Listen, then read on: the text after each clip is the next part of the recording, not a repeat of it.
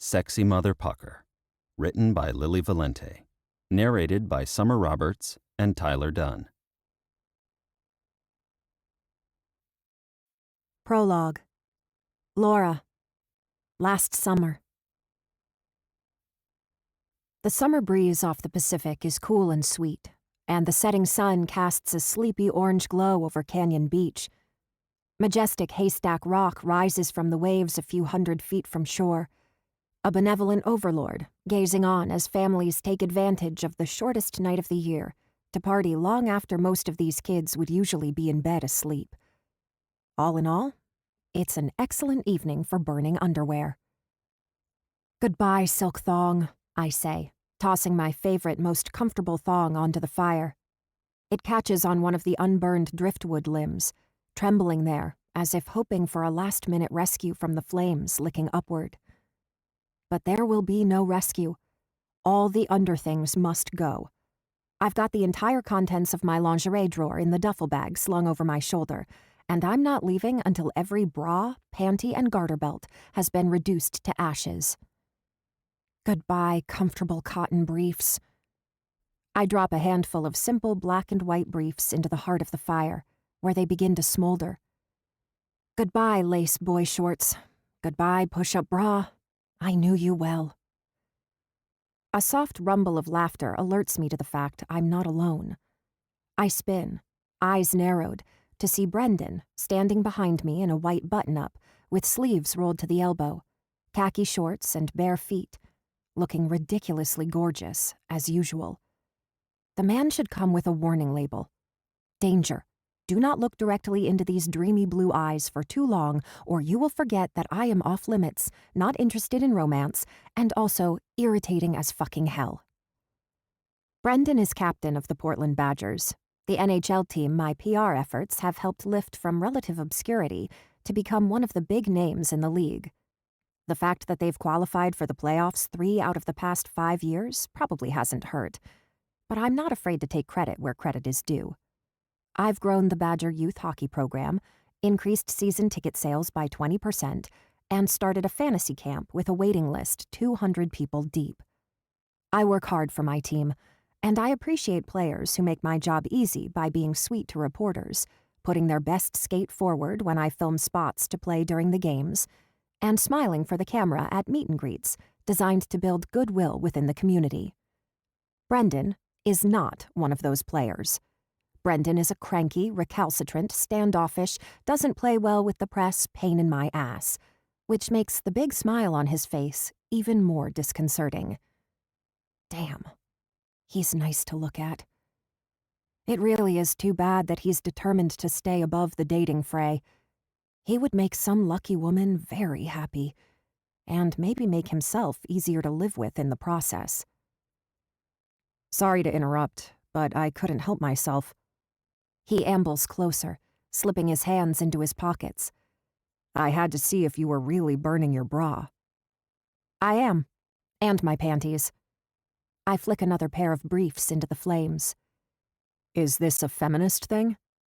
He comes to stand beside me, sending the smell of freshly washed man and an earthy, foresty cologne drifting to my nose. He must have already been back to his room at the hotel to shower. I'm still in the bikini and oversized cover-up I've been wearing all day, rocking the casual look for the first annual Badger Beach Bum weekend. I'd planned to head up the hill half an hour ago and get cleaned up for the team cocktail party starting at 10. But after a chat with some teenagers who agreed to let me take over maintenance of their beach fire, I decided it was better to burn the underwear first. The sooner I can put the Pantygate disaster behind me, the better. No, it's not a feminist thing. I wait for the briefs to start smoking before I add more fuel to the fire. It's a walked in and caught my boyfriend wearing my underwear kind of thing. Brendan's brows lift sharply. Oh, wow. Yeah, I forgot my beach bag this morning. When I ran back to get it, I found Henry standing in the middle of my bedroom wearing my lace thong, silk stockings, and push-up bra. There was also makeup involved, but that wasn't mine. I toss another bra, proud of how much better my aim is getting. He's a winter, not a spring. I'm guessing this wasn't something you knew about Henry going into the relationship. No, it wasn't. Henry is a seemingly straight-laced investment banker whose hobbies include making money, drinking scotch, playing fantasy football, powerlifting, and going on long, aggressively competitive bike rides with other investment bankers. He never made any mention of a love for cross-dressing. And if he had? Brendan asks, collecting a slim piece of wood from the sand. I shake my head. I don't know. To be honest, it would probably have still been a deal-breaker. But if he'd been upfront about it, and bought his own lingerie instead of tainting mine, it would have at least been up for discussion. Wouldn't washing everything work just as well? No, Brendan, washing everything won't work just as well. The next few bras hit the fire with considerably more force. Some taints go too deep for soap. Some taints must be cleansed by fire. Like taints that come from being close to your ex's taint, he says, summoning an unexpected laugh from between my lips. Yes, like that. I peek at him from the corner of my eye. I'm not used to you being funny. It's something I try to avoid as much as possible, he says pleasantly. It confuses people, makes them think I'm not going to be a pain in their ass the next time they ask me to spend my Sunday morning eating pancakes with strangers. So, you saw the email. I glance up at him, my throat tightening for reasons I can't explain. He nods. I did. There are worse things than being asked to eat pancakes, Brendan. Pancakes with strangers, he corrects, using the end of his stick to catch the thong that has thus far escaped the flames. I don't like strangers. Even strangers who are also your biggest fans? I watch him lower the panties into the fire, my cheeks flushing for reasons I also can't explain. Even strangers who are fans. When I'm not away for a game, Sundays are for family. The thong slides onto the coals, and Brendan turns to me, an all-too-familiar stubborn expression firming his features. You can courtesy copy Coach Swindle and the team manager on requests all you want, but I won't be bullied by any of you. Chloe's back from her grandparents' house on Tuesday, so I won't be eating pancakes with anyone next Sunday, or any Sunday in the foreseeable future. You can bring Chloe if you want, I say, naively hoping this might be an easy fix. I would be happy to watch her while you network. He crosses his arms at his chest. No. I take a deep breath, in and out, fighting a wave of irritation. Come on, Brendan. You know Chloe and I get along like macaroni and cheese. We could eat pancakes together at the kids' table, and then color until you're ready to go. It will be fun. No. No? Just no. My volume rises as I drop my nearly empty duffel onto the sand and spread my fingers wide, palms up, in front of the most frustrating man in the universe. That's it? No, Laura, I will not allow you to do your job. No, Laura, you will never have my cooperation without a fight. No, Laura, I refuse to compromise no matter how far you bend over backward to make things easy for me. That's not. No, Laura, I push on, unable to stop the flood now that I've started. You are a thorn in my side, and I hate you like I hate fans who bang on the glass, so you might as well give up and resign now, because you are the worst part of my day, every day, bar none. His gaze softens, and the stubborn jut fades from his jawline. I don't hate you. Not even a little bit. I swallow hard, shocked to find my eyes beginning to sting. Yeah, well, sometimes it feels like it. I'm just trying to do my job, you know. And I'm just a single dad trying to be there for my daughter. I nod, the stinging sensation getting even worse. I know that, and I respect it so much, I really do. I adore Chloe, and would never want to take quality time with her dad away from her. But can't we find a middle ground? Brendan's blue eyes wrinkle at the edges. Are you crying? No. I sniff hard, fighting to hold back the tears, insisting it's time to come parachuting out of my tear ducts. I never cry. That doesn't sound healthy. My bottom lip trembles. It's fine. I don't need to cry. It's a waste of time. What does it matter if half the people I work with think I'm annoying and useless? I know I do good things for this team. No one thinks you're annoying or useless. Yes, they do. I sniff again, as Brendan's face begins to shimmer from the stupid tears filling my stupid eyes. But it's fine. Who cares? And who cares if I have to burn all my underwear because I'm not sure what Henry wore when I was gone? And who cares if the first guy I've given a key to my apartment in years didn't trust me enough to be honest about his lady panty fetish? And I'm clearly a crappy judge of character who will probably end up married to a serial killer. It's fine. I'm just... Stop it.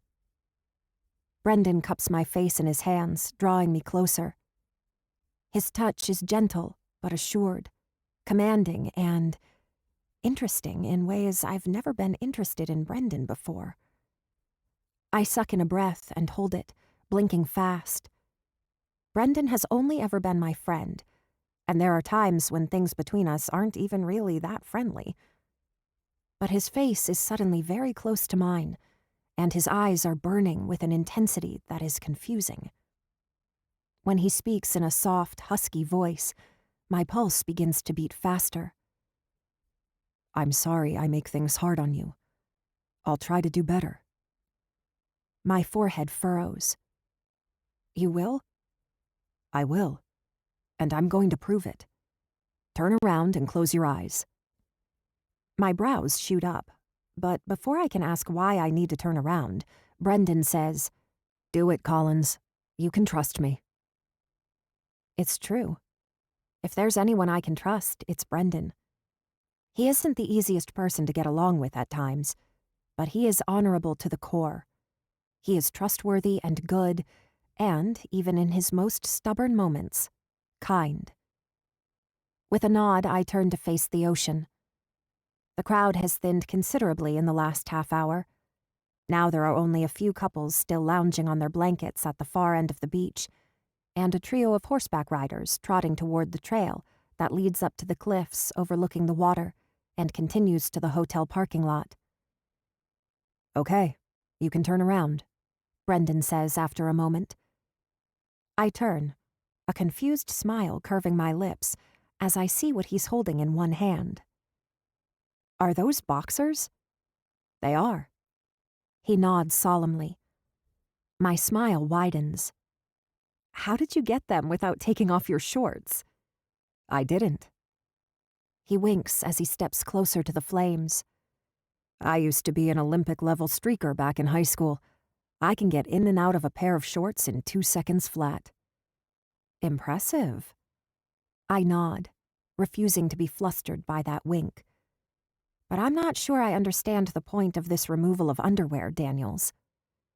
Because I'm going to burn them in a show of solidarity, to help remove the taint of any bad feelings between us.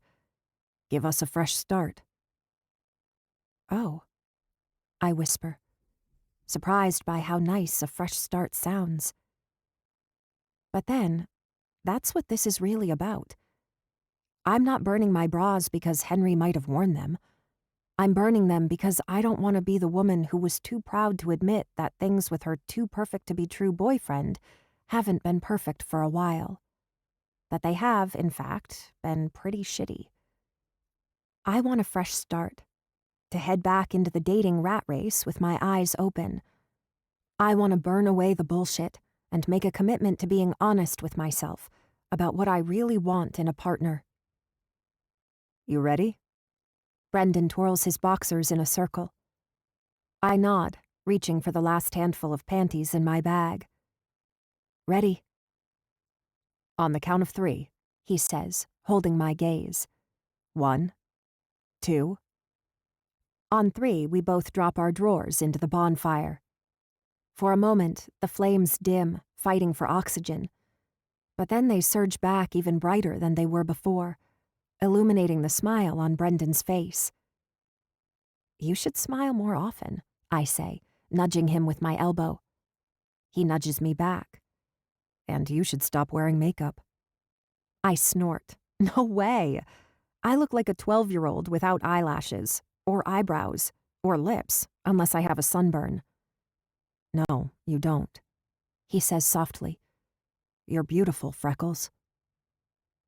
I usually hate any mention of my smattering of offensive nose dots, but when Freckles is used in the same sentence as you're beautiful, I shift my gaze slowly to my right and find Brendan watching me with that intense look in his eyes again, making it clear he isn't kidding. Well, thank you. You're not too bad to look at either.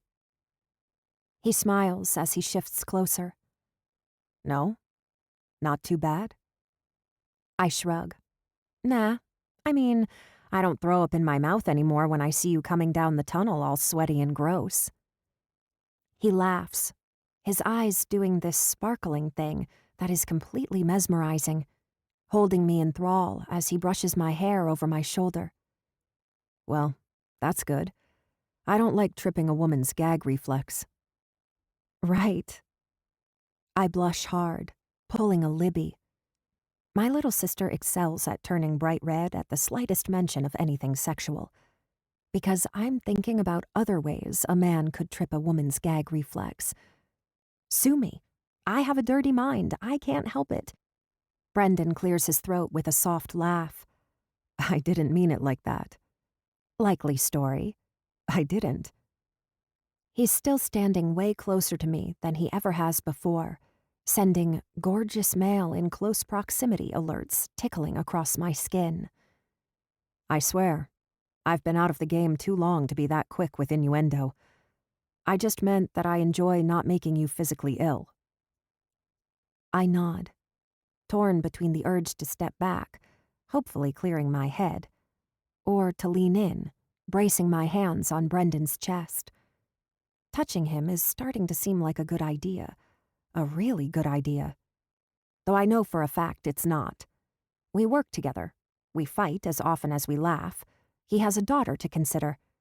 And my last breakup is so fresh, I'm still sporting road rash.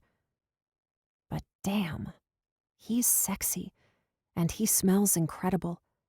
And the way he's looking at me makes my lungs feel too small, and my heart feel too large, and my fingertips itch to be buried in his softly curled, dirty blonde hair. What are you thinking, Collins? The husky note in his voice strikes a hard blow to my already weakening resolve. I was thinking about your quick change, I confess, as he tips his head closer to mine. What if I'd turned around too soon? Then I guess you would have gotten an eyeful, he says, his arm wrapping slowly around my waist. But better bare than wearing your underwear, right? Yes. My pulse spikes as my breasts flatten against his chest, and my body celebrates how incredibly good it feels to be close to this man. I tip my head back, bringing my lips mere inches from Brendan's as I whisper, I like that you're proceeding cautiously, giving me plenty of time to come to my senses. His nose brushes against mine, and his breath is warm on my lips as he asks, Are you going to come to your senses? I don't think so. That doesn't sound very interesting. And what does sound interesting? His arm tightens around me. Maybe something like this? Before I can respond, his mouth is on mine, and a relieved, elated, dizzily wonderful wow feeling rolls through me with a sharp snap. The snap is like a light flicked on in a dark room, a horn blaring on a silent street, the sudden dump of adrenaline into the bloodstream when you start to step off a curb and a car you didn't see coming rushes past a second before your foot leaves the concrete. The snap shouts, Pay attention! Something unexpected and potentially dangerous, but also exciting, is happening. And it is. Cranky, pain-in-my-butt Brendan is kissing me. And it is the most incredible kiss of my entire life. The sweetest, sexiest, most intense kiss. One that turns my bones to jelly and sets off an electrical storm in my nervous system. His tongue strokes against mine, hungry and demanding, asking for what he needs. And I can't help but wrap my arms around his neck and give it to him. Because what he needs is me. My touch, my kiss, my body welcoming him in as he allows himself to get close to someone for the first time in so long. Later that night, after we skipped the cocktail party to spend a few hours naked and lost in each other in the big bed in Brendan's ocean view room, he holds me close and confesses that it was his first time since his wife died. 3 years, I whisper, breath rushing out. Wow.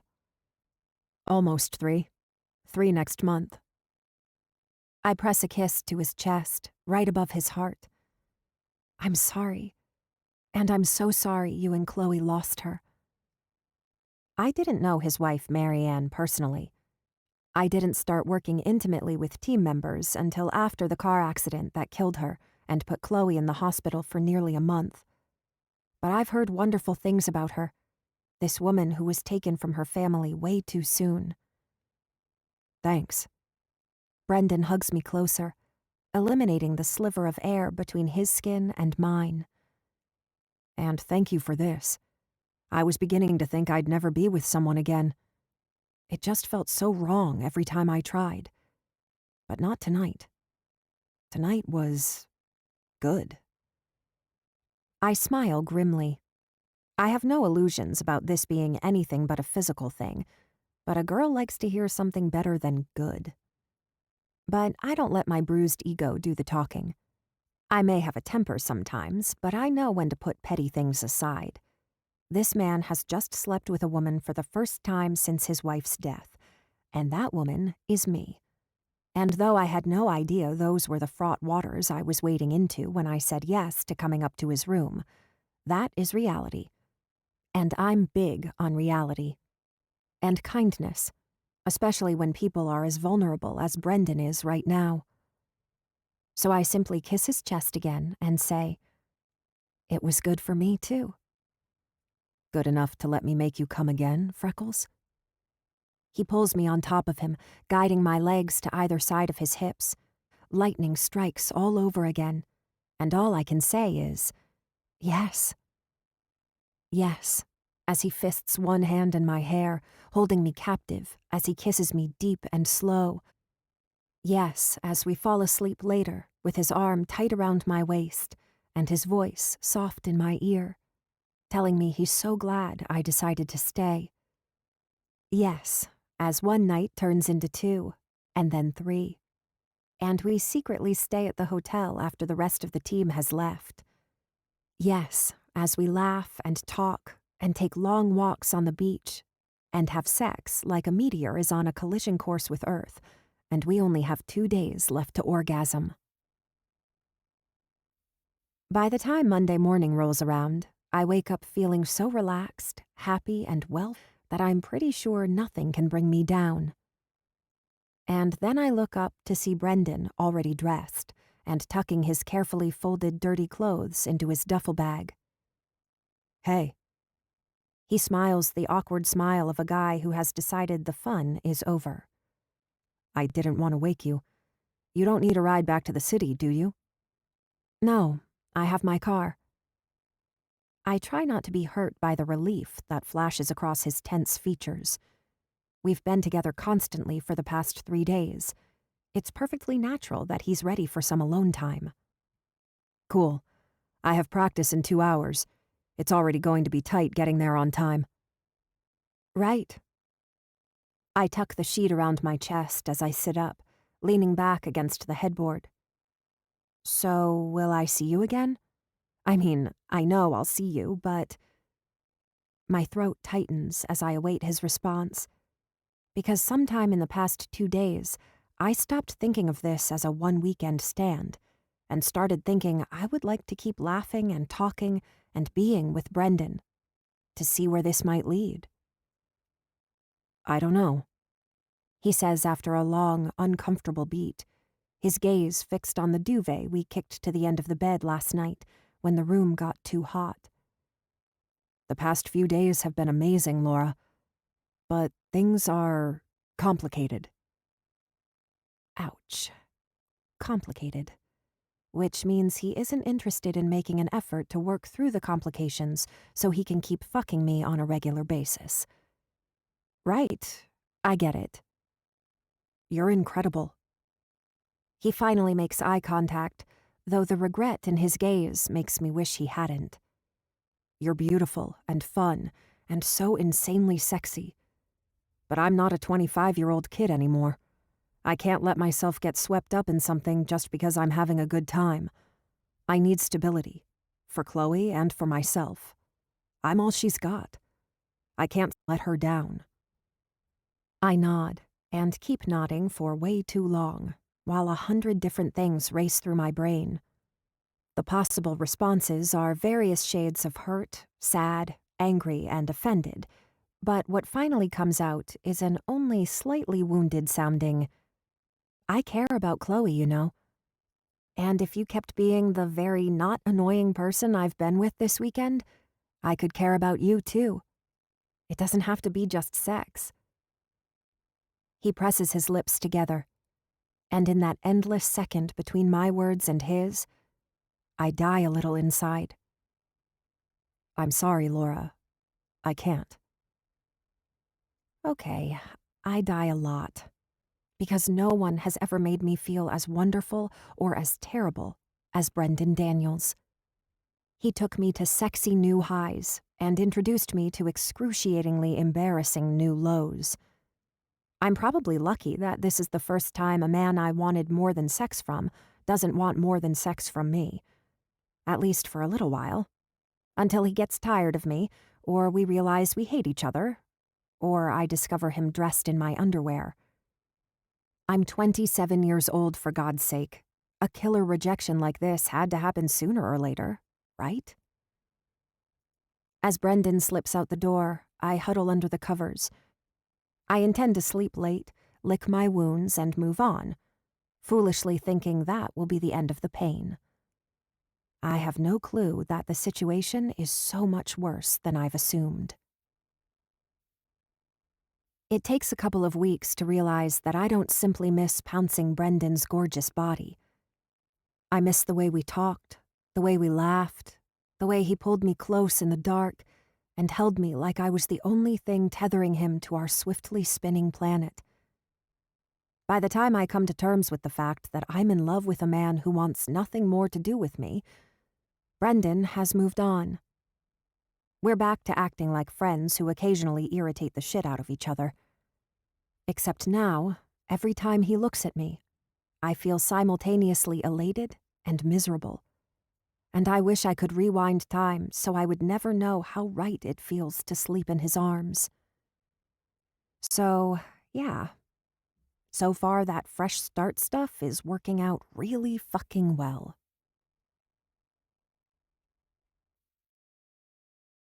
Chapter 1. Brendan. 4 months later. I'm too old for this. I am too goddamned old to be smuggling a mannequin wearing a hot pink thong-kini in through the back door to the locker room, while my friend Justin motions for me to move faster and Wallace and Saunders giggle like third graders somewhere behind me. I have bigger things to worry about than whether or not Nowicki's rookie initiation prank is the dopest shit ever, or if we'll get caught by Coach Swindle, who is even older than I am and has even less patience for the constant adolescent pranking that has become so deeply ingrained in the culture of professional hockey that I doubt I'll ever make it through a season without having mayonnaise smeared on my shoes or a plastic snake hidden in my locker. My only comfort is that this should be over pretty quickly, and then I'll be able to move on to the next unpleasant task on my agenda. At least that one involves a beautiful woman who isn't made of fiberglass. But the thought offers no comfort. Yes, Laura is a beautiful woman, and yes, simply being in the same room with her is enough to make my blood rush and my skin prickle with awareness. But we're just friends now. Just friends. Even though every time I lay eyes on her, all I can think about is how much I want to kiss her and keep kissing her until she's hot and eager and begging me to take her on her desk, or up against the wall in her office, or, "He's coming, maybe a minute behind me," Petrov whispers, jabbing a thumb over his shoulder as he ducks into the locker room from the tunnel. Quick, get her in there, Justin hisses, helping me shove the mannequin into Nowicki's open locker. Just arranges the arms, while I stuff the legs in among Nowicki's copious collection of moldy-smelling tennis shoes. Justin shuts the door softly, and with a final fist bump of victory, relaxes onto the bench in front of his own locker, an utterly bored expression on his face. You're too good at that, I mutter. I'm going to take up acting after I retire. His lips quirk before settling back into an indifferent line. Now scram. Your prank face sucks. Go pack your bag or something. My bag's already packed. I grumble as I wander over to the couches on the other side of the room, pretending to watch SportsCenter while I replay the script I wrote for myself last night, when I realized I had no choice but to ask Laura for help. I think it's good, respectful, with some quid pro quo offered to make it clear I'm trying not to be a selfish bastard. But asking her for a favor like this is still going to be awkward and uncomfortable, whether she says yes or hell no. If she says no, I don't know what I'm going to do. She has to say yes. I have to convince her, even if I have to grovel on my hands and knees to do it. I'm dimly aware of the too loud conversation on the other side of the locker room as Saunders and Wallace do a shitty job of playing it cool, and the rush of the showers someone turned on so it wouldn't be too quiet in here when Nowicki walks in, but somehow I miss the rookie's entrance. When he suddenly screams like someone grabbed his arm and plunged it into the center of a fire pit, I flinch hard enough to make my teeth knock together and my heart jerk roughly in my chest. I spin to see Nowicki scrambling away from his locker as the mannequin falls stiffly to the ground, revealing the pink scrap of fabric threaded up the center of her crackless ass. What the f***? Nowicki thumps a fist into his chest, his shoulders heaving as he continues to retreat across the room, which is now filled with rich laughter, Petrov's bass rumble, and Saunders' weirdly high-pitched giggles. What the unholy f***? Who put that in there? Happy Rookie Prank Day, Justin claps his hands as he rises from the bench with a shit-eating grin. God, you should see your face. You're even whiter than usual, Wickster. That's because I have a thing about mannequins, dude. Nowicki scowls as he continues to thump his fist against his sternum, presumably to ensure his heart keeps beating. It's a phobia, you asswipes. His genuine rage sends a second wave of laughter through the rest of the team, all of whom suffered through their own rookie prank, most of which were messier and/or more disturbing than finding a mannequin stuffed in their locker. Suffice it to say, sympathy levels are low, though when Nowicki's usually smooth voice breaks as he adds, I'm serious. I feel like I'm having a heart attack just standing here looking at that thing. I almost feel bad about the part I played in the prank. I'm the one who told Justin that Nowicki was terrified of mannequins, information gleaned from a heart-to-heart Nowicki and I had not long after he joined the team. Yes, it's a ridiculous fear, but we all have our own peculiar shit that trips us up for no reason other than our brains decide to get their wrinkles in a twist. I don't have any phobias, but I've got my share of psychic baggage, enough that after Nowicki leaves the locker room in a huff, I refrain from following the rest of the team outside. If Nowicki is that upset about his locker, I don't want to see how he responds when he sees that his convertible is filled with 4 more mannequins, all dressed in lingerie and holding signs that read, "We want to eat your face, Nowicki." 5 years ago, I would have found a rookie's mannequin phobia-induced meltdown as amusing as Juss and the rest of the team. But I'm not that person anymore. Now I'm 32 going on 50, a single dad, and in over my head most of the time. Now I know what it feels like for my dreams to turn to dust in my mouth. I've lived with that taste since the day I got the call from the police about the accident, and nothing has been the same since. Yes, I still laugh, usually at Chloe because my daughter, in addition to being my reason for living, is also hysterical. But I don't feel joy the way I used to. But I don't hurt the way I did in the early days either. I don't get high, I don't get low, I get by, get through. get to the end of one day and brace myself for the start of another, and it is good. Good enough. Better than I thought it ever could be the morning I realized I'd lost Marianne. Still, there are moments when I'm drifting off to sleep, and mental stills of that long weekend with Laura drift through my head, reminding me of how close I got to something more than good enough, that I wish I wasn't such a rational son of a bitch.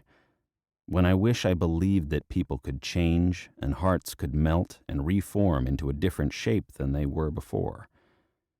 But wishes won't get you far in the real world, and that, unfortunately, is where I live, right at the intersection of Tough Truth Street and Not Meant to Be Boulevard.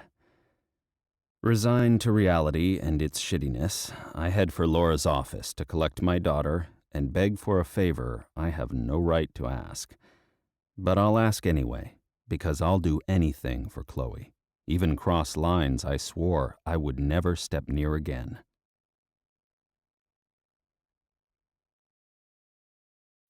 Chapter 2. Laura. If there's one thing I learned from years of babysitting as a teen, it's that it's a rare girl who can resist a makeup party. Tomboys, princesses, Star Wars nerds, dollhouse geeks, girls who rock out on drums, or girls who prefer quality time with books. They're all helpless against the temptation of an open cosmetic bag and an invitation to experiment on the canvas of the human face. Chloe, who is already an accomplished artist, far more adept with pens, paints, and pastels at 7 than I'll ever be at any age, is especially susceptible to the lure of powders, creams, and anything with sparkles in it. "Oh, yes, Laura," she murmurs, a wicked grin curving her pink lips. "You're going to love this. You're really going to love it, I promise." "I can't wait to see what you've done to me." I return her smile, though I have no doubt she's doing something awful to my face. Chloe is going through a dark period in her artistic journey, a combination of tension with the teachers at her new school, nannies and babysitters who keep bailing without notice, and a disastrous trip to the waterfront to feed what turned out to be ninja attack seagulls, has clouded her formerly cheery outlook on life. Gone are the cartoons of dragon princesses and happy frogs she used to love to draw. Any excuse to use green and pink, her favorite colors, together. And in their place are disturbing portraits of murderous seagulls, goblins squatting beneath bridges, and a hissing cartoon creature of Chloe's own creation that she calls the Angry Garfbark. It doesn't take a psych degree to figure out the child is not in her happy place. If she were my kid, I would have pulled her out of that snotty private school the first week and told them to go fuck themselves if they aren't capable of seeing that Chloe is an incredible person, worth taking the time to meet halfway. Not every child is going to respond to the same teaching style. Chloe needs time to daydream, draw, and be alone with her thoughts. Forcing her to engage with a group of 20 other kids all day long is exhausting for a serious introvert. The past few times I've watched her for Brendan, after yet another nanny or babysitter called in sick at the last minute, Chloe has barely spoken a word for the first hour.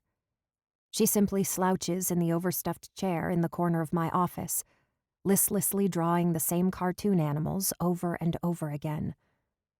She's exhausted from being shoved into a mold where she doesn't fit. And damn if I don't feel for the kid. But I know better than to try to talk to Brendan again about my concerns. He appreciates my help with Chloe, but he's convinced the posh school is what's best for his daughter, and that my opinion isn't worth listening to. After all, I'm just a friend he fucked one weekend, not someone who matters. "Don't move your face." Chloe presses a tiny finger between my eyebrows, rubbing back and forth, until I relax the furrow there. "You're going to make me mess up." "Yes, ma'am." I take a deep breath and force Chloe's dad from my thoughts. I've been doing my best to keep my relationship with her separate from my often strained relationship with Brendan. But it's not easy. especially when I spend hours looking into sparkly blue eyes that are a mirror of her father's. She's a beautiful kid, as well as clever, sweet, and every bit as stubborn as her old man. "How's your week going so far?" I ask, moving my lips as little as possible in an effort to keep Chloe's canvas calm. "Pierce giving you any more trouble?" "Yes." Chloe's eyes suddenly go wide. "He's the worst. He showed everyone his butt yesterday." "What? Why did he do that?" "He didn't want the girls to play soccer with the boys, so he pulled down his pants and showed his butt. It's called mooning," Serafina said. I nod sympathetically. It is, but I didn't realize first graders were big into mooning each other. "They're not. Just Pierce, because he wanted us to run away. And we did, but it didn't matter. It was already too late. Once you've seen someone's butt, that's it. It's stuck in your brain forever." "I hear you," I mumble. I've got my share of butts I would like to forget for various reasons, including her father's strong, sexy ass, and how perfect it looked while he was walking away from me. But at least I didn't start collecting those mental images until I was a teenager. "So what happened after recess? Did Pierce get in trouble?" Chloe shrugs as she exchanges the purple pencil for silver liquid eyeliner with sparkles.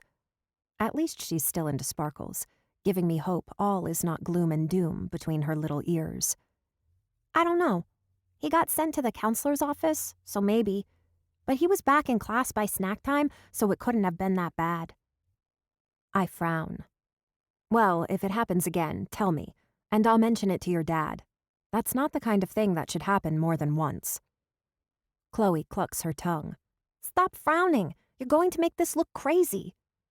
"I think you're responsible for the crazy. What are you doing to my face?"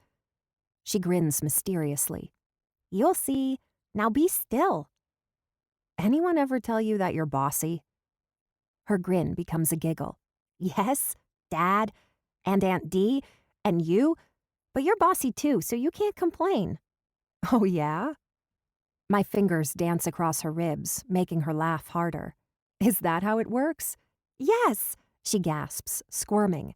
"Now be good, Laura, or you're going to have to go for a timeout." "Heck no, I won't," I shout, giggling with her. A minute later, we're after each other's ribs, a mutually ticklish spot, and laughing so hard we don't realize we're being observed until a sharp knock on the doorframe pulls our focus. As soon as Chloe sees here, her face lights up. "Daddy!" A second later, she's across the room, leaping into Brendan's arms. "Hey, sweetheart." He hugs her tight, the love that softens his features making my heart twist. There's just something about seeing this big, tough man melt for his baby.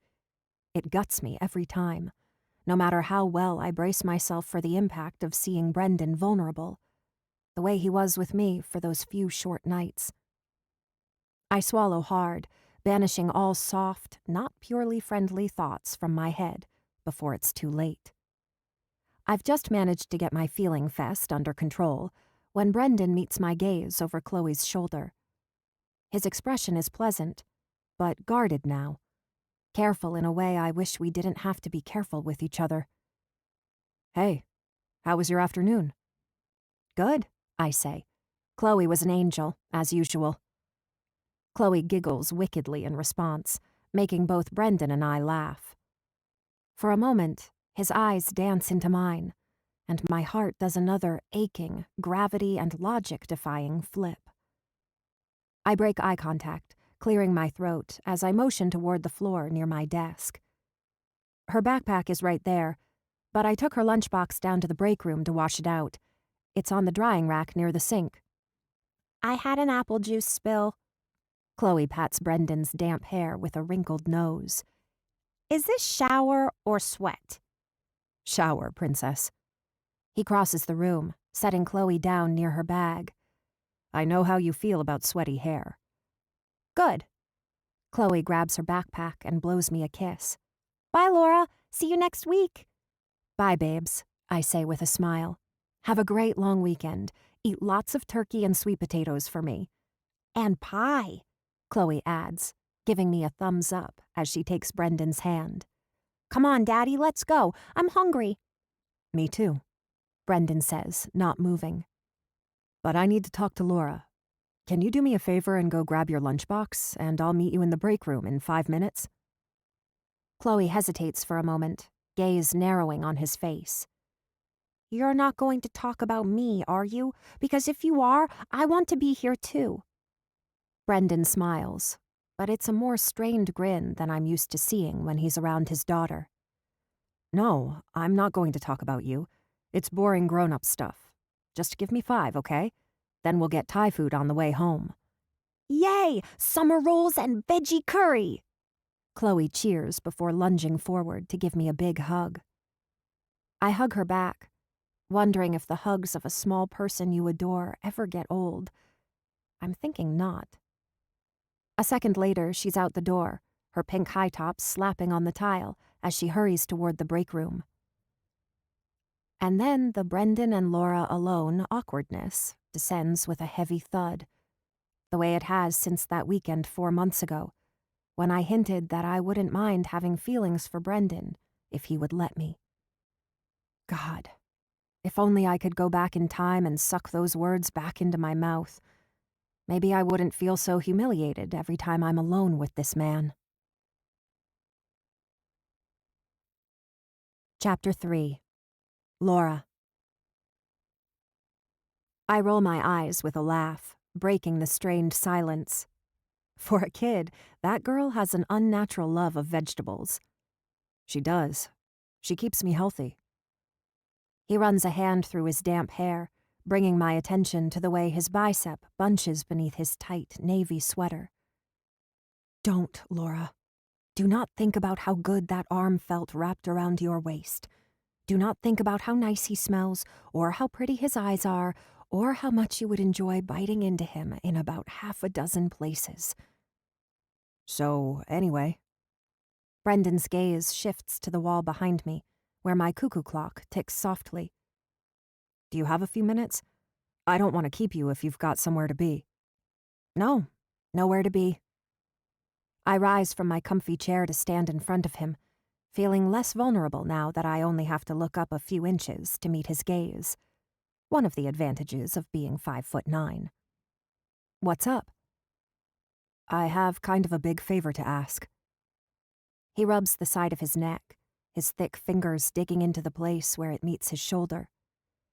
I normally wouldn't even consider bothering you with something like this, but it's for Chloe and... You're not bothering me, I assure him. I'm happy to watch her when you're in a bind. She's a great kid, and I have no problems getting my work done when she's here. She colors, I answer emails and make phone calls, and then we play. I shrug. It's fun, actually. I enjoy her. She makes me laugh. He nods, his lips curving softly. Me too.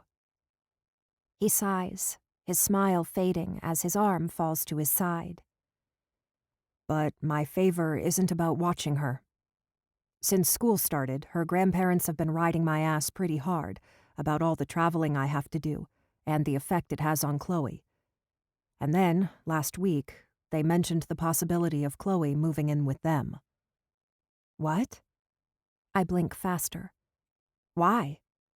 They live in a small town near Mount Hood, with a great elementary school right down the street. And they're both retired, so they think they can provide a more stable home life for Chloe during the school year than I can, since I'm always traveling for games and practicing at weird hours, and I can't seem to find a nanny who isn't a complete flake. My brow furrows. Dude, your parents are pretty hardcore. Not my parents, Marianne's. My mom and dad are still on Vancouver Island. Chloe only sees them a few times a year, but she talks to Steve and Angie all the time. They know she's been having a hard time adjusting to her new school, and they're worried about that, among other things. He props his hands low on his hips, his fingertips going white as they dig into the leather of his belt. The other things are why I'm here. I shake my head. I'm sorry, I'm not following you. His breath rushes out. They think raising a kid isn't something a father can do alone, or at least not do the way it's supposed to be done. Angie and Steve aren't happy that I haven't met someone, or at least started dating. They think 3 years is too long, and that I'm depriving Chloe of a female influence in her life. I rock back on my heels. Wow, that's heavy. And weird, at least from where I'm standing.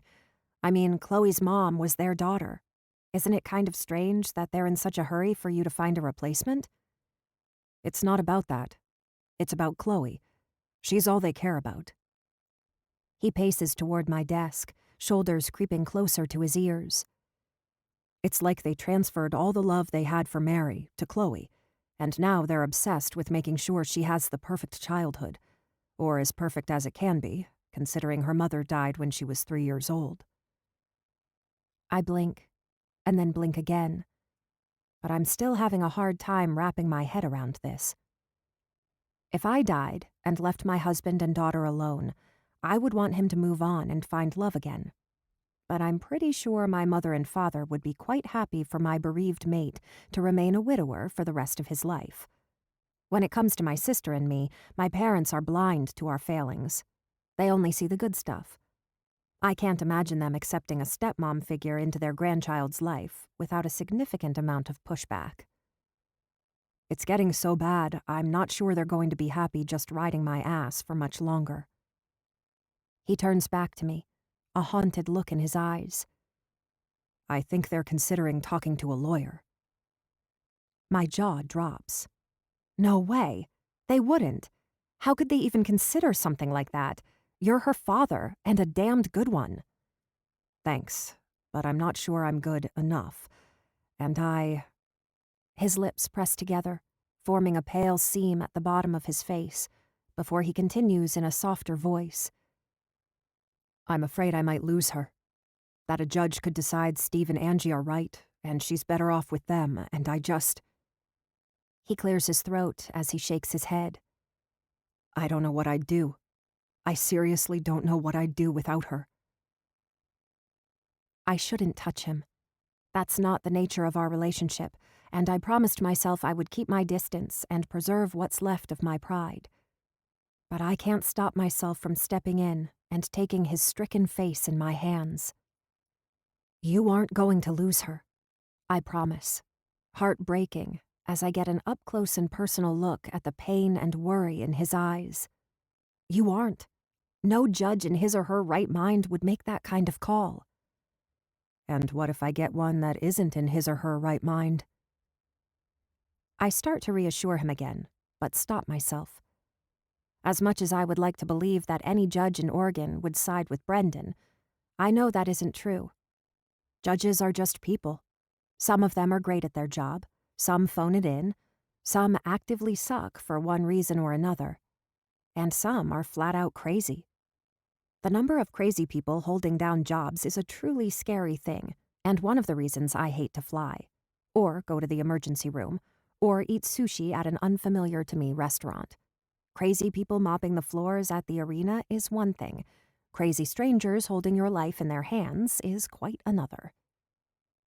So what do you want me to do? I brush my thumb softly back and forth across his stubble-rough cheek. Talk to them? Promise to be a feminine influence in Chloe's life until you find a girlfriend? It's not a happy thought. I don't like to think about Brendan with another woman, but I'll do whatever it takes to take his pain away. Because that's what you do when you love someone, even if they don't love you back. And Brendan would do the same for me if I had a friendly problem that needed solving, instead of a secret, I can't get over our fling and still think about kissing you way too often problem.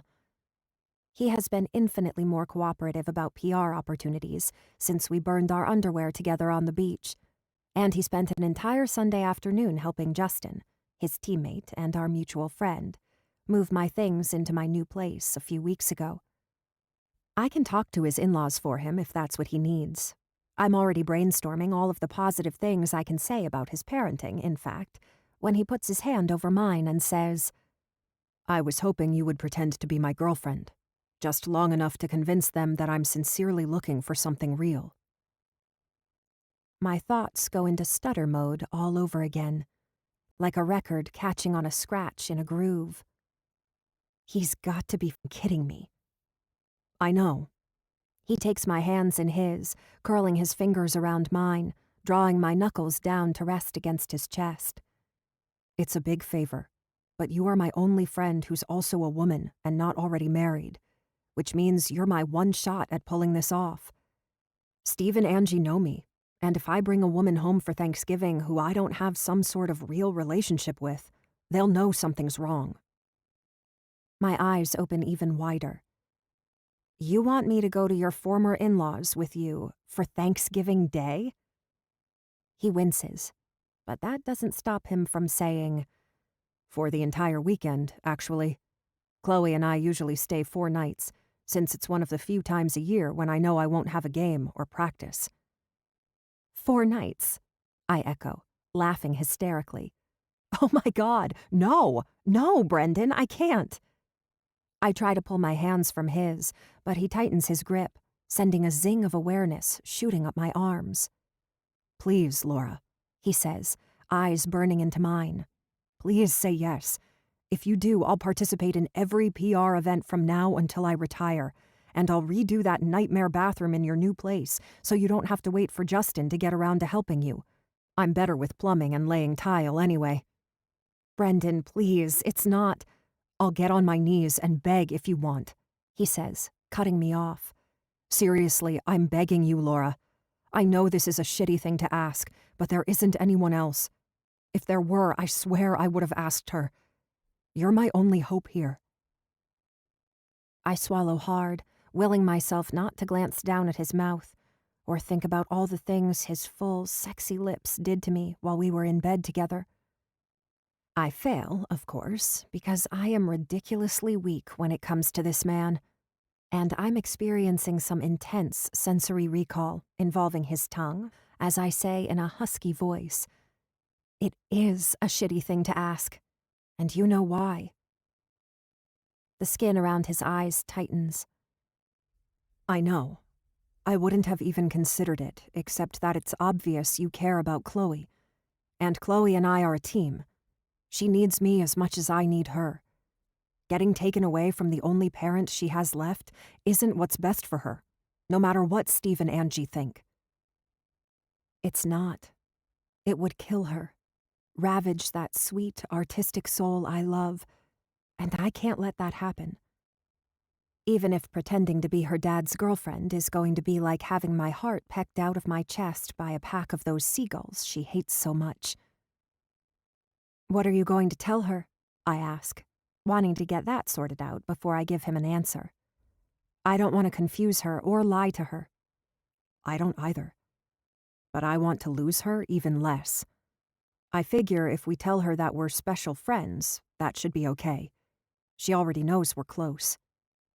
Special friends, huh? I arch a brow, surprised by how stiff my skin feels. I reach up to scratch my forehead and come away with a purple and black fingernail, remembering too late that I never got a look at what Chloe did to me.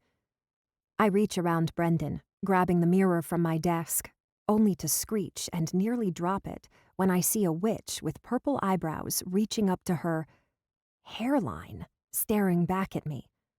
Oh my God, why didn't you tell me I'm terrifying? Brendan's lips curve. I assumed you knew. No, I didn't know. I swipe my box of makeup remover wipes from beside the mirror and pop it open. That kid of yours has a future in special effects. I barely recognize myself. I realize that the entire time I've been thinking sexy thoughts about Brendan, I've looked like a witch and a goblin got together to spawn an ugly, red-headed, purple-faced baby. And blush. How could you have a serious conversation with me when I look like this? His smile softens. You look like that because you are making my little girl happy. Well, shit. And sigh. There it is again. That loving, devoted daddy side of Brendan that makes my ovaries explode. I am helpless against it. Every ounce of my tough, take no prisoners, refuse to put up with any bullshit side melts into a puddle of awe every time I'm confronted with the clear evidence of how much he adores his daughter. Fine, I mumble, rubbing a wet wipe against my cheek. His eyes light up. Is that a yes? Yes, but you're going to owe me. I hold the warning hand up between us, wanting to make sure he understands this is a big fucking deal. Seriously, my parents aren't going to be happy about me canceling last minute, especially since this is our first holiday together as a family since Libby and Justin became more than friends. My sister probably isn't going to be happy either. Libby and I have pulled the wishbone every year since she was old enough to hold on to her side, and she's very into honoring family traditions. Brendan's lips part, but he apparently rethinks whatever he was going to say and simply nods. Right. I understand. Anything you want. Thank you, Laura. I appreciate this. So much. You have no idea. He reaches for me, and for a second I think he's going to pull me in for a hug. But instead, he wraps his fingers around my shoulders and squeezes for a second or two before letting me go and backing away. I'll text you tonight and we can iron out the details. I should get Chloe before she finds the candy stash in the break room. Oh, she found that weeks ago. I pluck a fresh wipe from my box. My first one is already deep black and purple. I've had to move it twice, but this time it's hidden where not even a gummy bear bloodhound will be able to find it. Brendan smiles. Thanks. I only hid it because I'm selfish and don't like to share my gummy bears. I lie, pretending I don't know damned well that he monitors Chloe's sugar intake like a scientist tracking seismic vibrations on the San Andreas Fault. I meant, thanks for saying yes, he says, his eyes doing the sexy, sparkling thing they did that night on the beach. You're good people, Freckles. Yeah, I grumble, pretending my ribs aren't squeezing my heart into a squishy, maudlin lump of longing in my chest. Go get your kid. I'll see you tomorrow. And bring coffee and donuts. I'm a shitty girlfriend, real or fake, if I'm not regularly fed and caffeinated. He brings 2 fingers to his temple in a mock salute. Yes, ma'am. And then he's gone, and I'm left to wipe away the last of my witch face in peace and wonder what the hell I've done.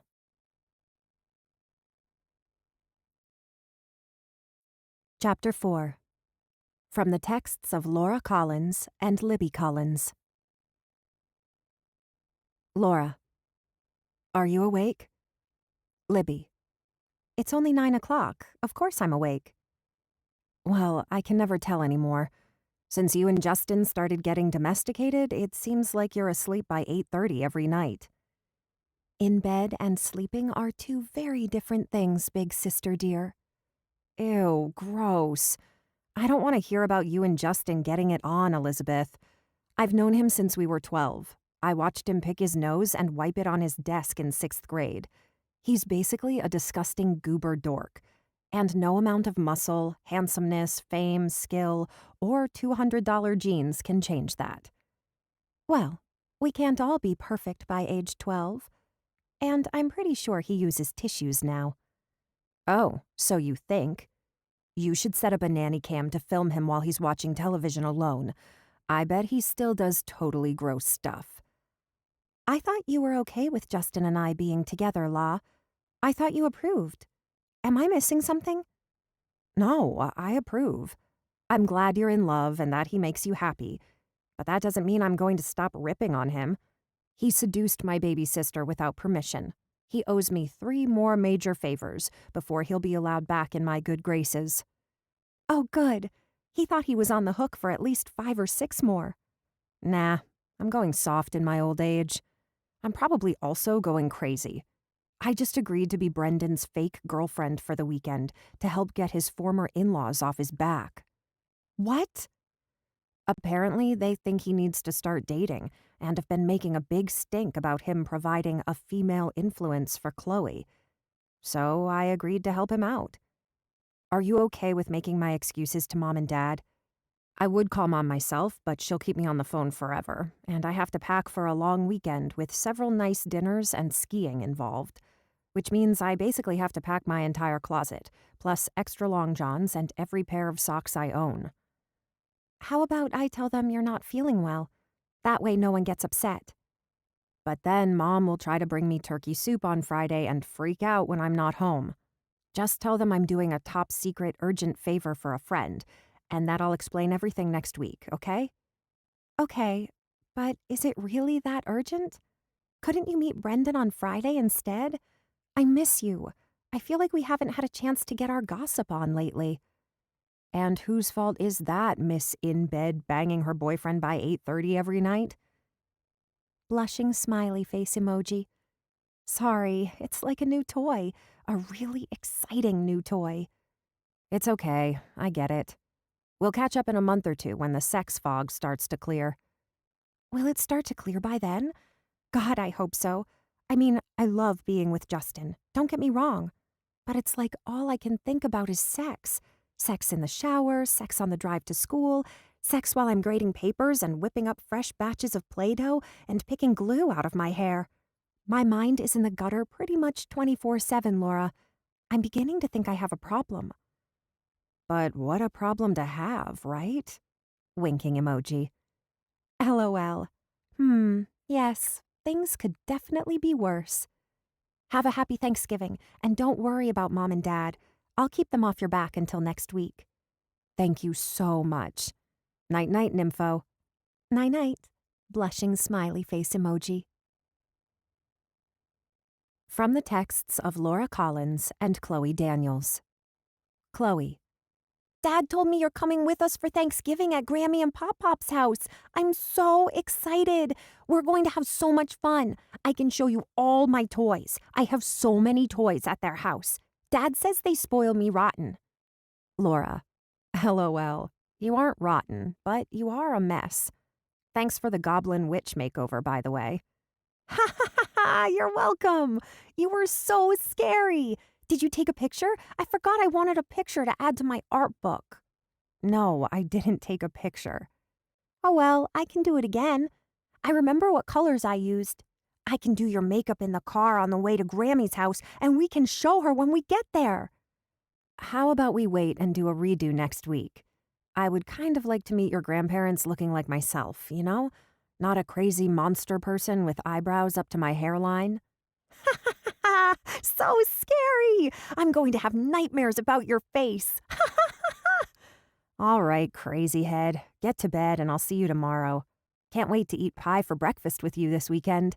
Me too! Pie emoji, heart emoji, heart emoji. From the texts of Brendan Daniels and Laura Collins. I saw Chloe texted you.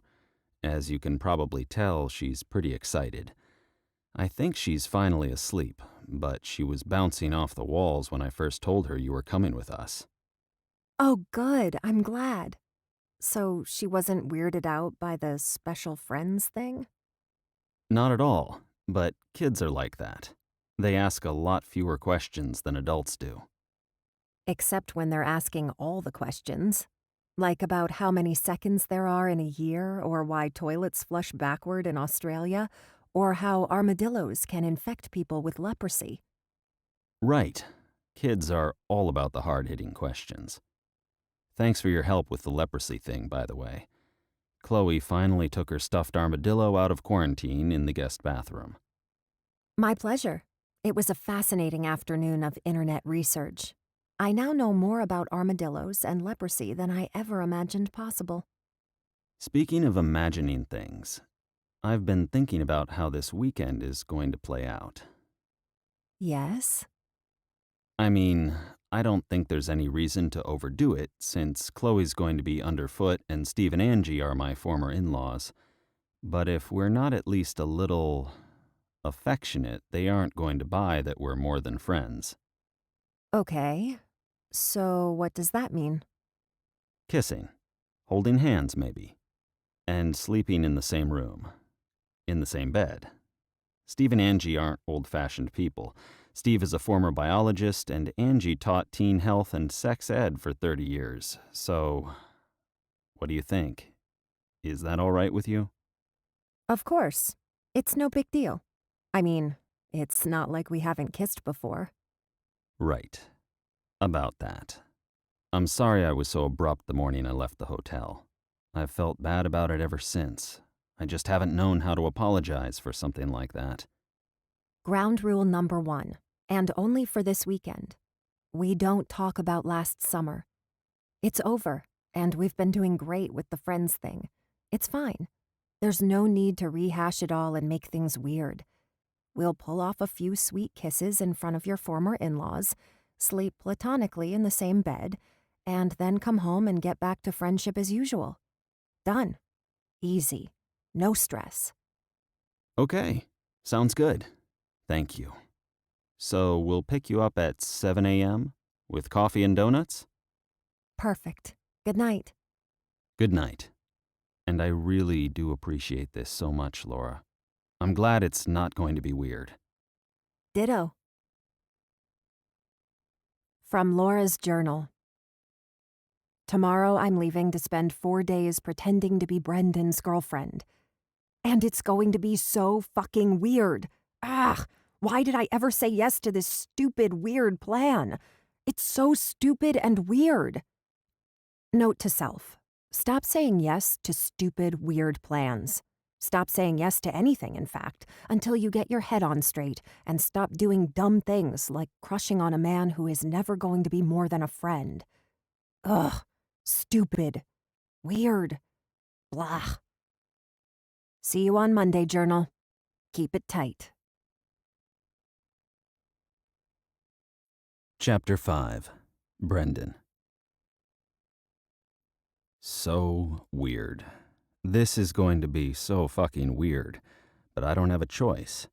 I just need to forget that I memorized the exact sweet, salty flavor of Laura's skin and the way she moves when she's pinned to the sheets beneath me, and the sexy sound she makes.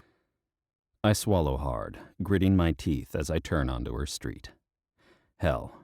I'm going to be in hell, and it's my own damned fault. I should never have slept with Laura in the first place.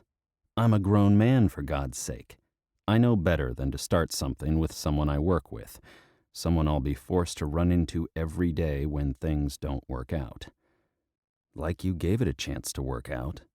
You thought you were being so smart, heading heartache off at the pass, but all you did was screw yourself and ensure Laura thinks you're a jackass.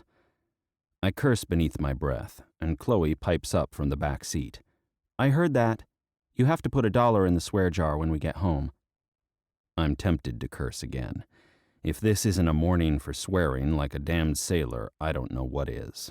But instead, I offer a terse, "Got it, sorry honey," and reach over to turn up the radio.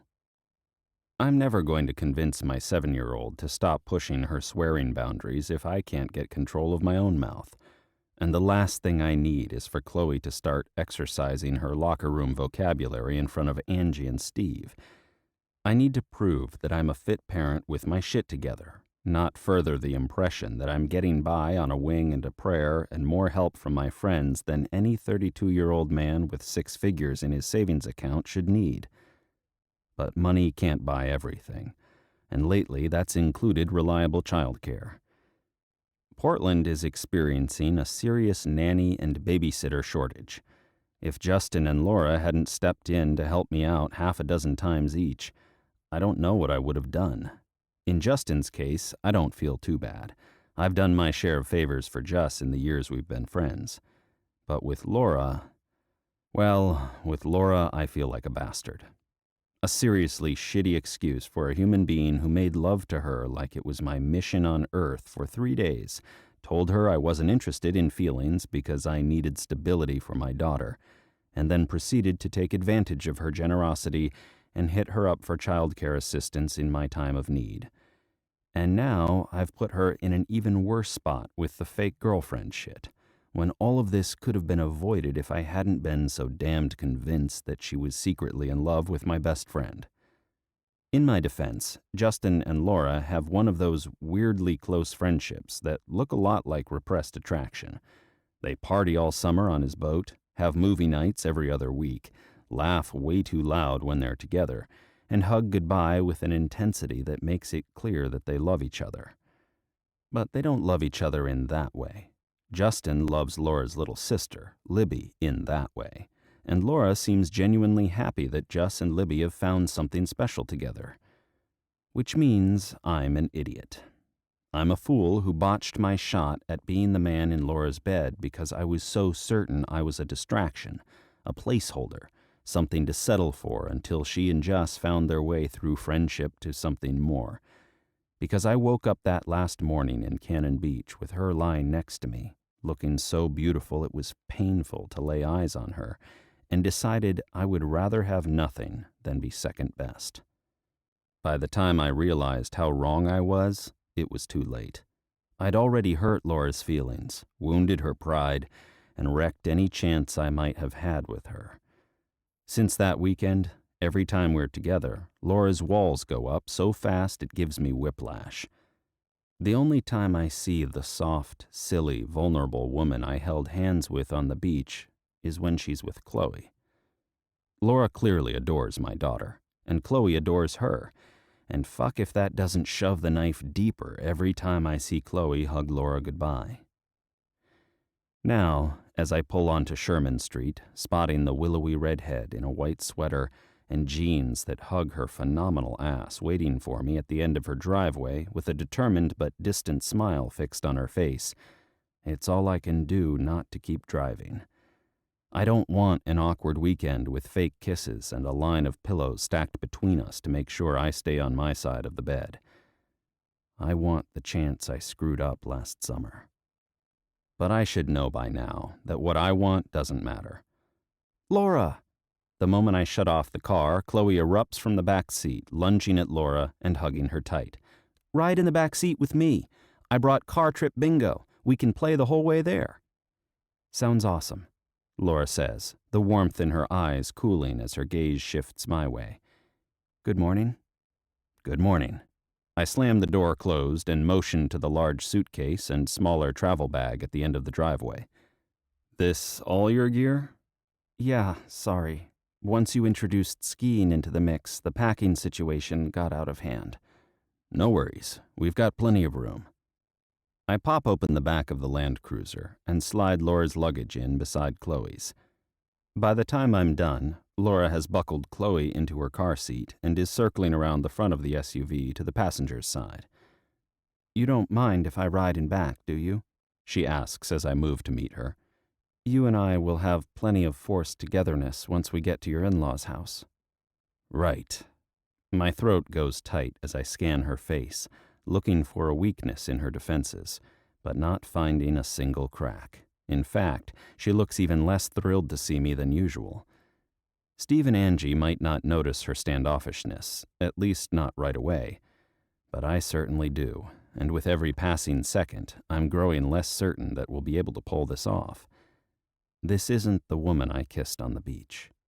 This isn't the woman I tucked under my arm as I fell asleep, or woke with a trail of kisses up the sweet, soft skin of her inner thigh.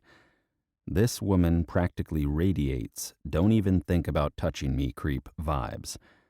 I can't imagine that kissing her is going to feel anything but forced and awkward, and that's not going to slip by a former sex ed teacher unnoticed. You okay? Laura arches a brow, hesitating beside the door. No, I'm not. My fingers cover hers, stopping her before she can pull the handle. I need to know something before we leave. Okay, she says with a frown. Are you sure you're... Her words end in a hum of surprise as I wrap my arm around her waist, pulling her against me as my mouth finds hers. And for a moment, it's as awkward as I feared it would be. Her lips are stiff, and she's gone so rigid it feels like I'm wrapping my arms around one of the statues at the botanical gardens. But when my tongue sweeps out to tease the seam of her mouth, she softens. Her lips part, and she melts against me, her arms going around my neck as I stroke deep into her mouth, tasting mint toothpaste and the darker, sweeter taste of Laura. She tastes like secrets whispered beneath the covers, and spices I don't know the names for, and places I've never been but really, really want to visit. She makes me ache in a way I didn't think I would ever ache again, and all I want to do is carry her into the house, up to her bedroom, and make love to her until all her walls come tumbling down. But my daughter is here, in the back seat, a fact I'm reminded of when a sharp knock on the window makes Laura jump, and her teeth knock lightly against mine. Ouch! She laughs and tries to step away, but I tighten my arm encircling her waist, keeping her warm, curvy body close to mine. A moment later, Chloe shoves open the door and sticks her hand into the cool winter air. Hey! Her wide eyes flick from me to Laura and back again. Since when did you two start kissing? Since this summer. I mix truth in with the lie, in case Steve and Angie start asking Chloe questions when I'm not around. Better that they think Laura and I have been together for a while and this relationship isn't a flash in the pan. Oh. Chloe's gaze narrows, but after a second she nods. Okay. Okay? Laura asks, blinking. That's it? I mean, it's kind of embarrassing, Chloe says with a grin. But I know about boyfriends and girlfriends. Serafina has a boyfriend. He gives her his dessert at lunch. I would give Laura my dessert, I say, any time she asked for it. Laura clears her throat as she pats my chest. That's okay. You can keep your dessert. We've got donuts, and I'm sure there's going to be plenty of pie around this weekend. But shouldn't we get going? Didn't you say it's around a 2-hour drive? I nod. Yeah, we should get going. Buckle up, Chloe. Okay, but Laura's still riding in back with me, Dad. I called her first. Noted. I smile. Laura's lips curve in response, and for the first time since last summer, I spy a break in the fortress she's built to keep me out. Hey, I add in a softer voice as Chloe crawls back to her car seat. Sorry to spring that on you. I just wanted to be sure we could be convincing. It's fine. She brushes her hair over her shoulder, clearing her throat. But you don't have to worry. I took drama classes in college. I can fake being head over heels for a weekend, no problem. Good, I say. But the chilly note in her voice feels the opposite of good. And the moment she steps out of my arms and slides into the back seat feels even worse. But then, no one ever said being a single parent was going to be easy. That's what I have to do. Stay focused on this as something I'm doing as a parent, to keep Chloe with me where she belongs, and ignore the voice in my head that suggests it might not be too late to convince the other redhead in my life to give me another chance.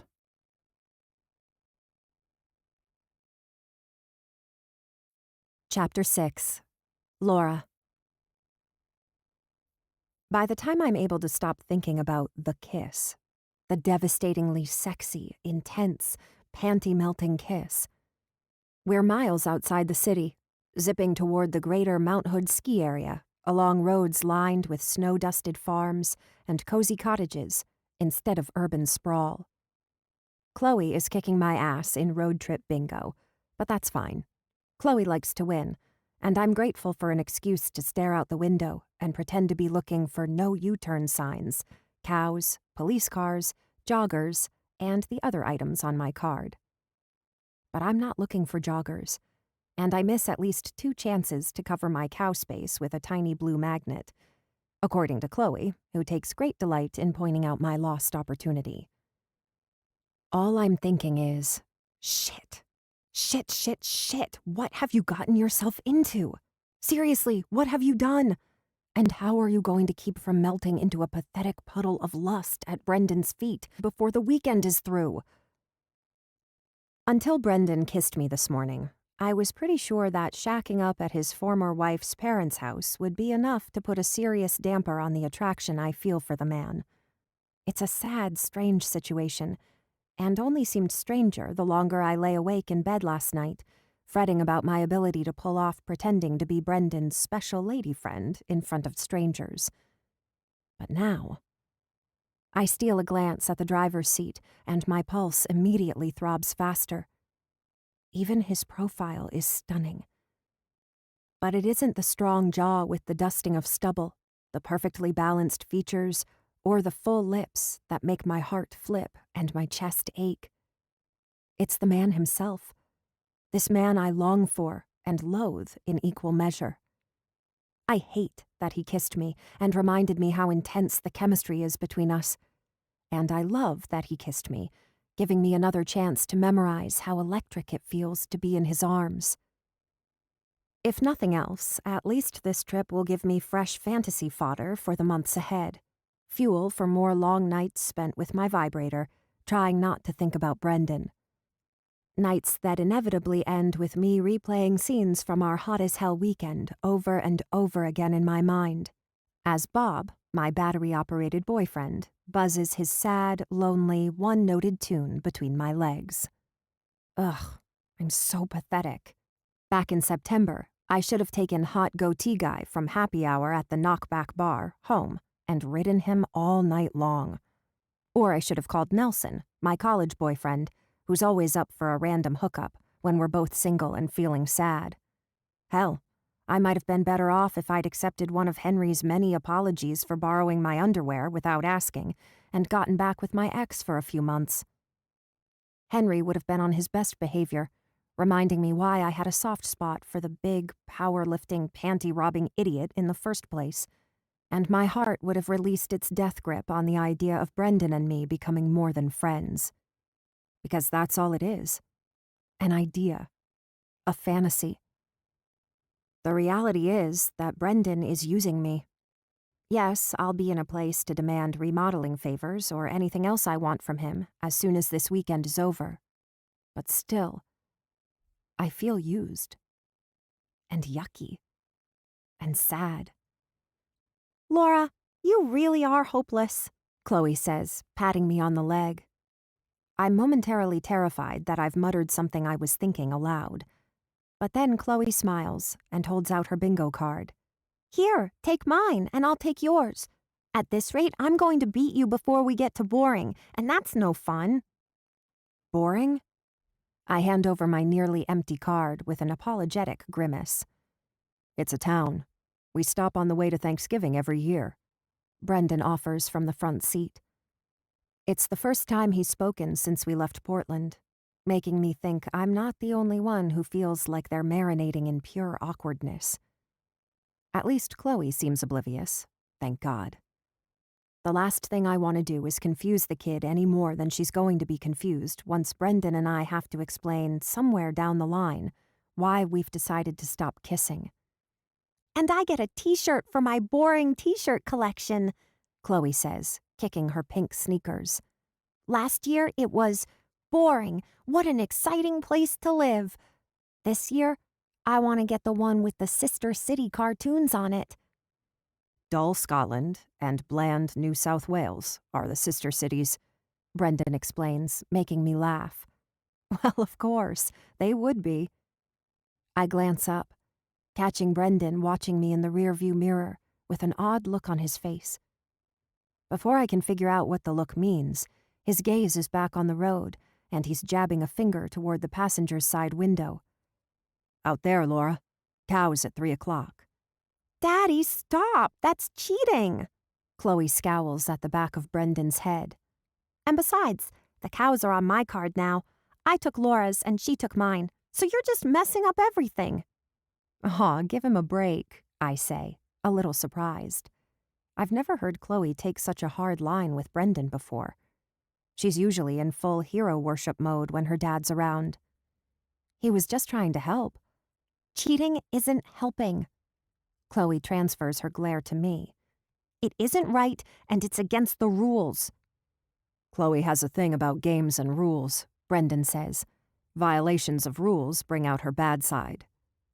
Chloe harumphs. I don't have a bad side. You have a bad side. Laura said so. My jaw drops. What? I did not. You did too. You told Libby you were watching me because Daddy gets cranky if he has to be nice to people and look after me at the same time. I press my lips together, biting back the curse on the tip of my tongue. Damn it. I did say that. Okay, you're right. But in my defense, that was 6 months ago, and you were wearing headphones at the time. I thought I was safe. You're never safe with this one. She's always listening. Brendan's eyes crinkle. And don't worry about it. I am cranky sometimes. I shake my head, flustered by his grin, even in a reflection. True, but I'm still sorry. I never meant for Chloe to hear that. It's okay. Chloe plucks a blue magnet from the open bingo kit between us. I've heard worse. Sometimes Daddy and Justin forget I'm watching television in the locker room, and Justin has a really bad potty mouth. He says the F word all the time. Oh, U-turn sign. One more for me. Okay, that's it. I hold up my blue magnet. This is about to get serious. You're going down, Chloe. I feel a rest stop sign coming up any second now. Bingo is so close I can taste it. She giggles. I don't think so, but you can try. I force myself to pay attention to the game. Much better than paying attention to the confusing, angst-inducing man in the front seat. But when we reach the exit for boring 10 minutes later, Chloe has bingoed twice, and I still haven't filled a single row. At the tourism center, I slide out of the back seat into the chilly air, shaking my head and wondering if I have undiagnosed ADHD. I have 20 years and a college degree on Chloe. Surely I should be able to hold my own in a game of bingo. Come on, Laura! Chloe dashes for the door to the center, waving her hand urgently for me to follow. I'll show you which shirts I already have in my collection. Be right there, I promise, fetching my sock hat from my purse and tugging it down over my ears. Don't feel bad. Brendan pauses near the front of the cruiser to wait for me. I can't help it. She kicked my butt hard, and the past 15 minutes I was actually trying. He grins, his eyes glacier blue and lovely in the morning light. I meant about saying I was a cranky bastard. But don't feel bad about bingo either. We drive this route 5 or 6 times a year. She has the signs memorized. She knew when she gave you her card that you weren't going to be able to find a bingo. It was a trap disguised as generosity. That little sneak. I cast an incredulous look toward the center, but the windows are reflective. I can't see Chloe inside. All I can see is a ridiculously handsome man in a thick brown sweater and jeans that are tight across the thighs, giving testimony to the powerful body hidden beneath his clothes, and a slim redhead with skin nearly the same shade as her white sweater, and an oversized pom-pom sticking up above her head, making her look like an upside-down albino exclamation point. Lord, I am out of my league with this man. Even if he didn't have a child and responsibilities he thinks I'm not equipped to handle, it would never work. I'm a 6, maybe a 7 on days when I've had a blowout and time to devote to makeup, who earns enough money to pay my bills. Brendan is a 10, 9 on days when he makes scowling his full-time job, and his cruiser costs more than I make in an entire year. He's a famous professional athlete who owns a string of steakhouses and appears in local and national commercials for various companies that are willing to pay him big bucks to put his face, fame, and reputation behind their products. My sphere of influence includes the 2 women who work beneath me in the PR department and a few college interns I get to bully for a semester or 2 before they move on to bigger and better things. We're about as well matched as a rhino and one of those birds that hang out on their backs, eating ticks. But that wouldn't matter if there were feelings involved. Love forgives a multitude of sins, and it couldn't care less about money or fame, or ticks. And if you think about it, the rhino is probably pretty grateful not to be covered in blood-sucking arachnids. But there aren't feelings involved here, not even affection, let alone love.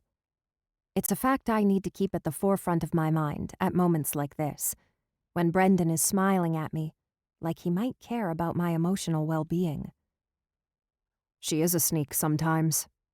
He glances over his shoulder. And she has a temper, especially when she doesn't sleep well.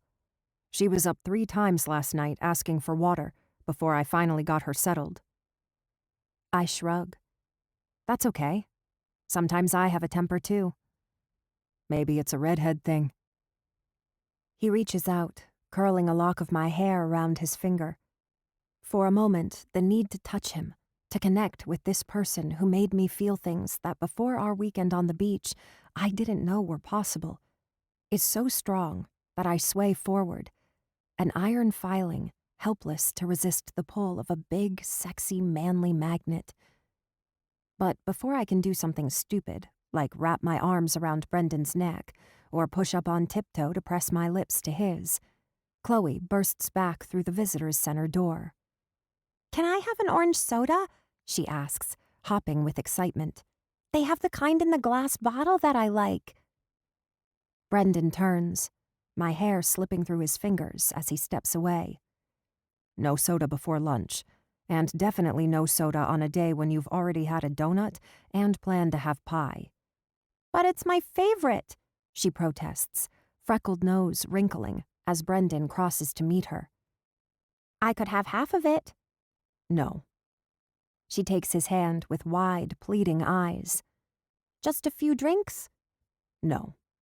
"One drink," she wheedles, "and then I can save the rest for tomorrow." No. He says again, reminding me of our conversations pre-underwear burning. The man really does love saying no. And he's very, very good at it. You could learn something here, woman, I mutter as I follow them into the building, wishing all over again that I had said no to this favor instead of yes. Because at this rate, it's not a question of if I'll make a lovesick fool of myself in front of Brendan this weekend, but when.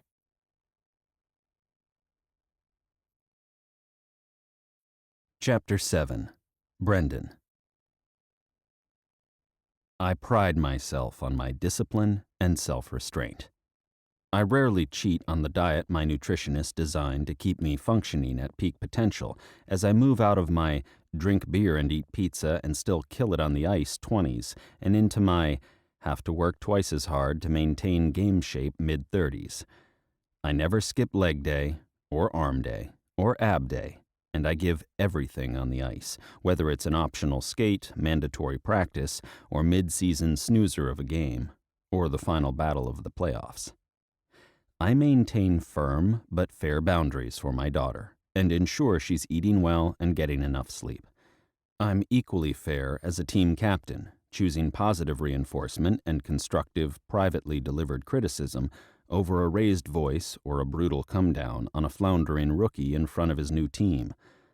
I take my supplements religiously, watch YouTube videos until I master whatever French braid is in style this week at Chloe's school, book a massage with the team trainer every Wednesday to keep my bum shoulder functioning smoothly, and clip Chloe's nails every other Thursday night. I am structured, dedicated, focused, and in control of myself, my team, and my household.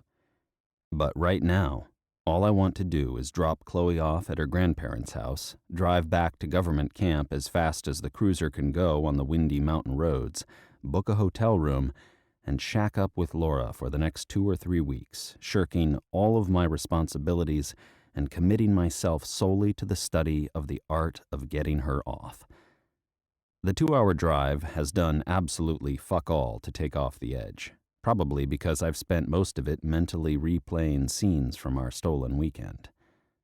A particular favorite is of Laura's lips parting and her eyes sliding closed because of me.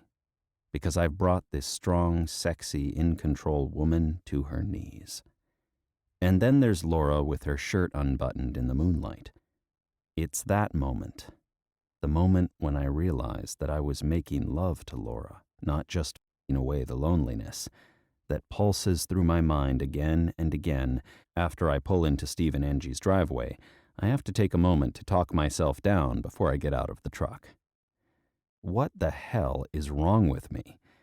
This is the house where I used to spend holidays with my wife and my newborn child, and while I know that it's healthy, even necessary to move on after loss, and 3 years is probably more than a sufficient time to wait before starting a new relationship, that isn't what's happening here. What's happening is that I've got a completely inappropriate for the friend who agreed to help me fool my in-laws, deceiving them into backing off and leaving me be. A friend who clearly has no interest in letting me close to her body again, let alone her heart. Which means I need to get my head on straight and stop dwelling on the past. Exhaling with the same intensity as that moment before I take to the ice for a game, I push out of the cruiser, waving at Steve and Angie, who are already halfway down the drive. "Hello, hello." Angie, looking like the consummate grandma in a poinsettia sweater and khakis, topped by a gimme-some-sugar apron, the same gray as her shoulder-length hair, holds out both arms, aiming her slim body at Laura, who smiles widely and leans down to accept a way too enthusiastic hug. "You must be Laura. We're so pleased to meet you. And you're so beautiful. Look, Steve, look how beautiful she is." "Beautiful," Steve echoes, reaching out to pat me on the back as he meets me at the rear of the truck. "We appreciate redheads around here." "I had red hair when I was younger," Angie confides with a laugh. "And I'm a redhead," Chloe crows, running past Angie into the house. "Come on, Laura, come see my toys." "She'll be there in just a second," Angie calls over her shoulder. "Don't rush us. We need to say a proper hello." She turns back, beaming up at Laura as she takes her hand and pats it like a beloved pet, overdoing it every bit as much as I feared she would. But at least Laura should be prepared. I warned her before we left the tourism center that my in-laws are genuinely effusive people. "Now, tell me all about yourself," Angie continues. "Brendan says you work for the Badgers. That must be so much fun. We love hockey. Catch a game at least 4 times a year, even though the drive home from the city at night isn't Steve's favorite. Brendan tries to get us to stay the night at his house, but I need my own bed. Can't sleep a wink when I'm in a strange place." "Unless it's that fancy hotel they opened on the other side of the mountain." Steve winks as he helps me pull the bags out of the back of the cruiser. "Well, that's another story," Angie says with a guilty grin. "I do love a room with a mountain view, and room service for breakfast. Speaking of breakfast, have you all eaten? The turkey won't be ready until 2, but I've got quiche to warm up, or we could start the holiday off right with pie." "We've eaten, but I'm sure Chloe will be up for pie." Laura follows Angie up the walk. "She's been bragging about her Gammy's pies for weeks." Angie nods seriously. "They really are quite good. I want us to be friends, Laura, so I won't start things off on the wrong foot by being falsely modest about my pies." Laura laughs. "Good. Why should women play down our accomplishments while men get to brag all they want?"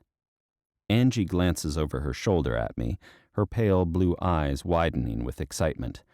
"Oh, Brendan, I love her already." She hooks her arm through Laura's. "So, which do you want to try first, sweetheart? My award-winning double dark chocolate coconut pie, the raspberry cream, or something more traditional, like pumpkin or apple?" The women disappear into the house. I'm about to start up the walk after them when Steve puts a hand on my shoulder again. "Thanks for this, son. Angie's been over the moon since you called yesterday," he says, his gaze misty behind his wire-rimmed glasses. "I know it might feel strange to be here with someone other than Mary, but this is going to be good, for everyone, and it's what Mary would have wanted. As her dad, there's no doubt in my mind about that. From the time she was a tiny thing, she had the sweetest, most generous heart." My throat goes tight, and a familiar wave of grief washes into my chest, soft, like the tide rolling in, not the tsunami of pain that used to hit, hard and without warning, in the early days after the accident, but still potent. I still miss her. I'm not sure I'm ready to move on, no matter what my in-laws, my friends, or my have to say about it. I care about Laura, and I want to her with the desperation of a man who's been deprived of the comfort and release of sexual intimacy for over 3 years. But I'm not ready to fall in love again. Make love, yes, but everything that goes with it, no. Hell no. That certainty makes it easier to force a smile for Steve and say, "Thanks, I'm glad you guys are getting to meet Laura. She's something special." And she is. She's sexy, fun, passionate, and great with kids, and I'm sure someday she'll make the right guy very happy. But that guy won't be me. She deserves to date someone whole and capable of making her dreams come true, not a fractured man who might never fully recover from losing the woman he promised to love and cherish. Promises like that aren't intended to be easily broken. Maybe for most people, death makes moving on easier, but that hasn't been the case for me. And I can't be anyone but who I am, no matter how many people, including myself, wish I were someone else.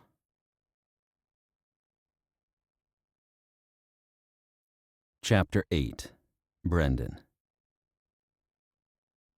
Inside the house, the smell of roasting turkey mingles with the fragrance of homemade bread, cookies, and rows of pies set out to cool on racks near the oven. The second I step through the door, my mouth starts to water, and by the time I've dropped Laura's suitcase and my bag in our room and unpacked Chloe's things in hers, my stomach is growling loud enough to be audible over the chatter in the kitchen. "Oh my, I heard that," Angie laughs as she turns away from the island, where Chloe and Laura are sitting bent over a book in front of their already empty pie plates. "I'm guessing you're ready for pie now, too. Raspberry or coconut? I know you have no patience for pumpkin." "I have patience for it. I just don't enjoy it," I say, smiling as I see what Laura and Chloe are looking at. "Raspberry for me, please." "Coming right up." Angie bustles over to the cabinet to grab a plate, while I circle around the pair of redheads bent over Chloe's baby book. No matter how many times Chloe pages through the thing, she never gets tired of seeing pictures of herself as a baby. And honestly, neither do I. "And this is when I had my first bath in the sink." Chloe grins up at Laura as she adds in a whisper, "Now you've seen me naked." Laura smiles. "That's okay. We're both girls, and you were just a baby." "The prettiest baby," I add in a sappy voice, because I know it will bug Chloe. On cue, she turns to poke me in the stomach and says, "Dad, stop." I grin. "But it's true. You were the prettiest baby I've ever seen, though you looked nothing like your mom or me." Chloe points to the next page and a picture of Marianne laughing as baby Chloe splashes water on her t-shirt. "That's my mom. She had brown hair and Dad had blonde when he was a baby. I take after Gammy." "You do," Angie says proudly, sliding my pie across the island to the place at the empty stool next to Laura's. "But you've got your daddy's eyes," Laura says, surprising me. "Yep." Chloe leans forward, grinning at me, a wicked dimple popping in her cheek, so I know the usual joke is coming. "Which is way better than his big old butt." Laura laughs as Angie shakes her head and clucks her tongue. "Oh, stop it. You're going to embarrass your dad." Chloe wiggles happily on her stool, enjoying messing with me as much as she always does when she has an audience. "But he does have a big butt." "His butt is perfectly proportionate to the rest of him," Laura says, defending me again, which is both endearing and embarrassing, because we're talking about my butt in front of my daughter and my mother-in-law, and I'm not sure what it says about my parenting skills that I need defending from my 7-year-old. "You're just being nice," Chloe says, giggling. "That butt is out there." Okay. I cut in as I reach for the whipped cream can. Enough butt talk. Unless we're talking about the bare baby butt on the next page. Chloe slaps a hand down on the book. "No way, I don't." She's cut off by a growl from Fluffster, Angie's West Highland Terrier, as he bounds into the breakfast room behind us, deep in battle with the toy of the week. Around the Gibbons house, toys rarely last longer than 5 or 6 days. Fluffster is a dainty ball of white fluff, hence the name, but he goes into beast mode with his toys. I've seen more stuffed raccoons and giraffes ripped limb from limb than I can count. I turn, expecting to see something stuffed and missing an eye or a leg, but I can't immediately peg what kind of toy he's got locked in his jaws this time. It takes me a moment to identify the nature of that floppy rubber disc, but by that time, Laura is already flying off her stool and lunging for the floor. Angie's hand flies to cover her mouth as Laura begs in a strained tone, "Okay, puppy, give that back." She reaches for the diaphragm Fluffster must have liberated from the purse she left on the floor in our room. I should have warned her about the dog, damn it. But the little monster bounds away, clearly thinking it's playtime. He shakes his head, sending the contraceptive flopping dramatically. "Fluffster, stop it right now," Angie orders firmly. "Put that down." "Here, I'll help," Chloe says, spinning on her stool. Before she can hop down, Angie, Laura, and I all shout, "No, Chloe," in one jointly horrified voice. But Laura is clearly the most mortified. Her face is flushed a pink so bright it looks like she let Chloe do her makeup again, and the horror in her voice as she crawls forward on all fours, cooing, "Come here, Fluffster. Come here, boy. Come here and give me that toy," is enough to make me want to melt through the floor, and I'm not the kind who's easily embarrassed. But then, I've never had the dog drag one of my condoms out for show and tell in front of the family either. Finally, Laura manages to get hold of one end of the disc, but Fluffster isn't the kind of dog who gives up without a fight. The battle for the birth control goes on for another endless minute, as Chloe repeatedly asks, "What is that?" in a high-pitched voice. Angie covers her mouth with both hands, and I try to figure out what would be the best way to help Laura, getting down on the floor to aid in the fight, or staying where I am so she's the only one with her hands on her, very personal property. Before I can make a final call, Laura tugs the diaphragm from the dog's mouth and stands up, breath rushing out as she holds it over her head, out of reach of the dog who is leaping up and down, clearly determined to get his teeth back on the toy and keep the good times rolling. "Okay, so that happened." She glances around the room, carefully avoiding making eye contact. "I'll just dispose of this, dig a hole, and hide there for a few thousand years. Be right back." I stand with my napkin in hand, ready to help conceal the evidence of Fluffster's crime. But before I can cross the room, Laura makes a break for the sliding glass door leading to the patio and the backyard beyond. She slips swiftly out through a gap and closes it just as quickly, trapping an unhappy Fluffster inside the house as he tries to follow. I turn back to Angie, but before I can ask her to keep Chloe inside, she waves in a shooing motion, "Go! Let her know there's no reason to be embarrassed. Chloe and I will stay here and get the salad ready for later." "Why should she be embarrassed?" I hear Chloe ask as I hurry for the door. Angie assures her, "No reason at all, sweet pea. Now hop down and get me the carrots and the celery from the fridge. If we hurry, you can chop a few before your daddy gets back and takes the knives away." I'm not a fan of Chloe and knives, but I'm so grateful to Angie that I don't stop to remind Chloe of how she almost hacked off her finger helping chop walnuts last Christmas. I hurry out into the backyard, grateful for the thermal shirt under my sweater. It's a good 20 degrees colder here than in the city, and they've already seen substantial snowfall this season. Snowfall that thankfully makes it easy to follow the Laura boot-shaped imprints in the field of white blanketing the ground. The prints track around the swing set to the back gate, where they disappear. I let myself out of the yard and start down the path leading away from the house, growing increasingly concerned as Laura's trail continues deeper and deeper into the woods. I call her name, my voice echoing through the bare trees. "Laura, come back. It's okay. Chloe's been distracted and Angie doesn't care. Neither do I." "Well, I care." The muffled words come from the ground just ahead. I round the curve and see Laura sitting on a fallen tree trunk, digging at the earth between her boots with a stick, the mangled diaphragm lying in the snow not far away.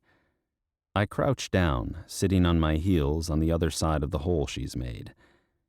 You know they have trash cans back at the house. "I'm going to bury it."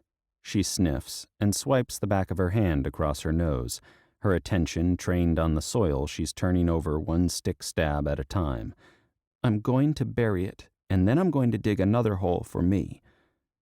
I tilt my head, getting my first good view of her pink cheeks and the damp trails leading from her eyes down to the curve of her jaw. Seriously, Freckles, I say gently, there's no need to cry. I promise, it's not a big deal. It is a big deal, she sniffs harder, and I'm not crying. Like I said last summer, I don't cry. And like I said, I don't think that's healthy. I brush her hair over her shoulder as I shift to sit on the log beside her. It's okay to cry, but you don't need to cry about this.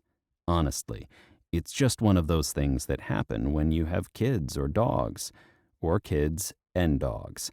That's an especially dangerous combination. But she isn't in the mood to laugh about this yet. She shakes her head, sending the curtain of silky red slipping back between us.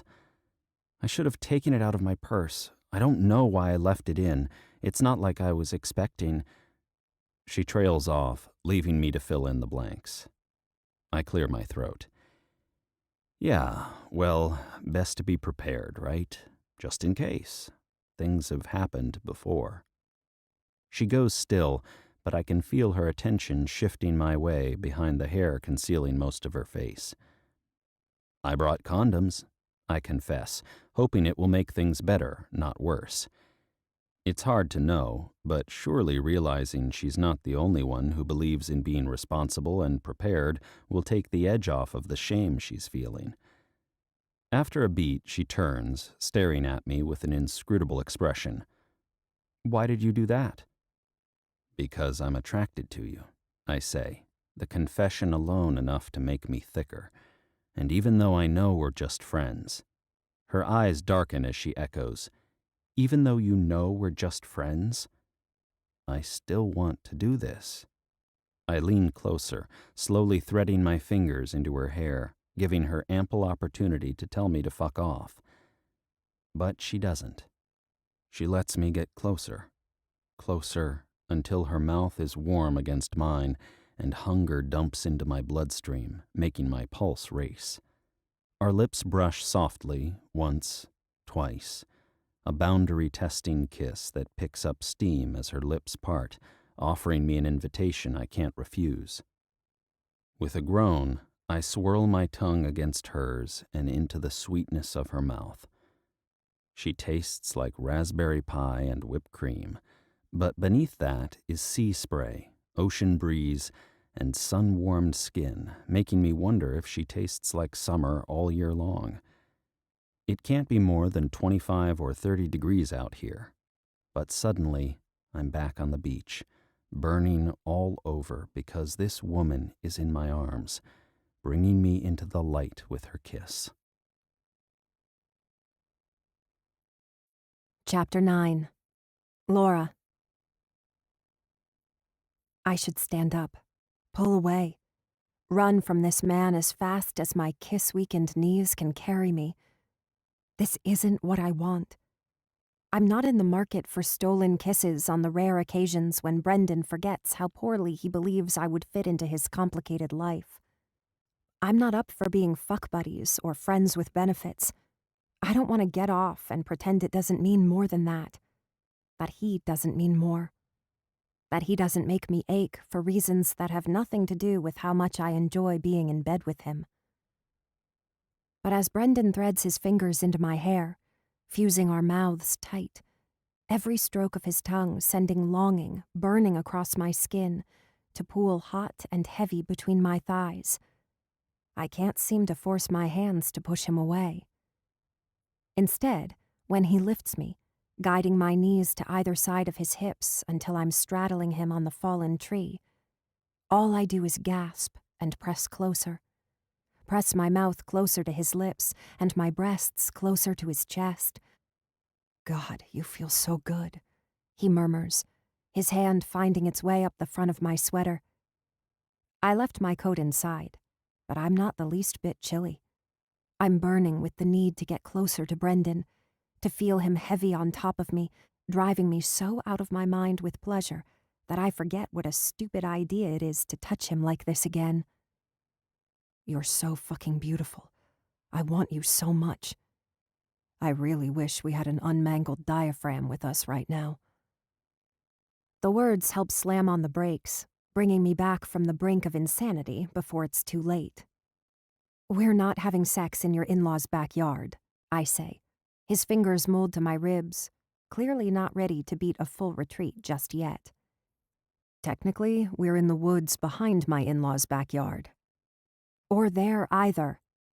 I tap his forearm, but his hand doesn't move. "Or anywhere else. We're friends, Brendan." "I know, and I like being your friend." His eyes darken as he adds in a huskier voice.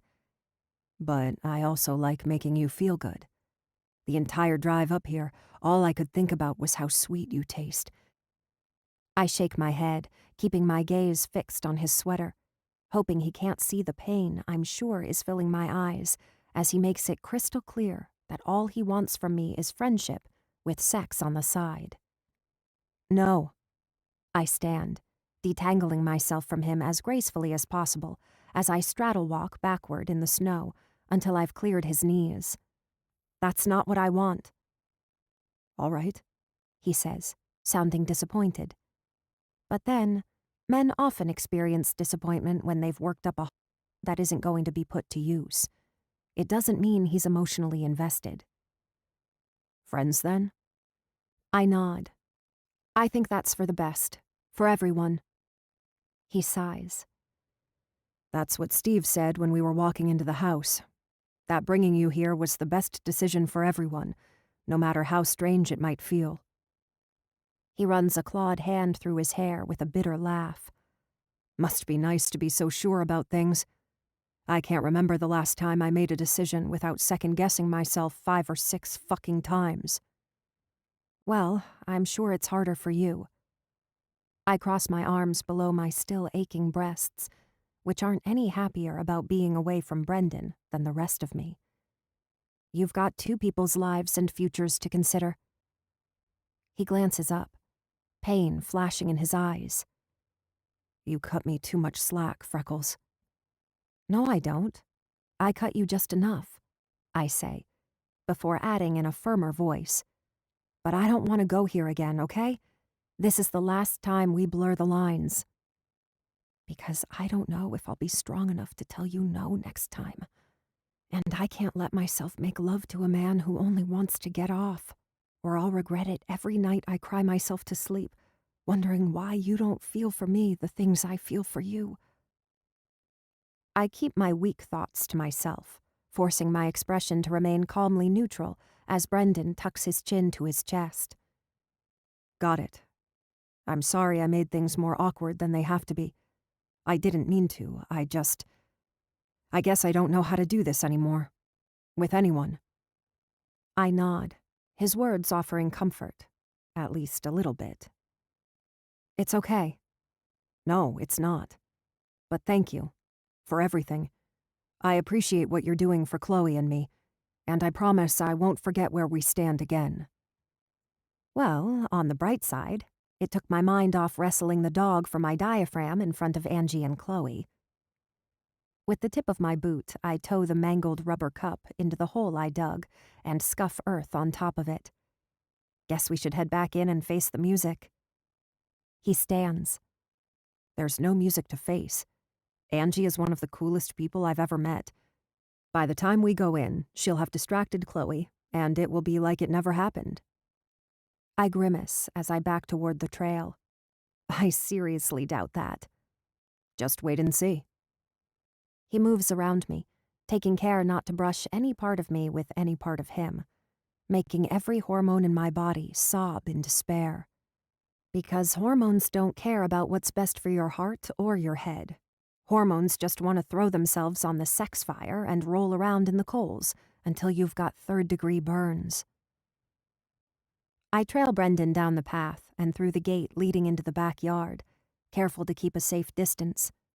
By the time we slip back through the sliding door into the kitchen, Chloe is standing on a stepladder chopping carrots on a cutting board, while piano music plays from speakers arranged on top of the cabinets.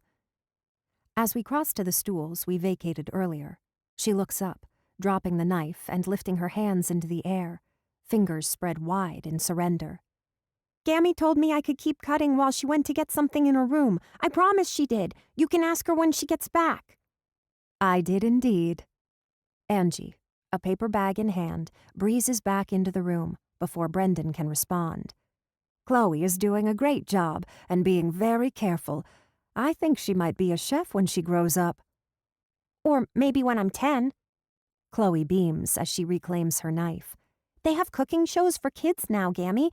And they do all the cutting and put things in the oven by themselves and everything. I don't think you're quite ready to put things in the oven, but this looks good.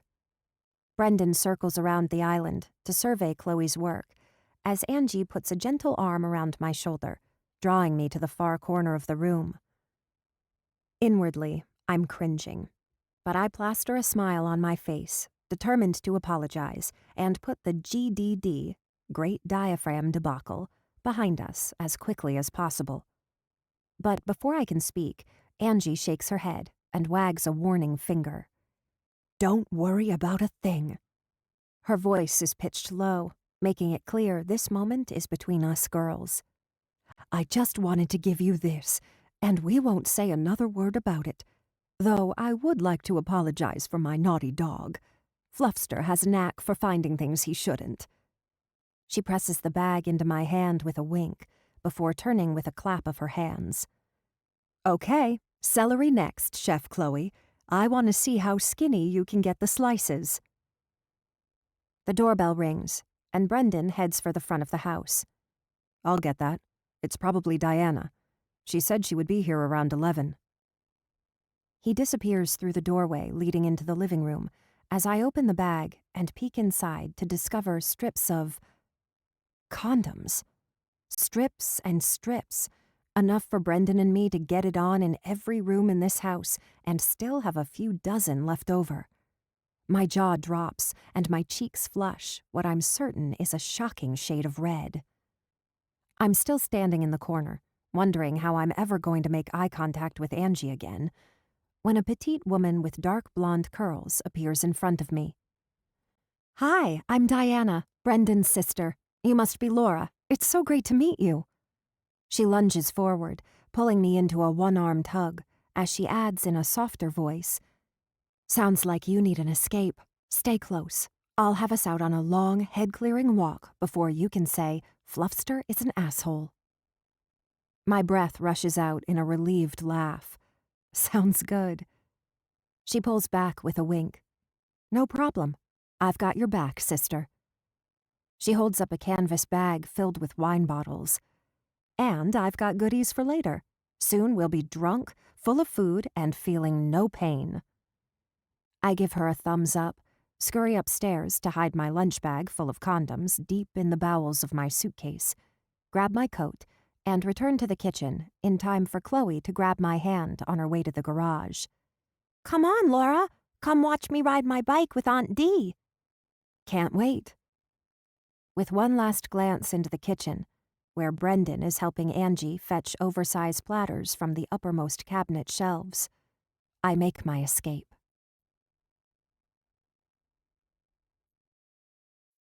Chapter 10. Laura. Outside in the cool air, which is much more pleasant now that I've rescued my coat from my luggage and added a matching scarf to go with my hat, I cup my hands around my mouth and shout down the mostly deserted street. Don't get too far ahead, Chloe. Chloe waves a hand in response and veers into a cul-de-sac where she seems content to guide her bike in circles until Diana and I catch up. She'll be fine, Diana says. Chloe's solid on her bike, and most of the people in the neighborhood go to visit family for the holidays. It's always weirdly deserted around here at American Thanksgiving. American Thanksgiving? As opposed to... I smile down at my petite savior. It's hard to believe Diana and Brendan are related by blood. She's as delicate as he is tall and broad, with soft brown eyes, in contrast to his piercing blue. The only thing they have in common is their dark blonde curls, which Diana has twisted up into an artistic knot atop her head, secured by a number 2 pencil.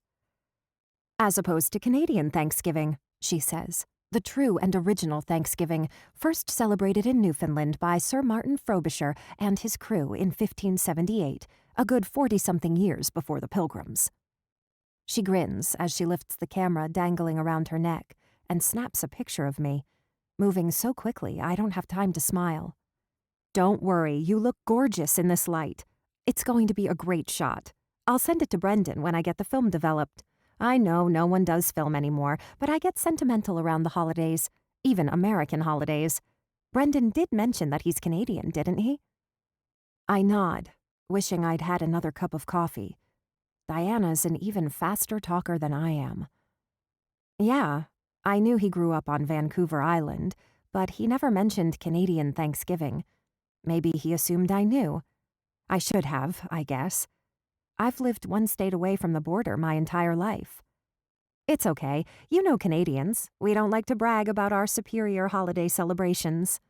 She grins. And it's not a huge deal in our family. Our parents usually host something low-key at their place in October, and then Brendan and I come here for the gluttonous American version in November. The Gibbons were nice enough to adopt me along with Brendan when he and Marianne got married, so I'm a regular by this point. They do seem nice, I say, my cheeks heating all over again. Diana laughs. They really are. And seriously, the embarrassing stuff will be old news by the time we sit down for dinner. Angie always underestimates how long it's going to take for the turkey to cook. We'll be lucky to be eating before 5. By then, everyone will be so starved they won't care about anything except shoveling food into their mouths as quickly as humanly possible. Good to know. I cross my arms at my chest with a sigh. Though I doubt I'll be able to look Angie in the eye without blushing for quite some time. It's going to be a long weekend. Diana rests a hand on my arm, pulling me to a gentle stop beside her, her expression sobering. Hey, before we get close enough for Chloe to hear, I want you to know that I know. Brendan told me about the favor you're doing for him. He really appreciates it, and so do I. The Gibbons are amazing people, but they're also kind of crazy when it comes to Chloe's happiness. I don't think they would try to fight Brendan for custody, at least not as long as he keeps holding it together as well as he has been, but it's not completely out of the realm of possibility, and I know it's been freaking him out. Having you here will go a long way to getting them off his back. She shrugs, her eyes narrowing as her smile widens, making her resemble a cat preparing to pounce a mouse stuffed with catnip. And who knows, it might be the kick in the ass you guys need to realize reality is more fun than pretend, because let's get real. You have a thing for my brother, don't you? I press my lips together, casting a furtive glance Chloe's way. But Chloe is still pedaling in happy circles, singing a song from one of her favorite cartoons, oblivious that I'm being questioned by a master of interrogation, disguised as a cute blonde woman. It's cool, Diana hurries on. If he hasn't caught on yet, I won't say anything. But so you know, my brother is one of the good ones. I'm of the opinion that men, as a whole, aren't worth the trouble, but he's an exception. He's a solid, generous, decent guy, and he can be fun, too, if you can get him to relax. I tuck my chin to my chest, studying the cracked sidewalk, wishing I'd stayed inside. Yes, I'd felt about 2 seconds away from spontaneously combusting from embarrassment, but at least I could have avoided yet another awkward conversation. Yeah, I saw that side this past summer. We had a lot of fun together for a little while, but he... I take a deep breath, forcing a smile as I look up, meeting Diana's searching gaze. But that's all he was up for. He's not interested in feelings, and I'm not interested in the other stuff without feelings, so... A frown wrinkles Diana's delicate brow. Oh shit, I'm sorry, I had no idea. He never said anything, and the way he was looking at you when we walked into the kitchen, I assumed...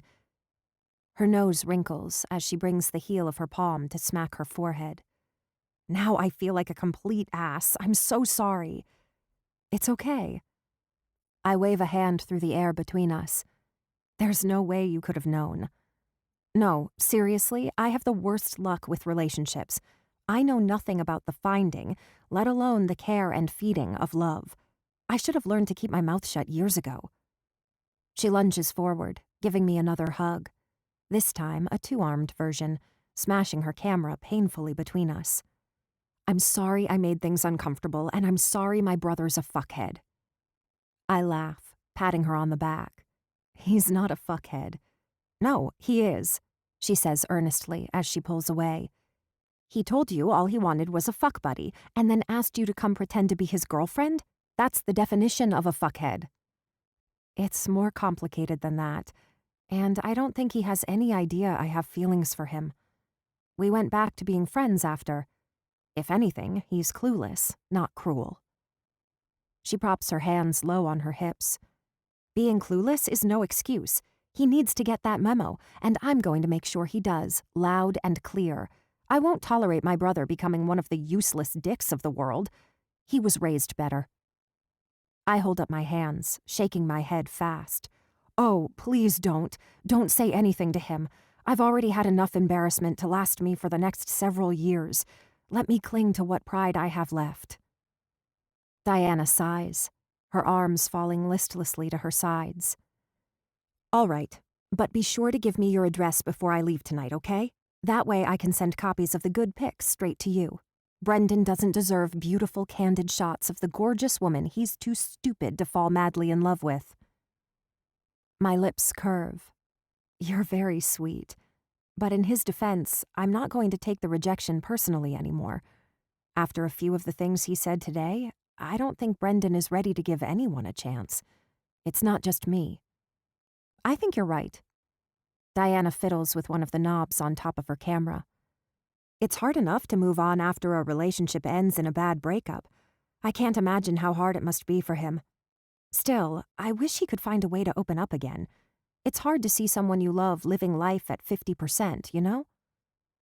Her gaze goes wistful, and her fingers still. My brother's like a unicorn with his horn cut off. Still mostly whole and functional, but the magic is gone. I'm not sure how to respond to that odd, yet sadly accurate comparison. But thankfully, Chloe saves me.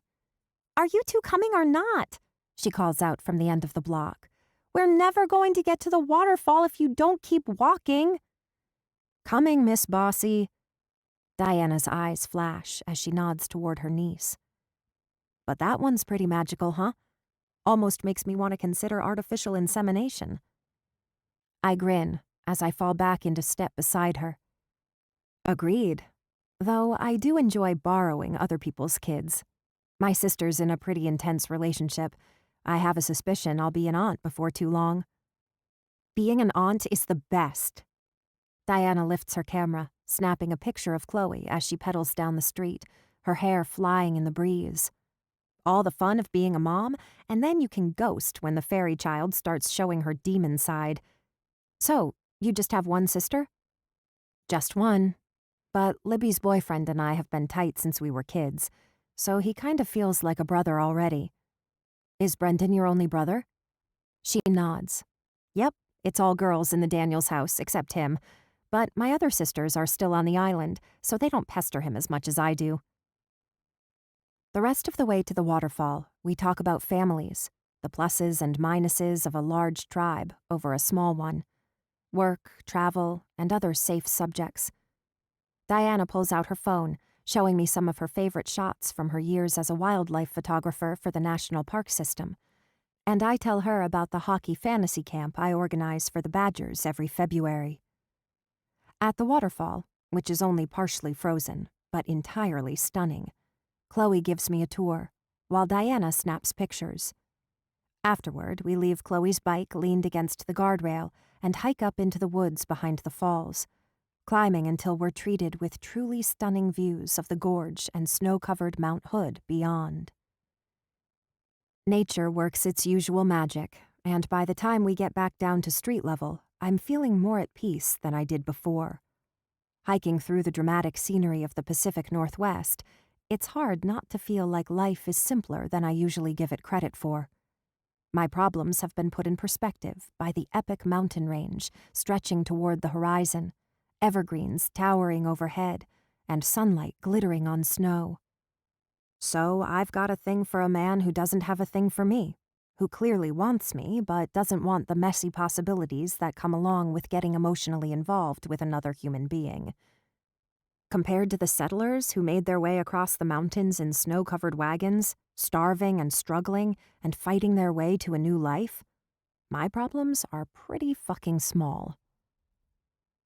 My Zen state lasts the entire walk back to the house, through several hours in Chloe's room watching movies and building an obstacle course of Legos for Fluffster, who has decided he loves me and would prefer not to be parted from my side, proving there is no bond as powerful as that between a woman and a dog who've done battle over a diaphragm.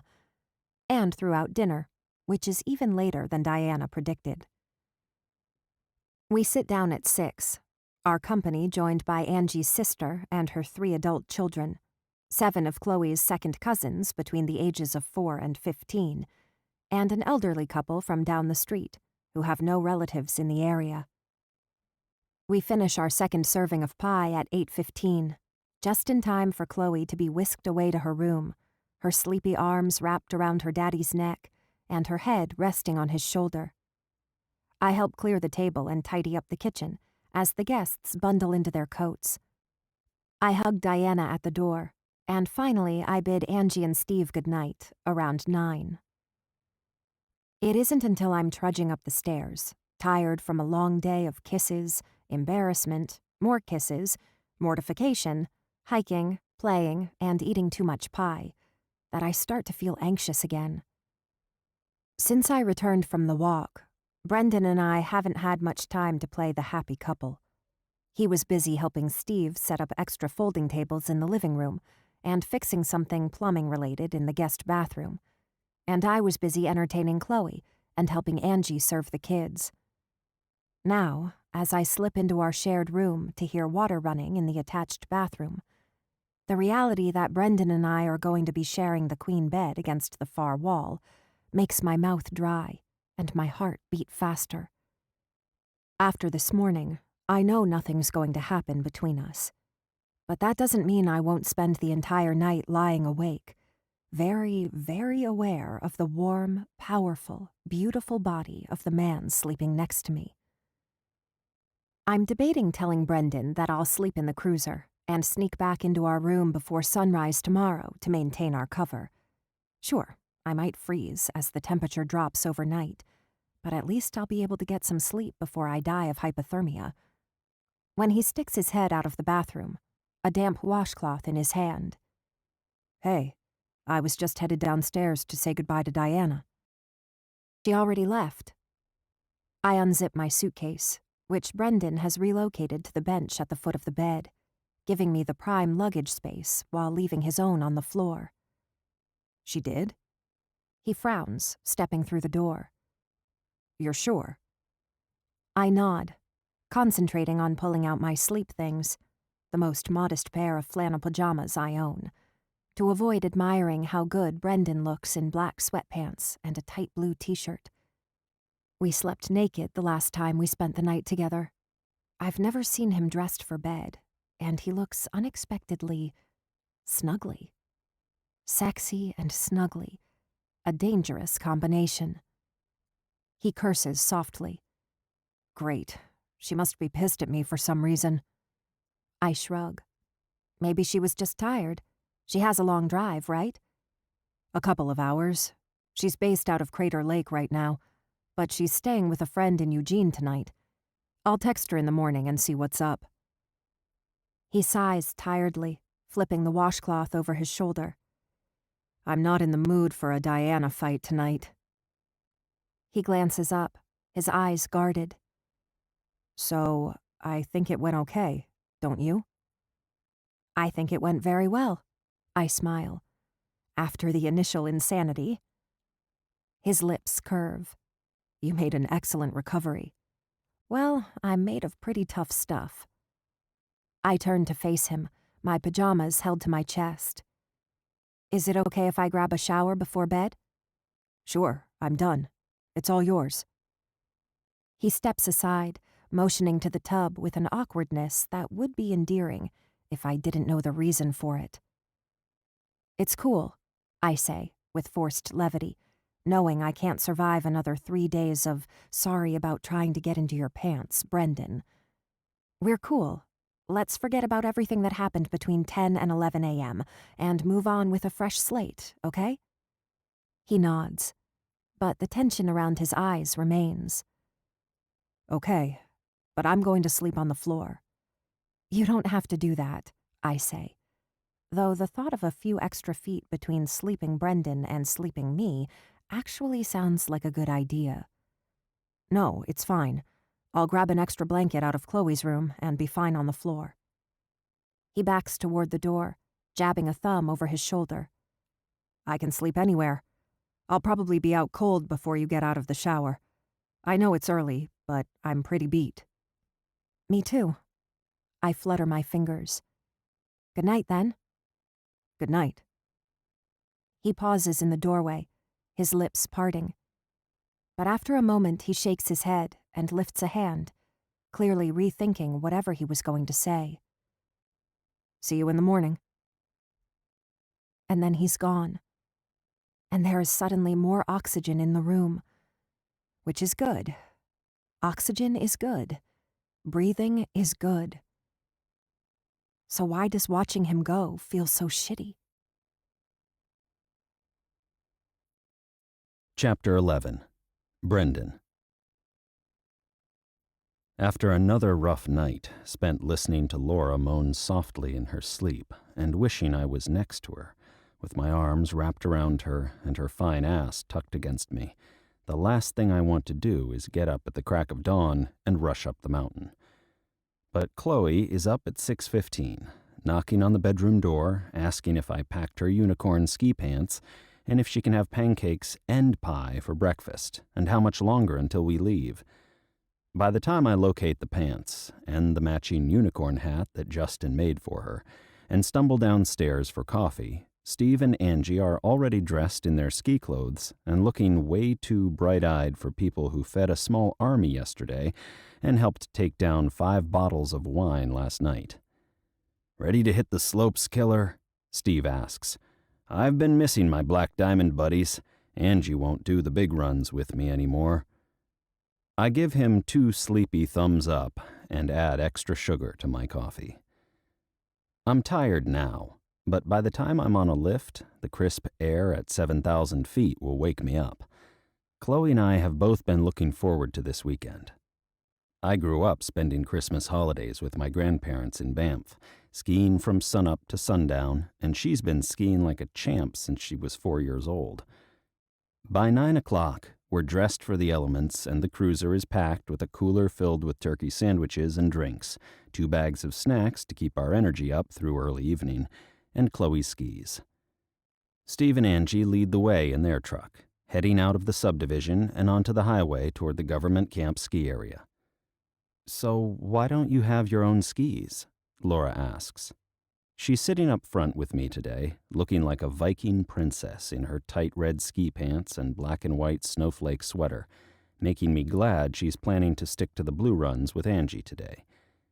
I'm not sure how I would hold up to an entire day of exposure to her ass in those pants. I don't know, I shrug, fighting to keep my eyes on the road and my thoughts in the friend zone. She made her position on being more than that perfectly clear yesterday. Continuing to dwell on how much I wish I hadn't fucked up my chance with her is only going to make the weekend pass even more slowly. When I first moved here to play for the Badgers, I wasn't sure I would have time to ski, and then there were a few years when Chloe was a baby when I didn't make it to the slopes the entire season. "But now I ski better than Dad," Chloe pipes up from behind me. "Don't I, Dad?" "You're very good." I catch her gaze in the rearview mirror. "But don't get cocky, okay? I want you to stick to the green and blue runs until after lunch. Give yourself a chance to get comfortable on your skis again." "I'm already comfortable on my skis." "Chloe," I say, her name a warning. "I'm serious. You haven't been out since last March. Stick to the green and blue until after lunch, or you're going to lose drawing time next week." She grumbles something stubborn beneath her breath, but I feel fairly confident she's going to listen. I don't whip out threats to take away drawing time unless I mean business. "That's funny," Laura says softly after Chloe returns to the picture she's coloring. "For most kids, it would be dessert or video games or something. But that's not what she loves most. The only way I ever get her to listen is to hit her where it hurts." Laura nods, studying me from the corner of her eye. "What?" I finally ask. "You're a good dad. You've got a good mix of discipline and affection going on. She knows she's loved, but she also has boundaries. It's good." I adjust my grip on the steering wheel, flustered by the compliment. "Thanks. I try my best." "That's obvious." She takes a sip of her coffee and reaches out to adjust her heat vent. "It's also obvious that Chloe's a lot happier on days with no school in them." "Aren't we all? I mean, I love my job, but I'm still more fun on the weekend." "I'll take your word for it," she says, softening the words with a smile. "I know I already mentioned this, but it might not be such a bad thing for Chloe to go back to her old school. Maybe at least give it a try. And then if she's still struggling, you'll know it's adjusting to first grade that's the problem, not the learning environment at Elmwood." She lifts her coffee cup between us. "And that advice is coming from my sister, by the way, who is a real-life elementary school teacher, a very good one, who wins awards and inspires undying devotion in her students and stuff, so—" I nod, the conversation hitting me differently than it did the last time Laura brought it up. Of course, that was almost 6 weeks ago, before I realized how much she cares about Chloe.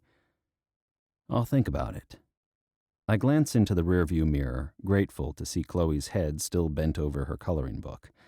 I don't want her to start thinking this is a done deal. The year at Elmwood is already paid for, so maybe they would let her leave and come back if she needed to, and hopefully I'll have found a reliable nanny by Christmas, so after-school care won't be such a big deal. I shake my head, the familiar childcare-related stress creeping in to tighten my shoulders. If not, I may have to fucking retire to make sure someone's always there to pick her up at school.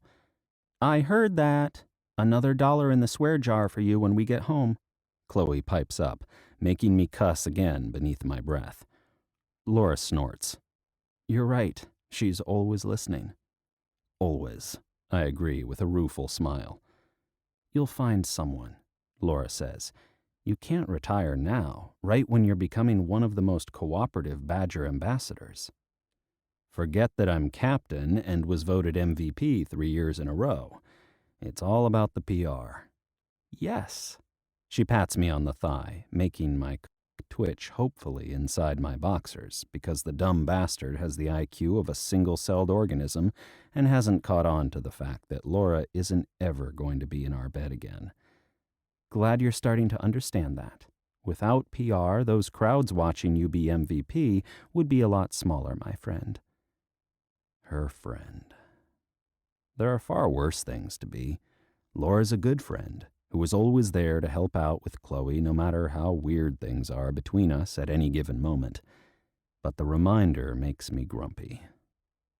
I pass the rest of the drive up to the ski area in silence, while Laura and Chloe discuss the merits of turkey sandwiches with mayo versus cranberry sauce, where the best blue runs are at the resort, and whether Chloe's unicorn hat is going to fit beneath her ski helmet.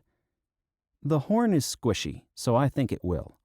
Chloe's legs kick faster as we pay the daily parking fee and pull into the already packed lot.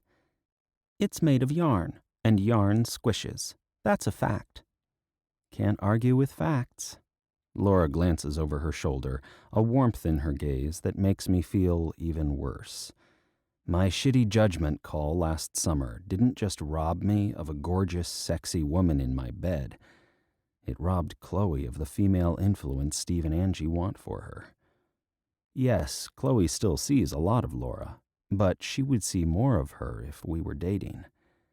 And then when you broke up, she would see a lot less of her. Better to maintain the status quo. 4 years ago, a thought like that never would have crossed my mind. I was all about pushing my boundaries, bending the rules, and seeing how much extraordinary I could fit into one lifetime. But somewhere along the line, between the nightmarish day I received that call from the police and the tolerable present, I stopped aiming for extraordinary. I became satisfied with an absence of pain and stopped hoping for pleasure.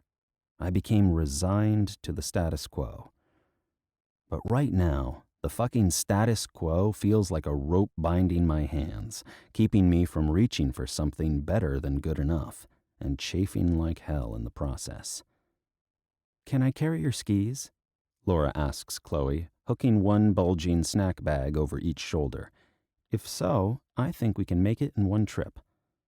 "I can carry my skis and my boots." Chloe prances back and forth in the fresh snow. "I'm so excited. I can't wait to go fast." "Not too fast," I say, because that's what stick-in-the-mud, status quo-loving, boring dads like me say.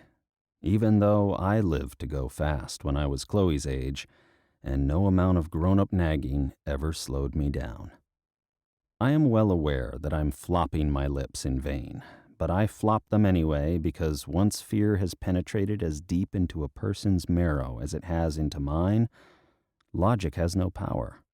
My only victory against the cold, clutching, constricting emotion has been the fact that I continue to let Chloe out of the house every day. I allow her to play and explore and do potentially dangerous things like ski, swim in the ocean, and go rock climbing with her grandparents every summer, even though the fear monster insists I'm risking losing her the way I lost her mom. "You okay?" Laura lays a hand on my shoulder. "Great," I grunt, lifting the heavy cooler and hauling it up the hill to the rental chalet, grateful for the chance to use my brawn instead of my brain. Hopefully, a few Black Diamond runs will get the fucking angst out of my system, and I can enjoy the day without being a moody son of a bitch. I drop the cooler and Chloe with Angie on the second floor, where she's claimed a table next to a couple of lockers, and follow Steve and Laura down to the ski rental.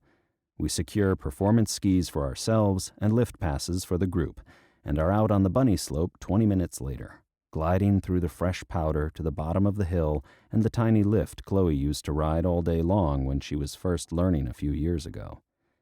Now the kid can barely stand to warm up on the bunny slope. After 2 runs, she's already whining. "Come on, Dad, let's go. I want to go up to Storm and Norman." "We'll get there." I settle onto the lift chair beside her as it whisks us into the air, high enough to catch a sweet view of Mount Hood behind the main lodge. But let's give Laura a little more time on the bunny slope, okay? She said it's been a couple years since she skied. Chloe glances down to the slope, where Laura is making her way competently but cautiously down the bunny hill. "She's not as good as I thought she would be." She turns back to me, a serious expression on her face. "But that's okay. You don't have to be great at skiing to have fun, and I can stay on the blue runs with her if she needs company." I nudge her shoulder with mine, pride filling my chest. "You're a good kid, kid. I love you." She wrinkles her nose. "I love you too, even though you have a big butt." She laughs and I roll my eyes, because I understand that it's no fun teasing me unless I pretend to be irritated by it.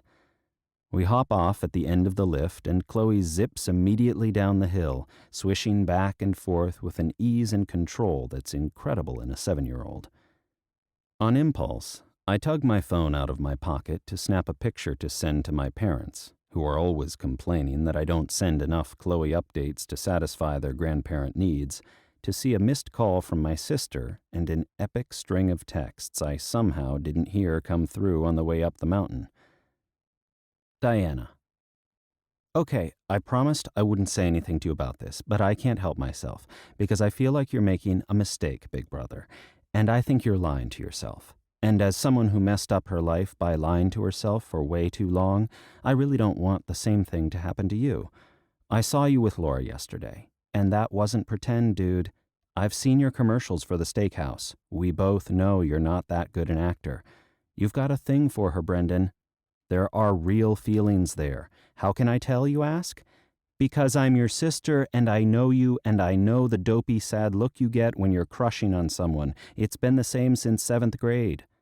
You remember Alicia Anderson and what a jerk she was after you brought that stuffed panda to school for her on Valentine's Day?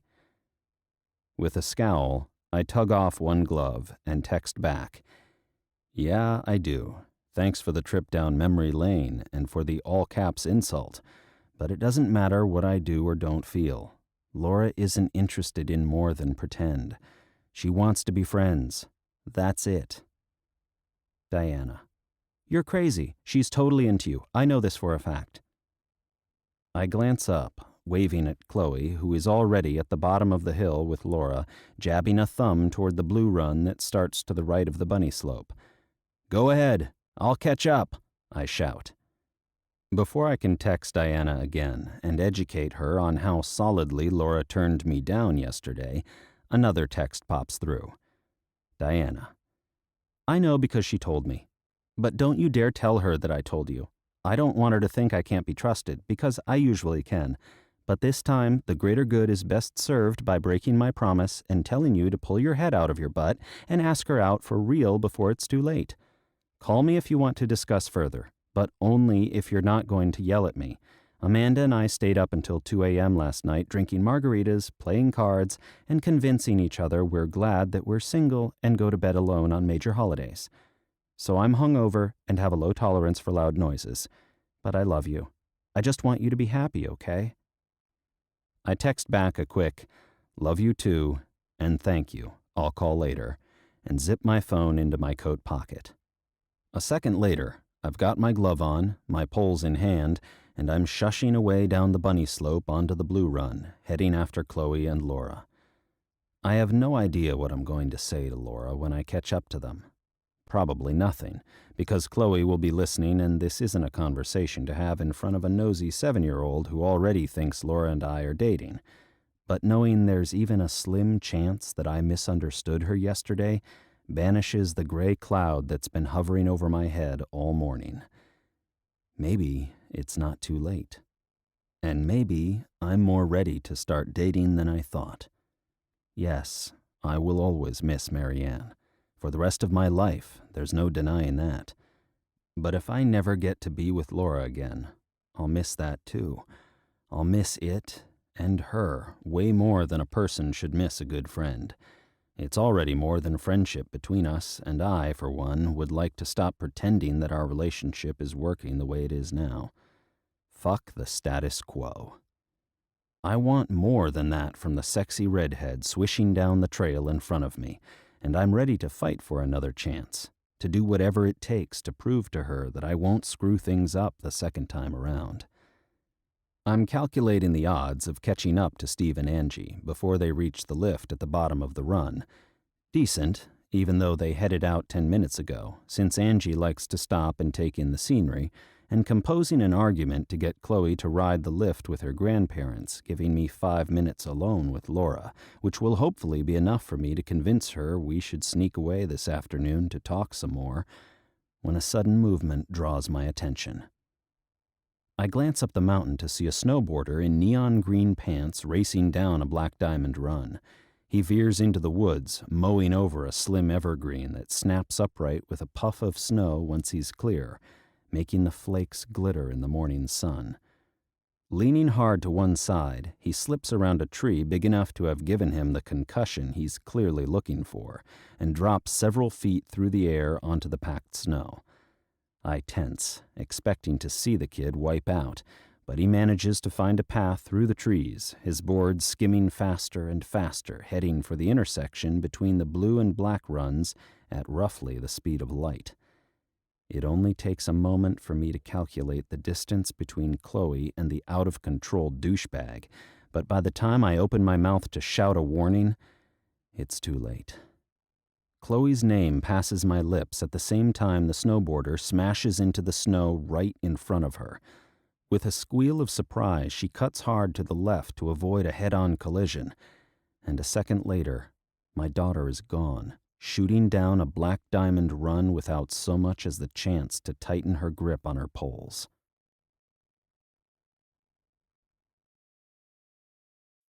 Chapter 12. Laura. It all happens so fast. An asshole on a snowboard bursts out of the woods in front of Chloe, sending her skidding off the trail. Before I can recover from the shock, or shout at the jerk to slow the hell down, she's gone, careening away down an insanely steep run. Chloe! My heart leaps into my throat and lodges there, making me feel like I'm being strangled by my panic. And then I'm gone, pushing off the trail, heading after her. Because apparently that's what happens when you see a small person you care about in trouble. You race after them first and realize you're in over your head after it's too late to call the ski patrol and get a professional on the case. The first 5 seconds of my plummet through time and space are enough to assure me that this run is indeed a black diamond, or maybe a double black diamond, or a blood and crossbones diamond, or whatever symbol means a scary as fuck nearly vertical loaded with bumps and rocks death trap. Only Olympic athletes should set skis on this sucker, and I am dangerously out of my element. Gritting my jaw, I wedge my skis hard as I bounce back and forth through the lumpy snow, trying to maintain a downhill speed of moderately insane instead of certain doom dangerous. As I skid hard to the right, barely managing to avoid slamming into another skier swishing confidently down the trail in front of me, I desperately wish I'd spent more time on skis as a child and less on figure skates. But it's too late now. I'll just have to pray that my advanced beginner skills will be enough to help me tail Chloe down this monster in one piece. My only comfort is that she seems to be faring better than I am. Her body language, shoulders hunched and poles wobbling in the air behind her like tiny helicopter blades, makes it clear she isn't enjoying our plunge any more than I am. But she's holding her own against the big bad mountain. Thank God. As long as she gets down okay, that's all that matters. The thought zips through my head, followed quickly by the realization that I truly love that little girl. This isn't friendly affection. This is love, so powerful and real that I don't care if I end up breaking bones between here and the base of the mountain, as long as my shattered body will somehow ensure Chloe doesn't have to suffer. My throat tightens, my eyes sting, and my ribs contract so swiftly that my chest feels bruised. This isn't the time for an emotional breakdown, or breakthrough, or whatever is happening to me, but I can't help myself. All at once I understand with a visceral certainty how terrifying it must be to be a mother, or to be Brendan, with his heart walking around outside his body in French braids and unicorn ski pants, spouting sass and taking risks, all while having no clue how precious she is. Precious and horrifyingly vulnerable.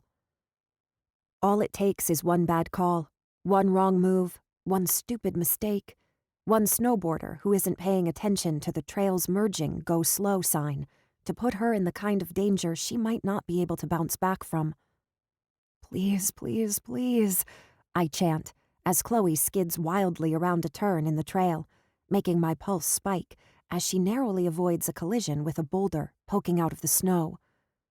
Please let her be okay. Please let her pull this off. Please let her be waiting for me at the bottom of the run, with a mouthful of the curse words she learned from spending too much time around professional hockey players. Please let her be whole and safe, and in the mood to let me hug her tight, because man, am I going to need a hug by the time this is over. I make the same harrowing turn, getting even closer to the super scary boulder than Chloe did. Close enough that a vivid image of bloody brains splattered over obsidian rock flits through my mind, making every muscle in my body clench in fear. And that's what does me in. I can feel it. The moment my tension contributes to my velocity, and my velocity grows too great to allow my whip-tight, weary muscles to shift my skis in the opposite direction. As I shoot into the woods, I catch a glimpse of the end of the run, the lift churning in slow, steady circles, whisking conquering heroes back up the mountain, and Chloe skidding to a stop beside the other people shuffling into the lift line. Thank God, she made it. She's okay. Relief courses through me. followed swiftly by a mental, "Oh shit," as I narrowly avoid crashing into a tree with a trunk the size of a small car. I cut right, then left again, fighting to slow down, but the next big scary tree is already rushing toward me, and there's no escape route that doesn't send me on a fresh path to destruction. There are trees fucking everywhere. You would think it was a forest or something. A smart-ass voice in my head pipes up, only to be drowned out a moment later by a screamier internal voice howling, "Stupid way to die! Stupid way to die! This is such a stupid way to die!" Using every bit of strength left in my trembling quad muscles, I wedge like my life depends on it, since it might.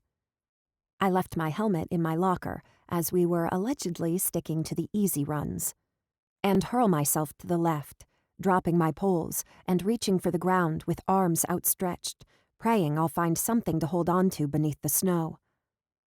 The good news is that I slow down, skidding to a stop as one ski pops off my boot and the other thuds solidly into the trunk of the giant tree. The bad news is that pain flashes through my right knee, sending a sharp, stretching, burning, not right sensation shooting through the joint and up the inside of my thigh. Oh, ow. My eyes squeeze shut. Ow, ow, ow. It hurts like a son of a bitch. I'm pretty sure I did something to my knee that will make further frolicking in the snow impossible. But I'm alive. I'm alive, and Chloe is safe, and no brains have been splattered.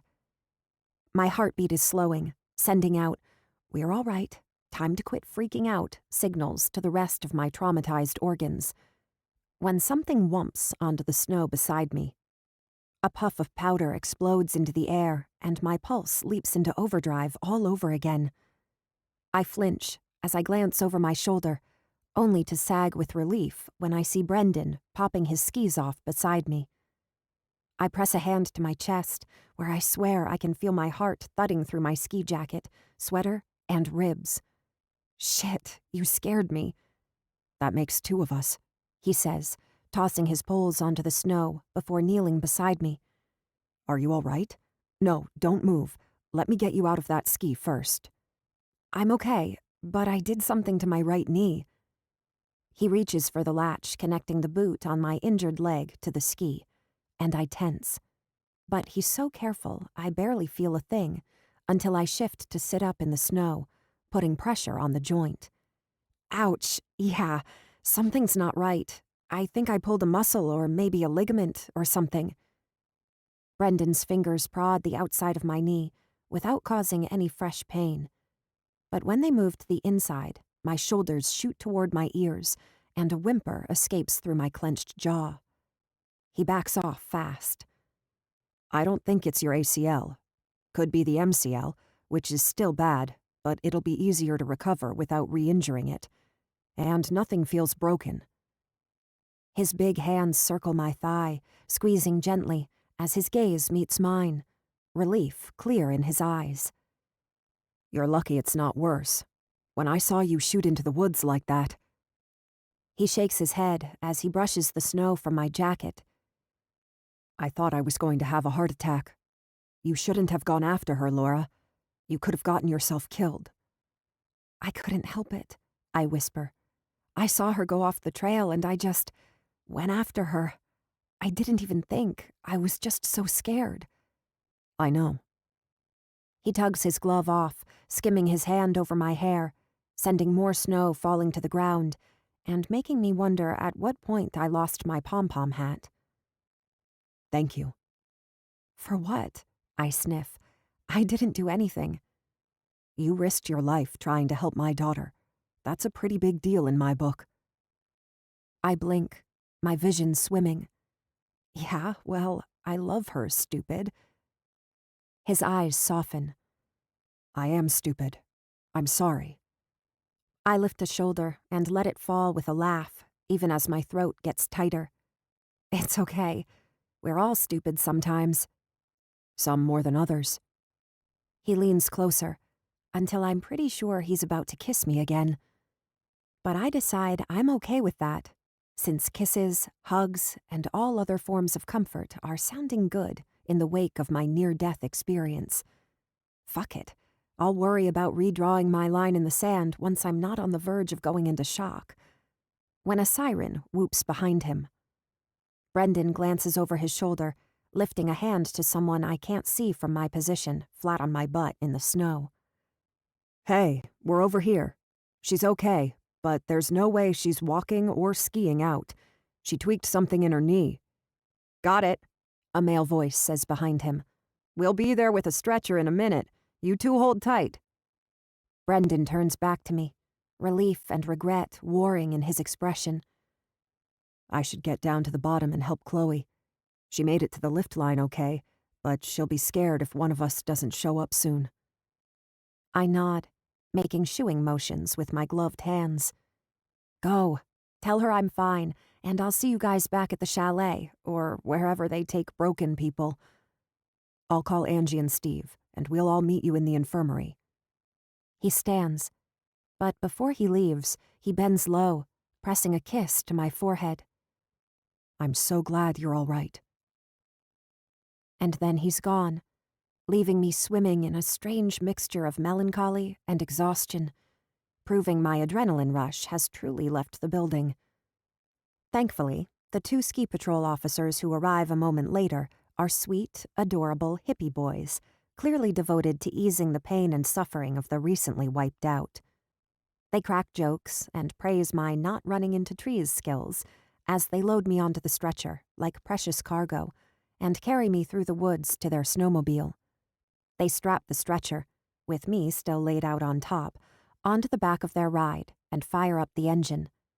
The cutie with the brown beard drives, while the cutie with the red beard rides backward, leaning over to assure me that everything is going to be fine.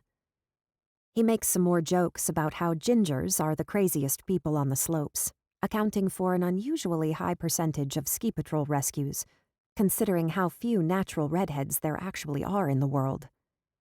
But we heal fast, he says with a wink. You'll be back out here tearing up the double black diamond before the end of the season. Highly doubtful. I arch a wry brow. I'm going back to figure skating. At least when I wipe out doing a turn, I don't have that far to fall. And there are no trees the size of my Subaru lurking in the woods, waiting to crush my face. Nah, don't give up, Gingerbeard says.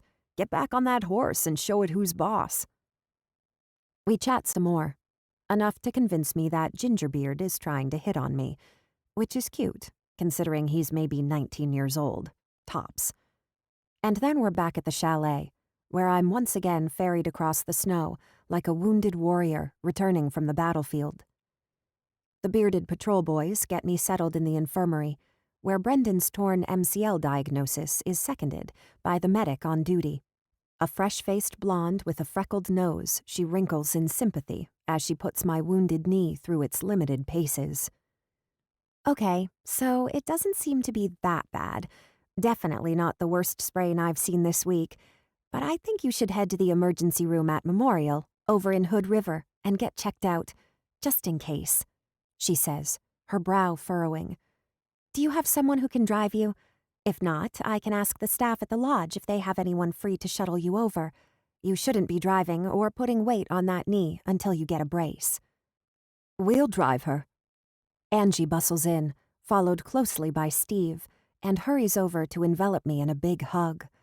Oh, honey, Brendan told us what you did. Thank you so much. I smile at Steve over her shoulder. I didn't do anything except get myself hurt and ruin the fun.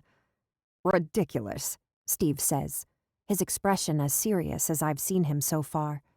You didn't ruin anything, and we're honored to drive you to the hospital. Brendan and Chloe are still about 30 minutes out. The lift let them off at the top of Sweetheart's Mile, and Brendan said Chloe needed a few minutes to rest after all the excitement. But they'll be here soon, and we'll all head to the ER. Oh, no. I shake my head. Seriously, there's no reason to wreck the day. I can ask about a shuttle at the lodge or... Stop it, right now, Angie says, squeezing my hand. We're taking you and then treating you to lunch, and that's that. I text Brendan, who is still at the hot chocolate hut at the top of the mountain with Chloe, Waiting for her to finish her, I made it down my first double black diamond without breaking any bones, celebratory cocoa. I ask him to stay and enjoy the day with his daughter and Angie, while Steve takes me to get my knee checked out, assuring him that minimizing the impact of my accident on the group is what will make me feel better the fastest. After half a dozen texts from Brendan insisting he wants to drive me to the doctor, and an equal number of texts from me arguing that he should stay and take care of Chloe, because he's the best skier in the group, not to mention large and scary looking when he needs to be, the better to defend her from rampaging snowboarder assholes. He agrees. But not before texting. Okay, but I'll be counting down the minutes until I get to see you tonight. Chloe and I are both sending good vibes your way, beautiful. Text me as soon as you get the official diagnosis. I text back, "Will do," and slide my phone back into my coat pocket, ignoring the fluttering in my chest. It's a stupid flutter. Brendan is grateful that I put myself at risk for Chloe, and it's making him text things he usually wouldn't. That's it. Or maybe he's aware that Angie and Steve are hovering as I text him back, and that beautiful was just fertilizer thrown onto the manure pile to shore up our fake relationship.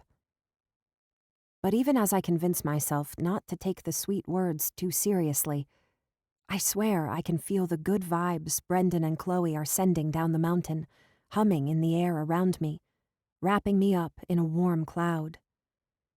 As Steve guides his truck down the narrow, snow-covered road toward the main highway, I can't help but turn and look back, wondering which of those dots swishing down the Sweetheart Run might be my dots. Mine. Neither of them will ever be mine. My head knows that, but my heart keeps my gaze trained on the mountain until Steve turns the corner and the slopes disappear from view. Chapter 13. From the texts of Laura Collins and Libby Collins. Libby. Oh my God, are you okay? Justin just got off the phone with Brendan. He said you got into a skiing accident after some jerk shoved Chloe onto a double black diamond, and you went after her like a crazy, but incredibly sweet and brave and wonderful and selfless, stupid person. How are you still alive, La? Is anything broken? Can you walk? Did you have to go to the hospital? Why didn't you text me? Or call? And why didn't Brendan give Justin more information? And why didn't Justin ask for more flipping details before he hung up? What is wrong with the male of the species, Laura? What's with the just the facts, cards held close to the chest, no need for backstory crap? There are times when a phone call needs to last more than 2 minutes. Ah! Oh my God, please call or text me before I freak out and jump in the car and drive east until I find you, wherever you are. Brendan is refusing to answer his phone, even though I've called 4 times. And Justin is telling me not to text in all caps, but I can't help it because I am so worried my internal monologue is just one big scream fest right now. Ah! I'm so worried! Laura. Hey, relax, sis. No need to freak out. I'm okay, just a little foggy. The doc at the ER gave me some pretty intense painkillers. It's just a torn MCL. And I should be fine as long as I ice, rest, and use a brace for the first week or 2, until I see how fast I'm healing. But the guy who checked me out gave me the good drugs anyway. I zonked out at 4 o'clock yesterday and slept all the way through until Chloe brought me breakfast in bed this morning. Aw, the sweetheart. I bet she was so scared. Thank God she's okay. She must be an amazing skier. She is. She ended up doing the same run again later that afternoon with Brendan. Brendan's father-in-law took me to the ER so the rest of the crew could stay and enjoy the day. I didn't want my injury to wreck the trip for everyone. That's very thoughtful of you. I would have wanted Justin to carry me down the mountain and make a big deal out of babying me and kissing me and telling me he won't leave my side until I've recovered. But I'm a terrible sick or wounded person. Yes, you are. And Brendan isn't my boyfriend, so... Oh yeah? That's not what I heard. What? What do you mean that's not what you heard? Justin said Brendan was asking for romantic mountain lodge recommendations, ones that aren't solely focused on skiing, since you clearly won't be able to ski anytime in the near future. Oh, that. It's nothing, Libs. Angie and Steve are insisting on babysitting, so Brendan and I can have a romantic weekend. They know what a hard time he's had finding sitters, so they wanted to give us a chance to be alone before we head back to the city. We had to say yes so they wouldn't get suspicious about why we don't want to shack up alone together in a fancy hotel. I don't know. If that's all it is, why was Brendan so adamant about finding something romantic? His in-laws won't be at the hotel with you, right? Right? Right. So they won't have any idea where you end up going. You guys could shack up at a Best Western or drive back to Portland and stay at your own separate houses for all they know. If Brendan's looking for real, actual, in-the-flesh romance, then I think you had better be prepared. What does that mean? That means I'm in the car with him right now, on the way to this mysterious romantic lodge Justin recommended. Really? So ask him. Ask him what's up with the romance. Justin and I need answers, and you guys would be so cute together, and we could double date. No, we could not. Why not? It would be fun. It's complicated, trust me. It doesn't have to be. Come on, don't be a baby, Law. Just ask him what's up. You're good at flirting and stuff. You can get the scoop without it being weird. It's already weird, Libs. You have no idea. I have no... OMG, you've already slept with him. Keep your voice down, no caps. If he looks over at my screen, he might actually be able to read them, psycho.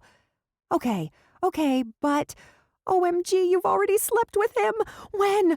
Why? And why didn't you tell me? Last summer. For the usual reasons, and because it was a one-weekend kind of thing. There was no point in discussing it. Though I did sort of mention it that time I warned you about the dangers of sleeping with friends. Oh my God. Brendan is the guy who said he wasn't interested in banging you anymore and made you feel terrible and sad and doubtful about the adorableness of your vagina? Yes, but I'm seriously going to turn off my phone if you use that word again. I've been injured, Libby. Have some pity on me and lay off the V word. Okay. Though Justin agrees that I should be able to torture you for at least a year or two in retaliation for the time you asked the bikini waxing lady to check to see if there was anything wrong with me down there. I did that because I love you, and because I could tell you had concerns. Still a serious violation of privacy law. Not to mention the sister code. And probably the law. Fine, I won't do anything nice for you ever again. Happy? No. I'll be happy when you tell me that you and Brendan are getting back together. Heart emoji. We were never together in the first place. And I don't want a fuck buddy. So if he's planning to take me to some romantic lodge thinking he can woo his way into my pants for another weekend, after I've made it clear I'm not interested in sex without feelings, he's got another thing coming. Another thing like a stick beaten repeatedly around his big, stupid head. I'm starting to think I should have taken those crutches from the hospital after all. Okay, I hear you. But what if he's taking you on a romantic getaway so he can woo his way into your heart? Doubtful. Seriously doubtful. And the more I think about this, the angrier I get. Uh-oh. Don't go there, Laura. The crazy rage spiral is never the answer. It's not a crazy rage spiral if there is a reason for the rage, Elizabeth. Well, at least make sure there's a reason first, okay? And if you and Brendan decide to date, tell him I'm thrilled and that I really like him, but that he had better treat you right or I'm going to make him a big batch of X-Lax brownies. Okay? Laura? Are you making sure there's a reason for the rage spiral? Just remember that violence is never the answer. Laura? Laura? Chapter 14. Brendan. Laura tosses her phone back into her purse with enough force to make the bag scoot across the console between us. Pull over. What? Why? My gaze moves between Laura and the road ahead, but there isn't an exit in sight. If you need a bathroom, I should probably drive over the median and head back to the last turnoff. I don't think there's another exit with a gas station until... I don't need a bathroom. Now pull over, she repeats, pointing a stern finger to the shoulder. Now, Brendan, this very fucking second. Whoa. A frown claws at my forehead. What did I do? Who were you texting? You're not the one asking questions, Daniels, she snaps, her volume rising. Now are you pulling over, or am I going to have to jump out of a moving vehicle with a strained MCL? I reach out, locking a hand around her wrist as my foot eases off the gas. Don't even joke about something like that. Seriously. Don't tell me what to do. She snatches her arm free. And don't touch me. All right. I lift my hand in surrender. I'm pulling over right now. Relax, okay? You don't want to tell me to relax right now, she says with a burst of clearly not at all amused laughter. Seriously, I can't believe you've lived with a redhead and a redhead's temper for 7 years and haven't learned what a serious mistake that is. She has a point, I admit, as I guide the cruiser to the side of the road and shift it into park, taking a beat to center myself before shutting off the engine. If there's anything I've learned from my own redhead, it's that being logical, centered, and honest is the only chance in hell of winning an argument when she's riled up. Any argument, even when I'm completely innocent. And I'm not innocent right now. I have a pretty good idea who Laura was texting, and I can guess a few things he might have said that would have royally pissed her off. Which means the best thing to do is confess now and worry later that this isn't the most romantic way to convince Laura I won't fuck up a second chance. I texted Justin this morning, I say, turning to face her. I asked him for some recommendations on where to stay this weekend. I told him we were together and that I wanted the hotel to be something special. Laura crosses her arms and glares, but she doesn't look surprised. Yeah, that's what Libby said. Not Justin, then. Libby. Not that it matters. It doesn't matter who told her, only that she clearly isn't happy about it. I would ask what the hell you're thinking, Laura continues, her cheeks flushing. But I think I know, and I think it sucks. I shake my head. Listen, that's not... I mean, maybe I'm wrong. Her eyes roll skyward as her breath huffs out. I really hope I'm wrong, because if this is what I think it is, then I'm done, Brendan. You can take your friendship and go fuck yourself, because I can't do this anymore. I can't. I thought you were in love with Justin, I blurt out, not knowing what else to say to stop this before things are messed up beyond repair. She pauses, her frown still firmly in place. What? I thought you had a thing for Justin, and that he had a thing for you. I force myself to keep going as Laura's features twist into an incredulous expression. I figured it was only a matter of time before you two stopped being friends who flirt and started being something more, and Justin and I do not flirt. A sharp laugh bursts from her lips. We have never flirted, not a single day in our lives. Honestly, the thought is nauseating. I'd rather flirt with Coach Swindle, and he smells like circus peanuts and is old enough to be my father. Yeah, I get that now, but... I shrug.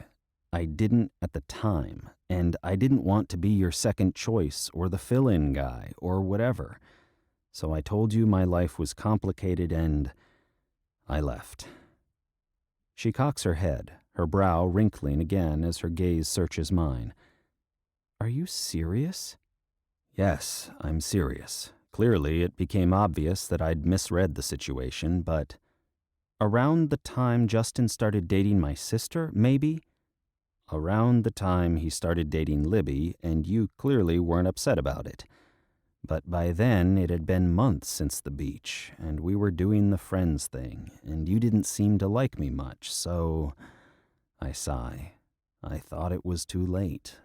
I thought I'd fucked up my shot with you, and that was it. I press my lips together, not wanting to confess the rest of it.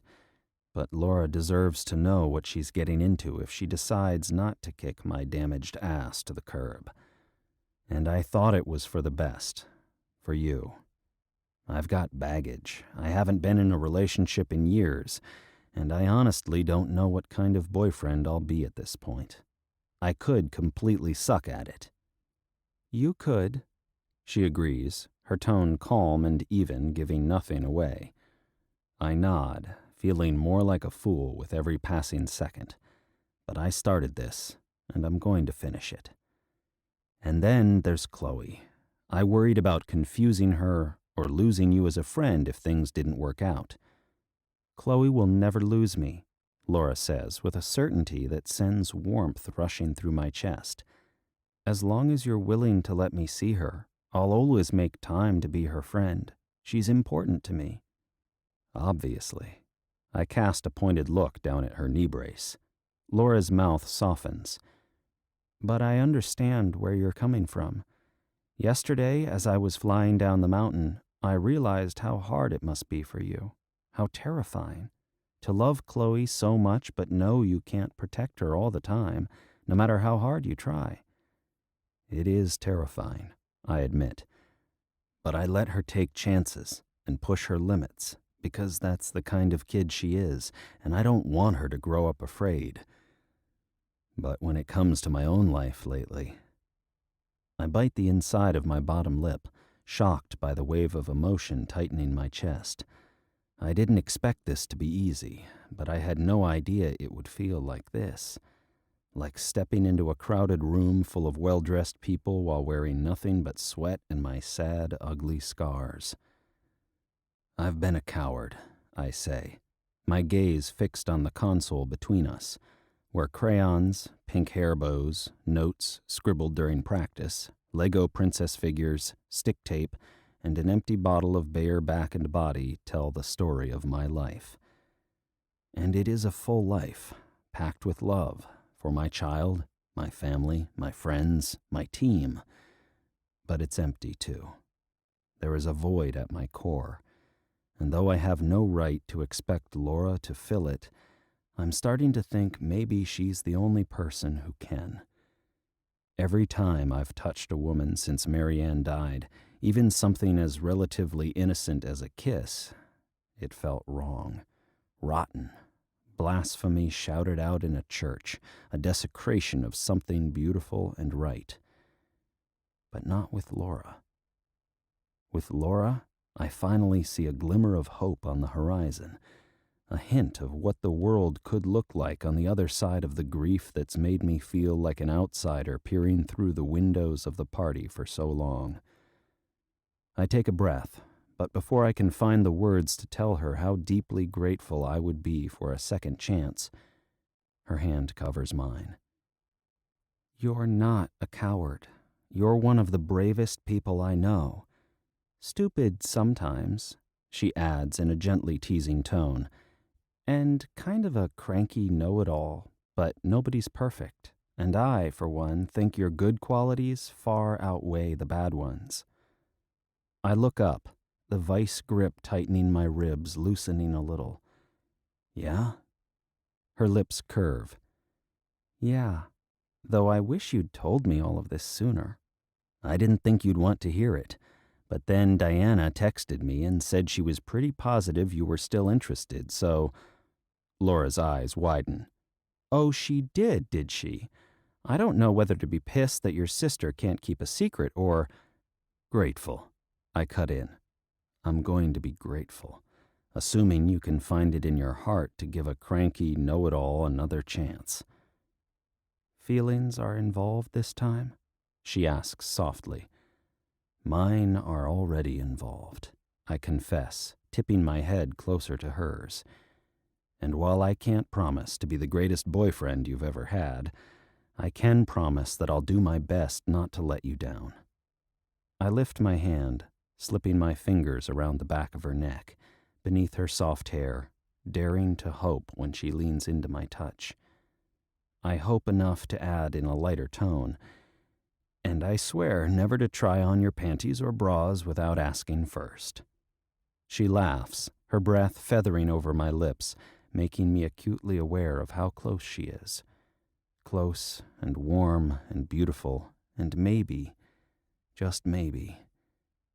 As long as you ask first, then we can at least have a conversation about it. She looks up, smile fading as our eyes meet and the air between us grows charged, electric. So, you and me? Exclusive? Exclusive. But in my head, I'm already thinking, mine. She's mine. Finally mine. And now there's nothing holding us back. So, can I kiss you now, Freckles? Yes, please. Her words become a moan as my lips find hers, and I show her how thankful I am for this chance. I kiss her with all the need thundering through my veins. Does this mean we're sharing a bed at the hotel? Laura's hand skims up my thigh.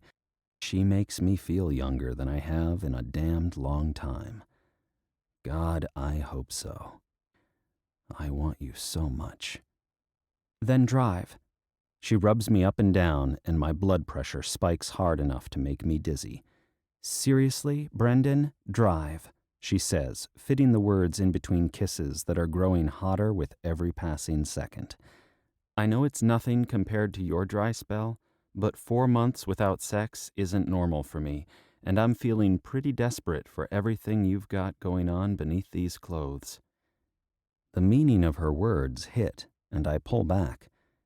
You haven't been with anyone else since this summer either?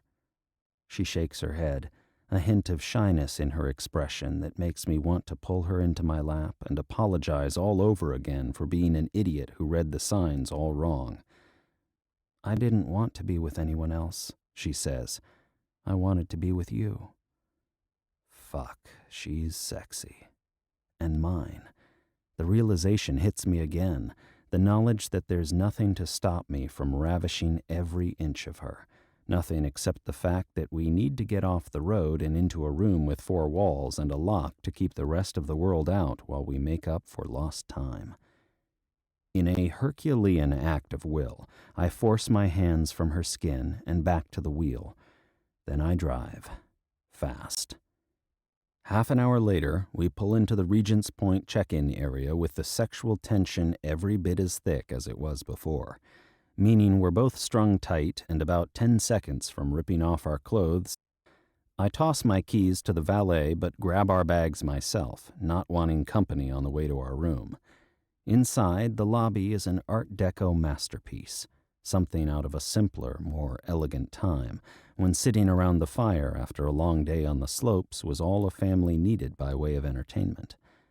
The fireplace is a massive pillar in the center of the open space, with a hearth on each of its 4 sides. Hand-carved furniture is arranged in comfortable clusters, and bookshelves stocked with hardcover volumes and games in tasteful blue boxes litter the room. Add in the view of the mountain through the 2-story floor-to-ceiling windows, and the lodge is every bit as warm, romantic, swanky, yet homey as Justin promised it would be. Not that Laura and I will be seeing much of the lobby, I suspect. Fuck, I need to get her to a room. I need it the way I need air and food and shelter and a good long dose of silence after listening to the commercials on Chloe's Saturday morning cartoons for too long. Mercifully, the check-in line is short, and after only a few minutes, Laura and I have a key to a suite on the 3rd floor. We step into the elevator like reasonable people, but when the door opens on our floor, Laura hurries down the hall, moving swiftly despite her injured knee, and I follow, quickly passing her, even though I'm carrying both our overnight bags. "Hurry," she whispers as I pull the keys from its sleeve. "Hurry, hurry, hurry." My hands are shaking a little, but on the second try, I gain entry, pushing the door open and tossing the bags on the floor before grabbing Laura around the waist and hauling her inside. The next few minutes are a blur of kisses and hands discovering bare skin while clothes go flying. I'm not sure when we find our way to the bed. Her body grips me tight, and I am, for one long, perfect moment, completely at peace. I don't know what's better, the peace or the bliss, but God, I want more of both. I want as much of it and this beauty pressing kisses to my neck as she hugs me close as I can get.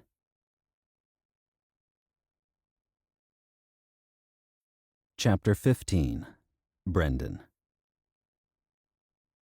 We stay in bed all afternoon, shamelessly making the queen bed squeak until I take a quick break after round 3 to tighten the frame's loose screws. How did you do that? Laura's eyes widen as I give the mattress an experimental shake, proving it was the frame and not the springs complaining of our vigorous activity. Universal tool. I hold up my slim but exquisitely functional pocket knife with bonus goodies. Never leave home without it. I like to know tools are close at hand, just in case. Her lips quirk. That's very manly of you. A man is not a man unless he knows how to use and care for his tools. She hums beneath her breath. You do very good work with your tools, sir. Excellent work, in fact. I have no complaints. Good. I crawl back onto the mattress, stalking the very beautiful, very sexy, very naked prey waiting for me under the covers. I aim to please, but there's something you should know about me, Freckles. What's that? She asks, eyes glittering. I have a hard time walking away from a job until I know it's been done thoroughly, so I have a serious question. Her grin becomes a giggle as I brace my hands on the headboard on either side of her flushed face. Yes? Have you been done thoroughly, Miss Collins? I ask, my nose brushing against hers as I speak. Or do you require more satisfaction? That's a hard question. Her breath catches as I tug at the sheet, drawing it down. Not yet, but it's getting there. I claim her mouth for a slow, sultry kiss. It is getting there, she murmurs against my lips. But sadly, I didn't intend to be punny. It really is a hard question. I'm torn between my need to pounce you one more time and my need to get food before I collapse from starvation, ensuring I can pounce you 4 or 5 more times before we pass out. 7 or 8 times, I insist, kissing my way down her throat and over the curve of her bare shoulder. 9 if we stay up until midnight. I'm an old man who loves his 10 o'clock bedtime, but I'm feeling inspired to burn the midnight oil. You're not old. She shifts beneath me, arching closer to my mouth. Oh yes, please, more. There will definitely be more. But first, to feed the beauty before she becomes a beast. I roll off the bed and reach for my jeans, grinning at the outraged sound Laura makes behind me. I'm not going to become a beast. She tosses a pillow that sails over my head, landing with a soft plop on the carpet. Now get back here and finish what you started. No can do, sweetheart, I say, stepping into my jeans. I've seen you hungry. It's not pretty. She huffs. Not all of us are gifted with steady, reliable blood sugar levels in the absence of regular food intake. And not all of us throw foam fingers at the pizza guy when he delivers pepperoni instead of cheese. Pepperoni is too salty and not what we ordered. Plus, he was an hour late, and all 10 pizzas were cold. He's lucky it was a foam finger and not my stapler. She pins me with a glare that sends my semi surging into a full-blown, making me wish I dared to take a picture of her like this, with the covers pooled around her waist, her hair drifting around her shoulders. She's a goddess, and I'm still not sure how I got lucky enough to convince her to give me another chance, but I'm determined not to fuck it up, especially not with something as ridiculous as forgetting to feed her. And that's why I'm going to go kill the woolly mammoth and drag it back to our cave. I hold her gaze as I button my jeans, already eager for the moment when this dressing business will be going in the opposite direction again. So what's your pleasure, sexy? Pizza from the restaurant under the stairs, something from the bar, or should I hit the buffet and bring you a to-go box filled with a little of everything? She scans me up and down as her tongue slips out to sweep seductively over her full bottom lip. Laura? I prod after a moment. Food preferences? Right. She blinks faster, a smile that's both guilty and cute as hell curving her lips as her gaze climbs from my chest to my face. Sorry, I was thinking about how good you look in just jeans. Why do you ever wear a shirt? It's really a sin to cover all that up, Daniels. Well, sometimes I get cold, I say with a laugh, and game time would be awkward half-dressed. I doubt the competition would take me seriously. No way. She shakes her head, sending her silky hair drifting back and forth. The competition would take one look at the manliness and head back to the locker room in defeat, feeling sad and wishing they had bigger, bulgier man boobs. Pectoral muscles would also work. But that wouldn't make you smile. She sits back, bending her uninjured knee. And I enjoy making you smile.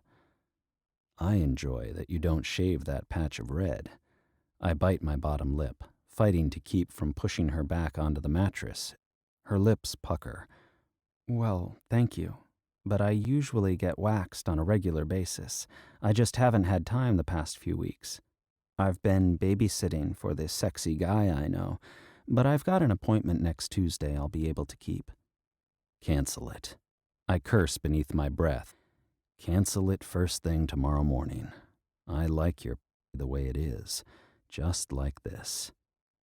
Are you sure? Her thighs spread wider, threatening to give me a minor heart attack. I've never been more sure of anything in my life, I say, jaw tight. Now I need you to be honest with me, Freckles. Are you going to pass out or start throwing things if I put off grabbing food? If so, you need to shut those pretty legs right now. Holding my gaze, Laura spreads her thighs even wider. I'm going to be fine, Brendan. Come back to bed.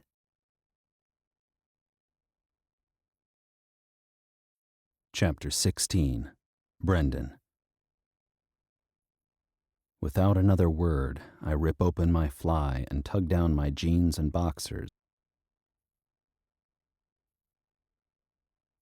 It's about the way my chest aches as I collapse on top of her, the way my heart thumps harder as she kisses my cheek and says, "So good, Brendan. It's so, so good." Incredible. I kiss her temple, eyes sliding closed as I send out a silent prayer that I can pull this off, that I can be the man I've been this afternoon all the time, and that the damaged, scarred, not sure I'll ever move on me is a thing of the past. I don't want to be that person anymore. I want to be the man I am with Laura right here, right now, a man who remembers how to laugh, tease, and give a woman pleasure without ruining it by turning to look back into the dark. Now can I feed you? I prop up on my forearms, but don't pull away just yet. She nods drowsily. Yes, but I'm coming with you. Otherwise, you won't bring back enough food. I'll bring back enough. Just tell me what you want. She shakes her head. No, you won't. I can eat an insane amount when I'm really hungry. Justin has a hard time keeping up with me, if that gives you any idea. She blinks, and the focused quality returns to her gaze. I still can't believe you thought I was secretly in love with Juss. That's literally the craziest thing I've ever heard. It's not that crazy. I roll over until she's on top. You two are very close. It's not normal for a man and woman to be that close and just be friends. Laura snorts softly and repeats, literally the craziest. Yeah? What about moles that have tentacles sticking out of the front of their faces? She wrinkles her nose. Crazy, but not the craziest. Girl chickens changing into boy chickens? Also crazy, but they don't actually turn into boys. They just start presenting male traits, which means they might grow a waddle and crow a lot, but they're never going to be able to make a chicken a mama. She grins. Chloe told me that story too, but I wasn't buying it, so we looked it up. I demand scientific data to verify the stuff she sees on YouTube. I squeeze her ass again. Smart and sexy, two of the things I really like about you. Prepare to add, can take down an obscene number of spare ribs to the list. I nod. I will. I enjoy a woman with an appetite. She grins. Food and sex? Food, sex, work. My hands glide up her hips to circle her waist. It's sexy that you love your job. Passion is sexy. If I wasn't passionate about it, I would stop doing it. Her hands come to rest over mine. Life's too short to waste it doing things you don't care about. Care deeply about, preferably. Agreed. My gaze drifts to her mouth. Agreed so much I would like to kiss you again, but then we might never get out of this room. Also agreed. Her eyes dance, but maybe getting out of the room is overrated.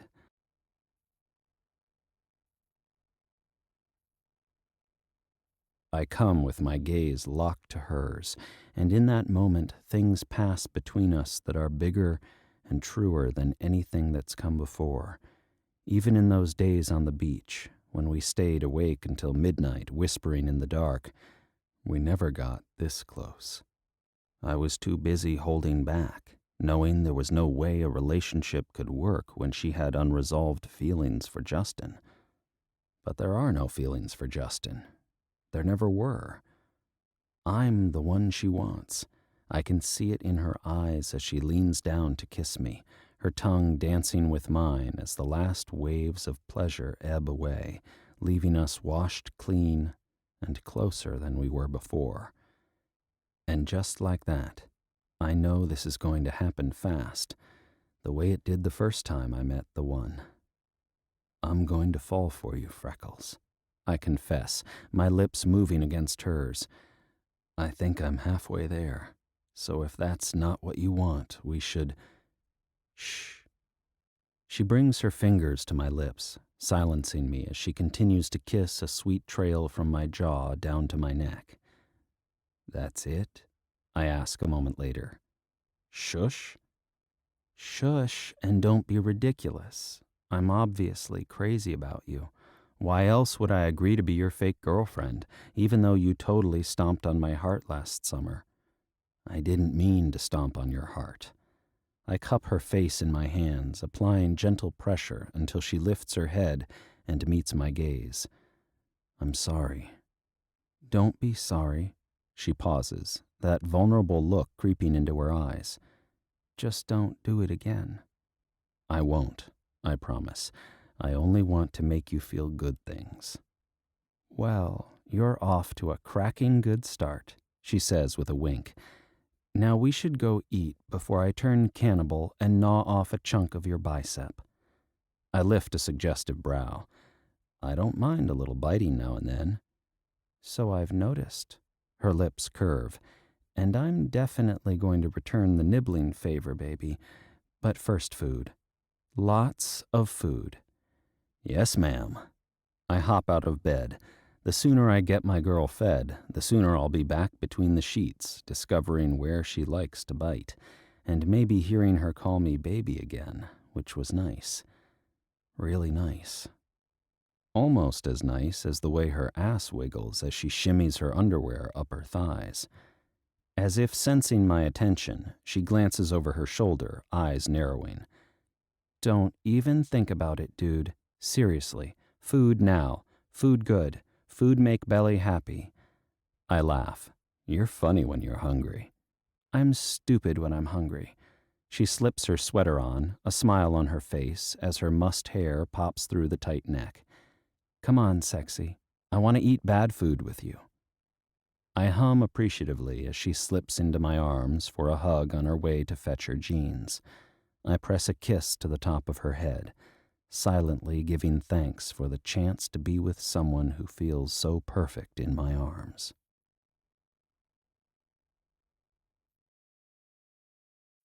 Chapter 17. Laura.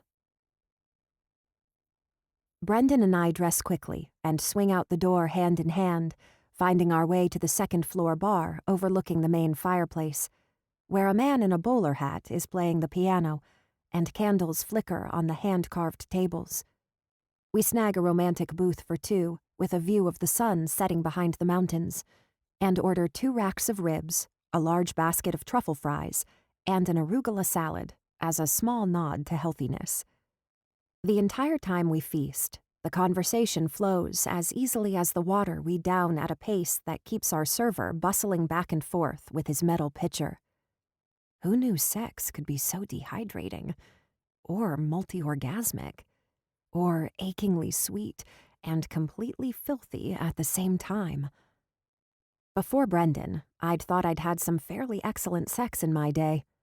But now it's clear that all that was adolescent, amateur fumbling in the dark compared to the naked, sexy fun times to be had with this man. He drives me out of my mind, stripping away my inhibitions, driving me wild. Yet somehow he makes me feel so safe at the same time. I think it's the dad thing, I say, pointing a truffle fry at his face. He lifts a brow. What's the dad thing? Nothing. I should have waited to take my pain pill. My inside thoughts are becoming outside thoughts. He smiles, his eyes glittering with mischief. Good. I like it when your inside thoughts become outside thoughts. Remember that time at Babchuk's retirement party when you told him he was drop-dead sexy, even though he looked like a scary Russian Muppet? Oh, God, don't remind me. I slap my hands to my forehead and squeeze my eyes closed. One of the many stories that confirm I should never drink. I'd only had 3 beers, too. You shouldn't be embarrassed. Babchuk thought it was funny, and it's not like he's never had a few too many. He was so wasted on a flight home during my rookie season, he spent the entire trip drawing faces on a bunch of bananas and rocking them like babies. He's out of his mind, I say with a laugh. But I always liked him. Brendan nods, smirking over the rim of his beer. He liked you too. He wasn't happy when Justin told him you had a raging case of chlamydia and some nasty-ass crabs. My eyes fly wide. What? He didn't. Oh, he absolutely did. He also hinted there was something undiagnosed going on, and that the last guy you'd slept with had watched his dick turn green moments after the main event. What? What a jerk! I make a fist on the table. I mean, I didn't want to sleep with Babchuk. I was just trying to make him feel better about his divorce.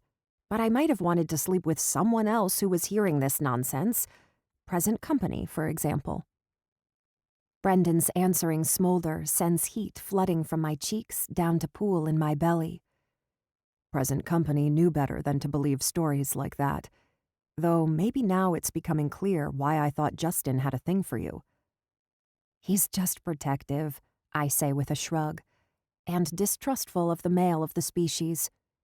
As he should be. The male of the species isn't the most well-behaved group of mammals. Makes it stressful to be raising a daughter. My smile fades. Yeah, I was thinking about that the other day when this dick on the train accidentally grabbed my ass for the 3rd time. My mom has stories about the same thing happening to her when she worked in the city and commuted every day. The way things are going, I can't see that it will be different for Chloe. And that pisses me off. Things should be changing, you know? They should be getting better. I should be able to look to the future and see a day when Chloe will have it better. But I don't. I take a deep breath, shaking my head. And, you know, sometimes I think about being homeless and how much harder it is for the women who are homeless and how much more they have to be scared of than men who are homeless. And that's it, right there. That's all the evidence people should need that equality hasn't happened yet. It hasn't, no matter what people want to believe, Brendan. I agree, Laura. The amusement and affection mixing in his voice makes me grin and blush. And wish I'd taken my pain pill after I ate 6 ribs, and not before, when my stomach was still painfully empty. Sorry, I mumble. I'm talking too much. No, you're not. I like hearing your unfiltered thoughts. Makes me feel special. It's the pain pill talking, I confess. I'm a lightweight with medication, too, I guess. So I'm not special? He arches a teasing brow. I roll my eyes as I cup my suddenly empty again water glass in both hands. I think I made your specialness pretty clear this afternoon, Mr. Daniels. You did, he says, grinning. So what do you want to do after dinner, Miss Collins? We could get in our swimsuits and head out to the jacuzzi, or sit by the fire and read, or track down a checkers board. Let me think. I purse my lips and wrinkle my brow, pretending to ponder the possibilities as I tap my chin with my finger. So many tempting options. There's also shuffleboard in the common room, I think, where they have the big television and rows of chairs set up. He hums thoughtfully. They have coloring pages and crayons in there, too. I remember seeing something about it on the website and thinking I should grab some for Chloe before we leave. Though there's no reason we can't color, too. I'm not too grown up to color. Fuck no, I say, nodding seriously. Me either. He grins as he reaches across the table, wrapping his hands around mine, engulfing my fingers and the glass. So coloring it is, then? Just you, me, and a couple of hours of quality time with crayons and paper? That does sound tempting, I say, returning his smile. It would be funny to see how tiny a crayon looks in your hand, and if the coloring area has a child-sized table, that could be good times too. Large people sitting in small chairs amuse me, Brendan, even when I'm not high on pain meds. Large people sitting in small chairs is funny stuff, he agrees. Exactly. I incline my head. So tonight, that would probably be a recipe for big-time belly laughs. But I can't help but think... Can't help but think... His hands slide up to my wrists, circling them lightly with his fingers, sending a vivid sense memory of being beneath him with my hands pinned to the mattress, shimmying through my head. My lips, and more intimate areas, tingle as I lean in to answer in a dramatic whisper. I can't help but think it would be more fun to go get naked again. His eyes widen. Oh, yeah, there is that. I nod seriously. Yes, there is. And even though we're really good at sexy times already, there's always room to grow. You're right. Because I believe in pursuing excellence in all things, I say, biting my lip as his grip on my wrists tightens. Or at least all the things that matter. That's one of the sexiest things about you. I dig my teeth deeper into my lip before answering in a conspiring tone. If I were sober, I wouldn't say this, but I want us to be honest with each other, Brendan. So I'm going to admit that I agree with you. My is pretty dang adorable. She really is, he says, clearly fighting a smile. I know. I sit up straighter, lifting my nose primly into the air. I could tell a friend of mine was worried about whether all her girl parts were ship-shaped down there, which led me to fetch a mirror and do some consulting of my own, because phobias like that tend to be catching, you know. But I was pleasantly surprised. I mean, I know a lot of people don't find as much to look at, but they can be kind of cute. Sort of like two hugging newborn baby mole rats, but without the creepy claws, or teeth, or eyes, or a tail. Brendan laughs loud enough to draw the attention of a couple at a nearby table, who arch brows in our direction. That's disgusting, Laura.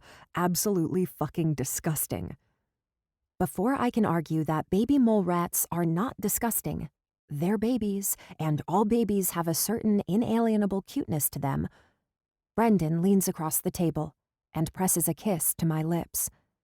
He kisses me for a long, sweet, sexy moment, ensuring that by the time he sits down, rodents are the last things on my mind. Did you get enough to eat? He asks. I nod. Yes, I'm ready to go.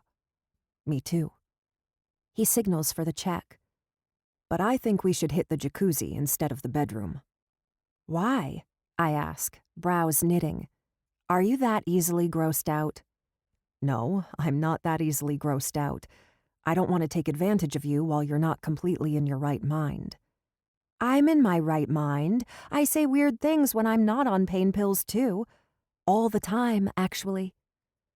I narrow my eyes as I point a French fry I don't remember picking up, his way. You just haven't seen that side of me because at first I was trying to be professional so you would play nice for PR events, and then I was trying to play it cool, like I didn't have a big ugly crush on you. He smiles. I like that you have a big ugly crush on me. Then you should take me back to the room and take advantage of my adorable, I say sweetly, with your big, wonderful, generous, sexy, delicious. He bites his lip, eyes narrowing, his resolve clearly weakening in the face of all the nice compliments I'm giving the man downstairs. All he needs is a little push, and we'll both be naked before I can figure out where the French fry in my hand went and why I'm now holding a leaf of arugula, which I'm wagging back and forth like I'm trying to hypnotize Brendan with lettuce. It really is the only gentlemanly thing to do. I let my bottom lip push out in a pout. My be terribly lonely if she doesn't get to say goodnight. All right. He pauses to hand the waiter his credit card before turning back to me with a stern expression. But if you start seeing elephants dancing on the ceiling, all deals are off, Collins. I clap my hands softly, wondering where my lettuce got off to. I seem to be misplacing food at an alarming rate, but I know better than to mention this to Brendan, as he would no doubt take it as a sign of my compromised mental state. Though I do need to pee before I pounce you, because we probably drank a gallon of water, right? Maybe 2 gallons? His lips curve as he shakes his head. You remind me of Chloe. That girl can't go to the bathroom without announcing it to the entire house first. We're just trying to keep you informed and share our lives with you, Brendan. Sharing is caring, you know. You could stand to share a little more. Yes, ma'am. As soon as we get back to the room, I'll show you how good I can be at sharing. His voice is so smoky and sexy, it's all I can do not to crawl over the table right into his lap. But that would probably hurt my injured knee, I say softly, eyes going wide as I realize I did it again. But thankfully, Brendan is distracted by the waiter returning with the check and doesn't seem to have noticed my inside thought, outside voice problems. He signs the receipt, and we slip out of our booth. He offers me his arm in a chivalrous, old-fashioned way that makes my insides go gooey, and we start across the bar. I'm halfway to the door that opens onto the stairs leading up to our room when I realize that I've brought my fork along in my free hand and that a visit to the ladies' room isn't something that can wait. The gotta go feeling hits hard, sending a sharp cramp through my painfully full bladder. I stop dead, pointing a finger to the bathroom sign, thankfully only a few feet away. Ladies, now. Be right back. Okay, I'll wait for you by the stairs, Brendan says. I wave in acknowledgement as I hurry into the bathroom. Or at least I feel like I'm hurrying. I'm making a major effort to move things along here, but my steps remain sluggish. I shuffle through the bathroom door and aim myself toward the stalls, but it's like I'm fighting my way through molasses or salt caramel candy, the kind my grandma used to make that went from sticky to hard as a rock in less than 20 minutes. But man, were those a long 20 minutes, sitting there with Gram, waiting for the candy to be ready so we could have the first piece together. Candy. I could so go for a caramel right now. I stick the fork in my hand in my mouth. It feels kind of strange to be peeing and sucking on a fork at the same time. But what else am I supposed to do with a fork while using the bathroom, I ask you? Setting it down on any of the available surfaces would be unsanitary, and I believe in keeping things sanitary and clean and organized. I close my eyes, making a mental note to ask Brendan to let me mate his socks for him. When he tossed them into his bag this morning, not a single sock was joined to its twin, which is no way to treat your socks or behave as a civilized creature who walks upright and can operate complex machinery. If you can drive a car, you can mate your socks the way God intended. Mate those socks, I mutter as I continue to pee and pee.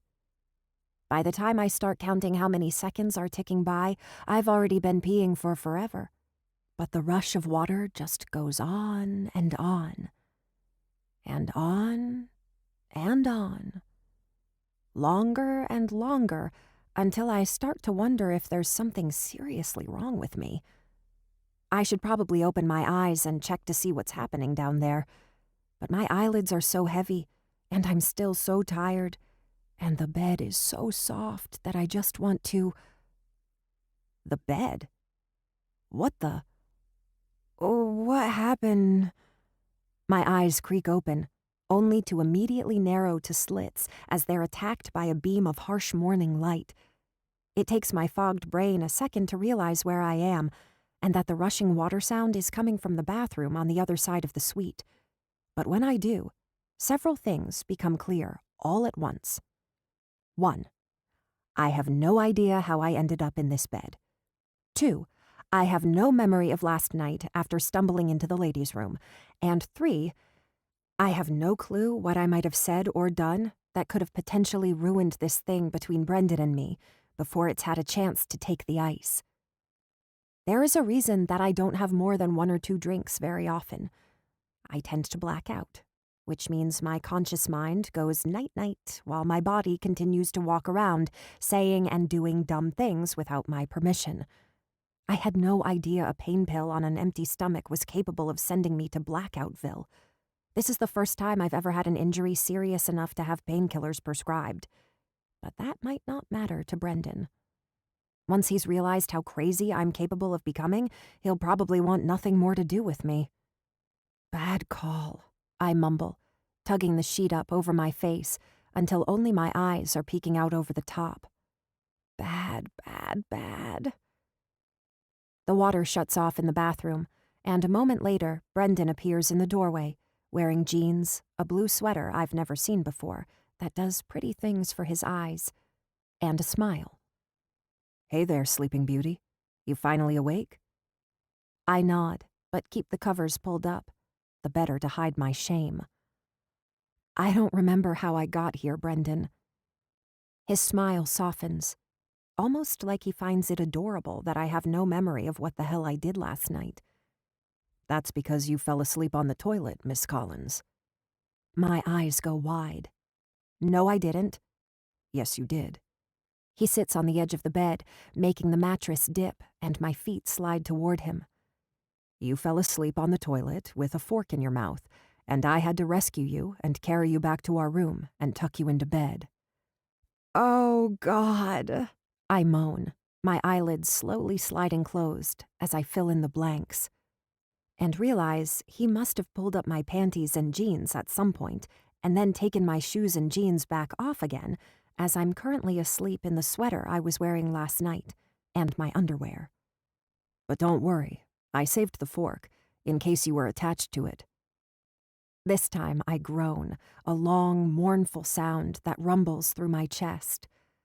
I'm so embarrassed. He chuckles. Don't be, you were cute. You snuggled against my shoulder while I was carrying you, and told me that I was the nicest grizzly bear you'd ever met, and that you loved honey too, and caramel, and that you would share your candy stash with me as soon as we found it. All in all, it was a pretty sweet way to end a date. My cheeks go hot as my eyes slit open to see him still grinning at me with warmth, and not even a little bit of judgment in his eyes. I didn't know that a pain pill on an empty stomach would affect me that way. I figured, but it's really no big deal. I tucked you in, we spooned, and slept, and I had a dream about a forest of forks. I call that a good night. I draw the sheet down beneath my chin. So you don't hate me?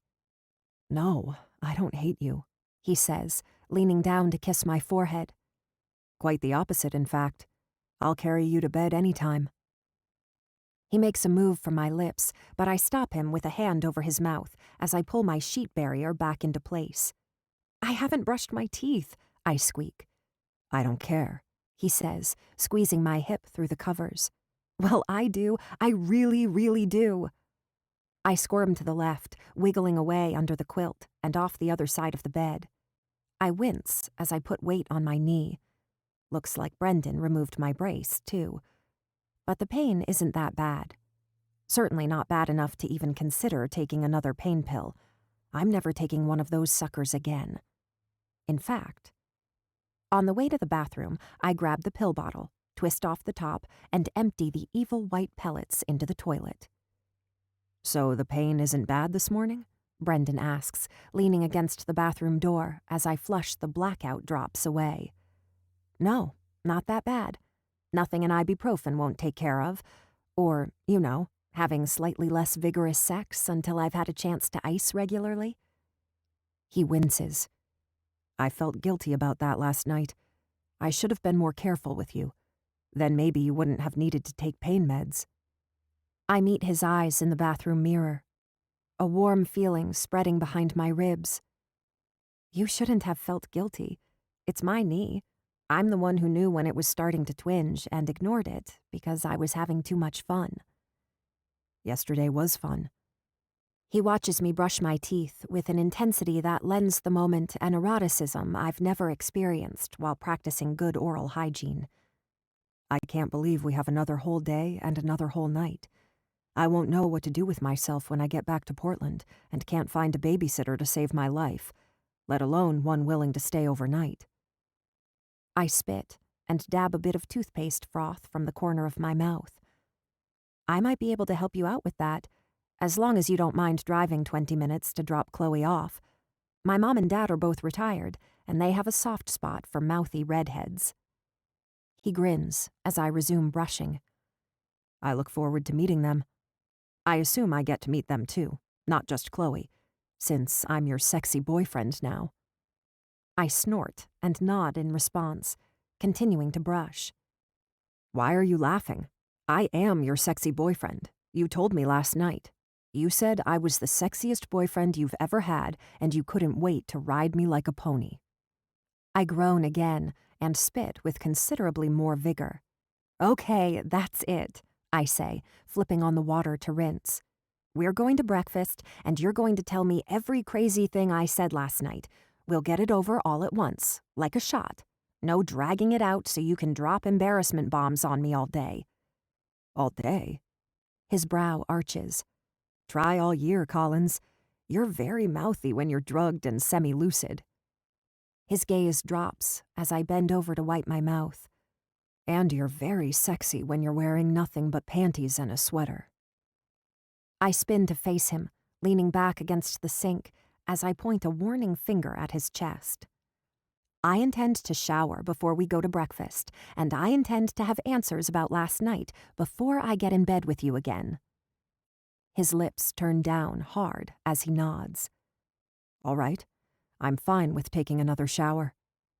He reaches for the bottom of his sweater, pulling it up and over his head, revealing his excessively lickable chest. My lips part to protest, but he stops me by leaning in close, his body pressing against mine, as he reaches behind me to turn on the shower. You said no getting into bed until you have answers. You didn't say anything about the shower. Semantics, I whisper. But when he pulls my sweater over my head, I don't put up a fight.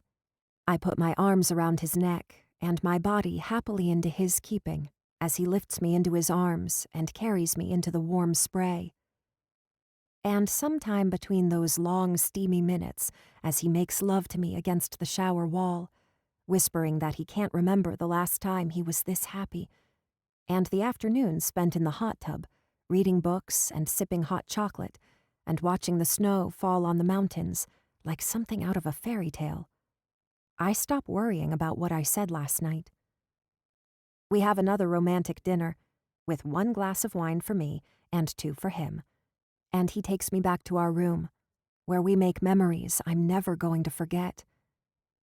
Even years from now, when I'm old and gray and wishing I'd taken more fish oil pills so I could remember that trip to Italy with my girlfriends after college, I will remember every single second of this magical weekend.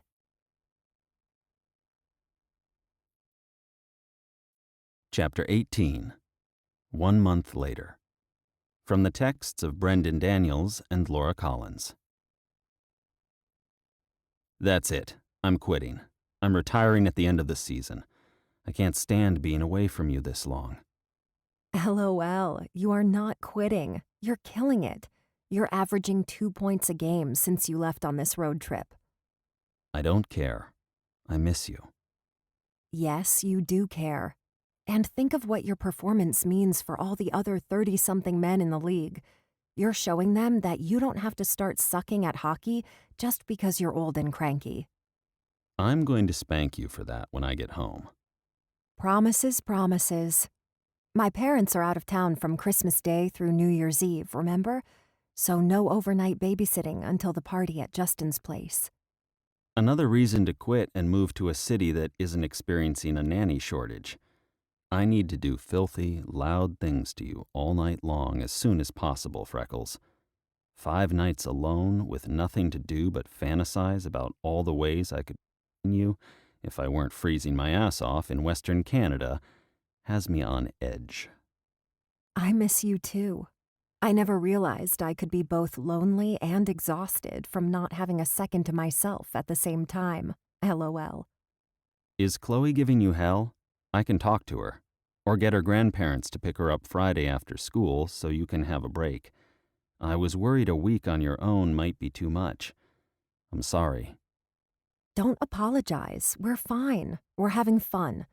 She's just 7 and full of energy, and I'm 27 and a workaholic who's never taken care of a kid for more than 24 hours straight. So we're hitting a few bumps, but nothing we can't handle. And if I get in a serious bind with work, my mom has offered to help out. But I kind of want to see if we can make it on our own, you know? We're moving in together after the holidays are over. It's probably time for me to get my feet wet as a full-time caregiver. I'm still looking for help. I put another inquiry in with the nanny agency last week. I don't expect you to handle all the child care when you have a full-time job, too. But my full-time job doesn't take me out of town almost every week.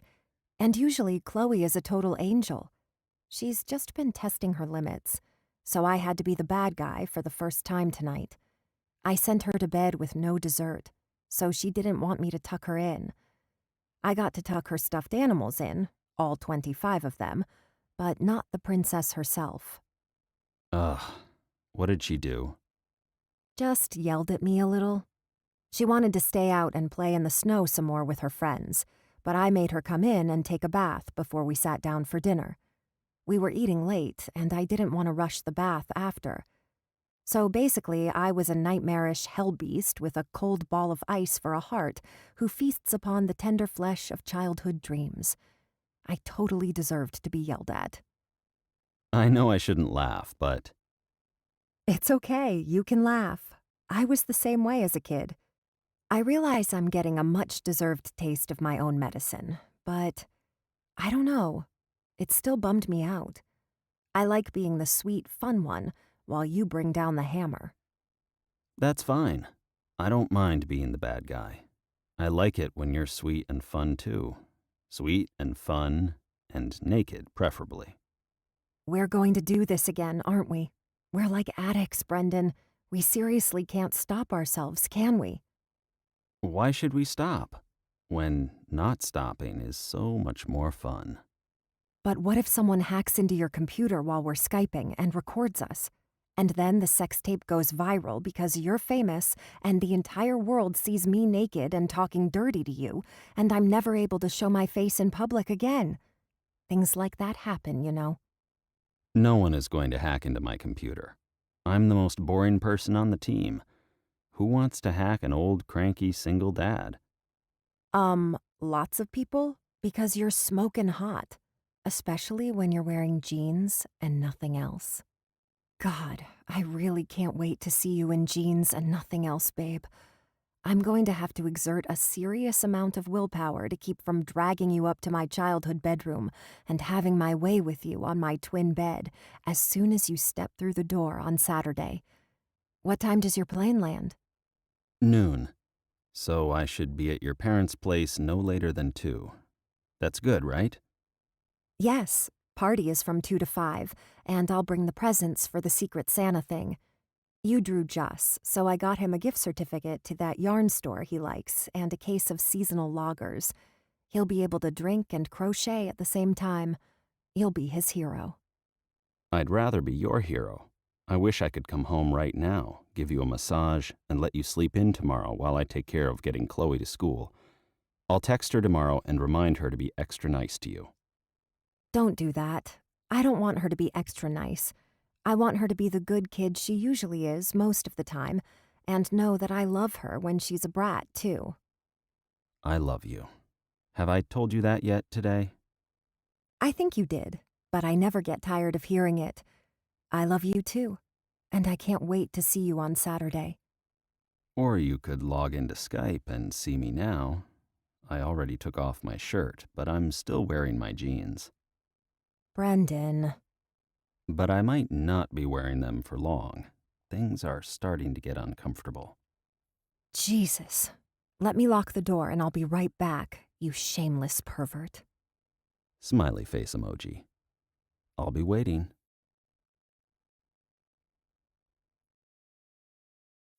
Chapter 19. Brendan. I can't believe no one told me this could happen. Out of all the books I read, and the counselor I saw for a year after the accident, and the support group for young widowers I try to get to every once in a while, even though finding a sitter for Chloe is a challenge, not one of the voices I've heard talk about love and loss, grief and moving on, ever mentioned there might come a day when I would be grateful for what losing Marianne did to me. Don't get me wrong, I wouldn't wish that kind of hell on anyone. Because it was hell. Pure and simple, straight up, without anything to cut the pain. But the thing about going through hell is that it makes heaven even more precious once you find your way back to it again. I loved Marianne with everything in me, but I was also a 25-year-old dumbass when we met, preoccupied with my career and my 5-year plan, and leaving my mark on the world and other shallow shit that doesn't mean much compared to family. I knew she was special, and that I never wanted to be with anyone else. But it wasn't until she was gone that I realized the 1,000 little ways she filled my life with happiness. Her hand in mine while we walked down the street to grab brunch on Sunday mornings, her voice singing off-key in the shower, and the little notes she left in my bag for me when I checked my gear before a game.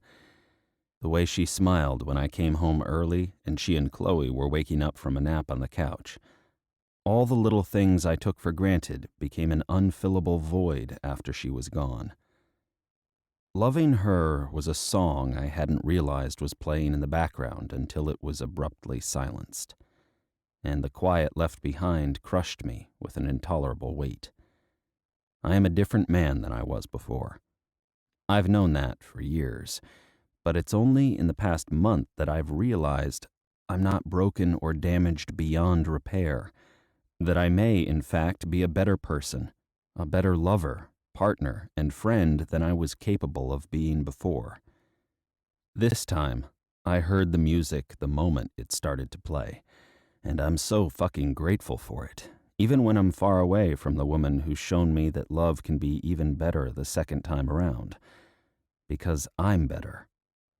Grief broke me down to my most basic, useful, true pieces and rebuilt me as a man who is grateful, humble, and wiser than I was before. There are times now when I'm doing some simple, everyday thing like sitting down to dinner at a restaurant with Laura and Chloe, just a hole-in-the-wall burger joint on a Tuesday night, and I'm flooded with a rush of emotion. It's so intense, it's like I'm flying over the Rocky Mountains for the first time, seeing that untouched wilderness, so glorious and vast that even an atheist like me is convinced for a moment that God must exist. Some sort of God, in some form. How else do you explain the beauty of it all? And in those moments, when Chloe's coloring the kids' menu while she tells a story about a blood-sucking fish she's been reading about, and Laura is smiling at my daughter in between, making, I'm about to be sick faces because Chloe has a gift for the gruesome, I want to fall to my knees and give thanks. Because my girls are every bit as stunning as the Rocky Mountains and the coastline at sunrise and every work of art hanging in every museum in every corner of the world. And I'm the lucky man who gets to love them. No matter how hard things have been, most of the time these days, I feel like the luckiest bastard in the world. I can't imagine life getting any better. Except for maybe one thing. I'm thinking about that one thing a lot on the flight back to Portland while Justin gives me shit about being his secret Santa. I know it's you, man. I have a spidey sense when it comes to these things, so tell me what you got me. Is it a pony? I've really been wanting a pony. Or a hedgehog. For real on the hedgehog. They're so fucking cute. Did you get me a hedgehog, Brendan? Please say you got me a hedgehog. And in the train on the way to Laura's parents' place. Have you and Libby talked about moving in together? I asked Justin, who looks as relieved to be home and back in the same city as his girl, as I feel. Yeah, but Libs likes to take things slower than I do. He shrugs before adding, and I'm sure the fact that I don't have the best track record when it comes to live-in relationships has something to do with it. Sometimes dating someone who knows me as well as Libby does has its downside. I've told her a dozen times that she's different, that we're different, but it's only been a couple months, so... I grunt. Laura and I have only been together a month, and we're already making move-in plans. It doesn't feel too soon to me. But Justin's remark makes me wonder what Libby, or Mimi and Rick, Libby and Laura's parents, are going to think about our January 3rd cohabitation date. But you're in a different situation, man, Justin says. You've got a track record, and Laura isn't nearly as impulsive as she seems at first, which I'm sure you figured out by now. If you guys are both ready to take the next step, you should go for it. Though, of course, I have to repeat my warning that if you break her heart, team captain or not, I'll be obliged to break your face. I wouldn't expect anything less, I smile. You're a good friend. Justin snorts and clears his throat as he hunches lower in his seat. Damn straight I am.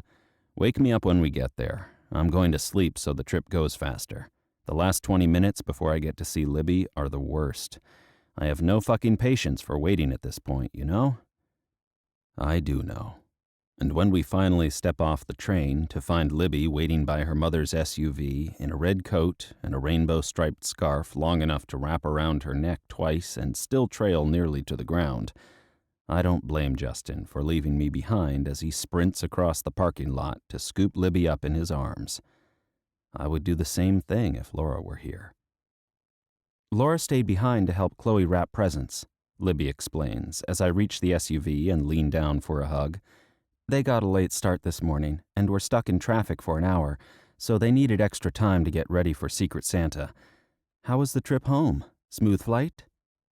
Justin and I assure her that the flight was fine, long but fine, and load our bags into the back. On the way to the Collinses' house, Justin and Libby keep up a steady stream of chatter, but I join in only when asked a direct question.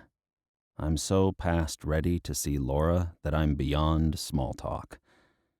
At the house, I jump out of the SUV before Libby shuts off the engine and am halfway to the front door. Fuck my bag, I'll get it later. When it opens and Chloe rushes out. Daddy, you're back. I missed you. She runs down the steps, jumping into my arms. I missed you too.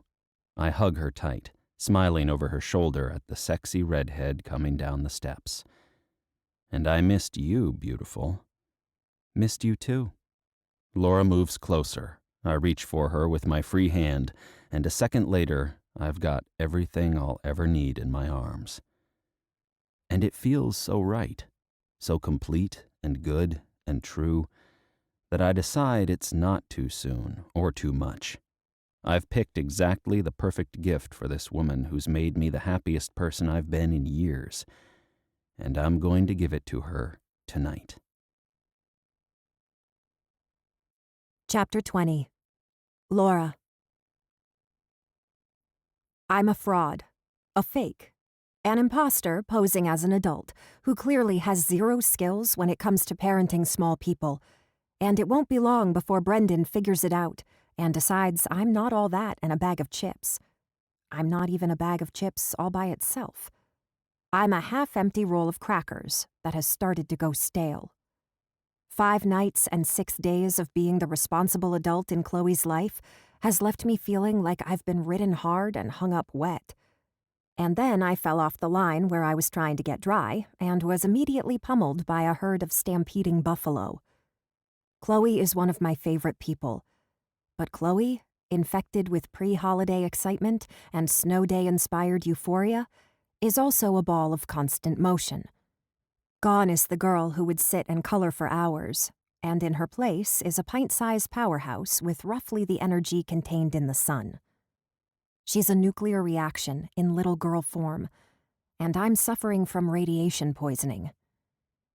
It gets easier, my mother promised with a smile, when I collapsed onto the couch after an hour of helping Chloe wrap packages while she jumped up every few seconds to change the Pandora station, or run to the window to see if Brendan was here yet, or dash into the kitchen to see if she could steal another cookie, even though I told her 4 times that there would be no more cookies until after we sat down for a late lunch at 3.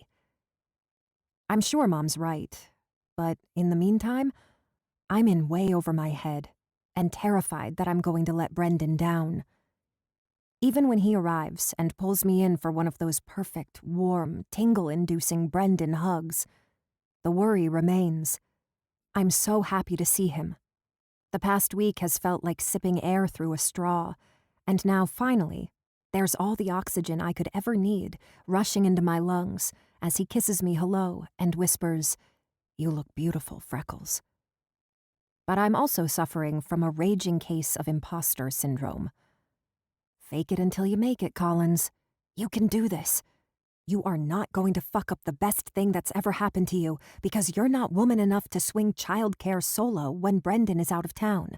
He's been doing this alone for over 3 years. You can manage the usual 2-night away game absences and the occasional week-long road trip on your own. Come on, Dad. Come see all the presents. And the cookies. There are 4 different kinds. Chloe squirms out of Brendan's arm and grabs his hand, towing him toward the door. But not before he manages to slap my ass twice in swift succession, making me yip in surprise. "I keep my promises, sexy," he says, winking at me over his shoulder. "That's for calling me an old man." I narrow my eyes, but I'm grinning when I say, "It won't be the last time, old man. In hockey years, you're at least 50. Justin laughs as he and Libby pass me on the way up to the house. Man, am I glad I'm not old yet. Neither is Brendan, Libby says with an outraged huff. 32 is not old. You two are crazy.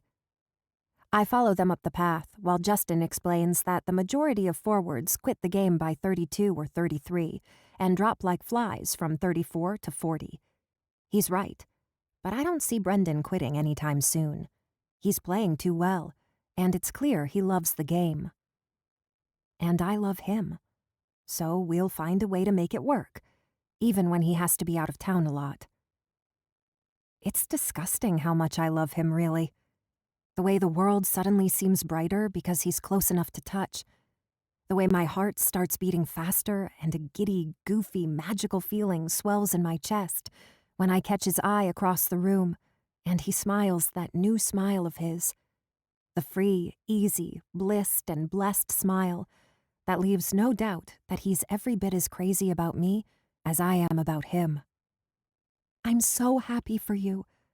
Libby wraps her arm around my waist as we lean against the island in the kitchen, waiting for Justin to put the finishing touches on our glasses of eggnog. He's the sweetest man. He is, I agree, grinning at Brendan, who is looking through Chloe's drawings from the past week while she talks his ear off about how wonderful things are at her new school, which is really her old school. The transition back has gone so well, thank God. And makes a case for having her first ever sleepover. He is incredibly sweet, but he's also sexy as hell. a fact that moves to the forefront of my awareness as I finish my whiskey-laced eggnog. "I'm hungry, Daniels," I say, cornering him as he emerges from the bathroom half an hour later. "Your mom said lunch would be ready in less than an hour, right?" He draws me into his arms, pulling me against him as he slips around the corner into a quieter hallway, farther from the madness ensuing on the other side of the house. "But I'm not hungry for food," I whisper into his ear, before nipping at his earlobe, grinning as his breath rushes out across my neck in response. "Yeah? How bad do you need it, Collins?" He palms my ass and squeezes tight. I moan softly as I rock my hips forward. So bad. So bad. I can't wait until we get home tonight. I'm suffering from extreme deprivation. A concerned sound rumbles from deep in his throat. "Well, we can't have that. I won't let you suffer on my watch.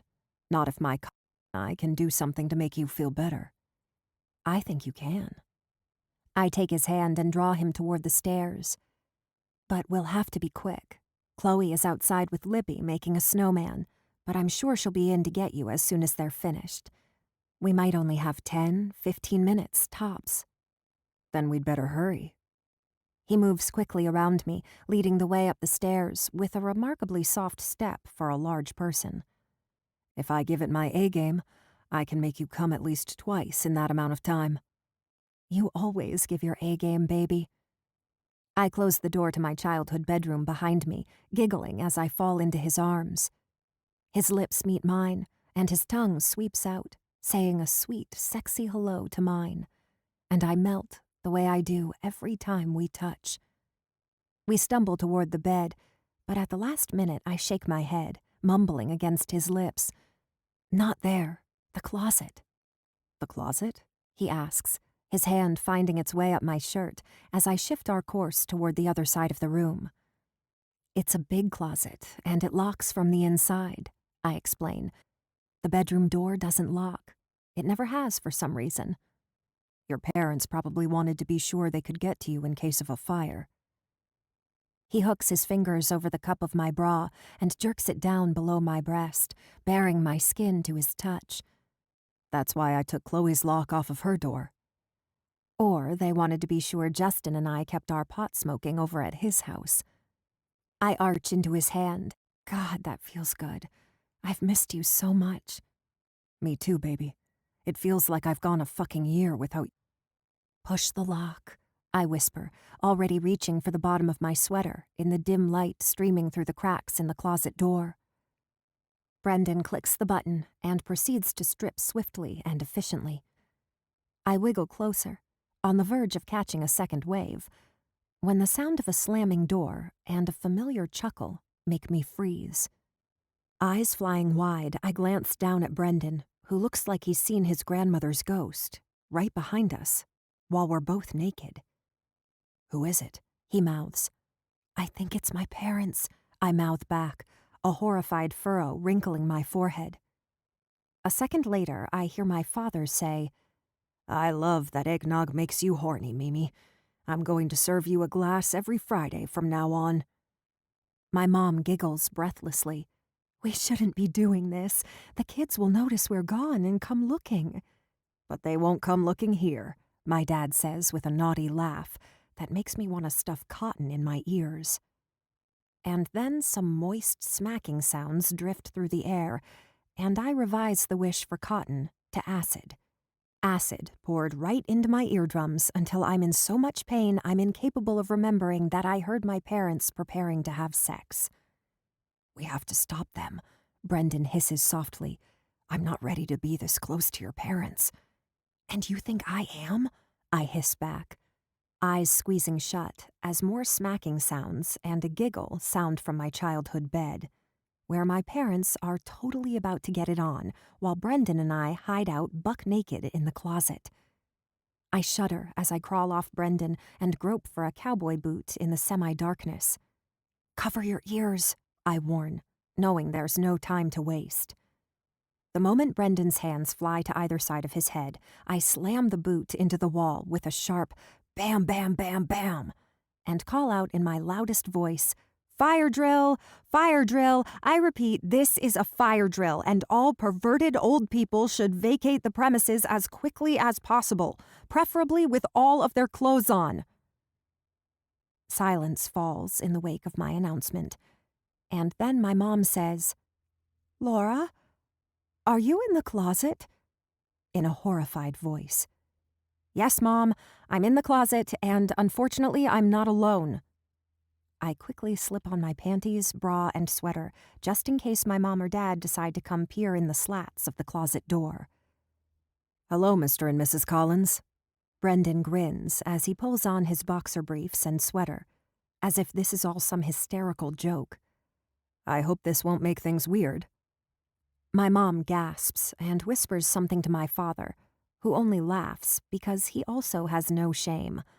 This is the man I caught fondling my mom's ass every morning as a child, when I stumbled down the stairs, grumpy and hungry, and hunting breakfast, only to find the two of them canoodling over their morning coffee. "Not at all, son," my dad says, while my mother makes more distressed hissing sounds.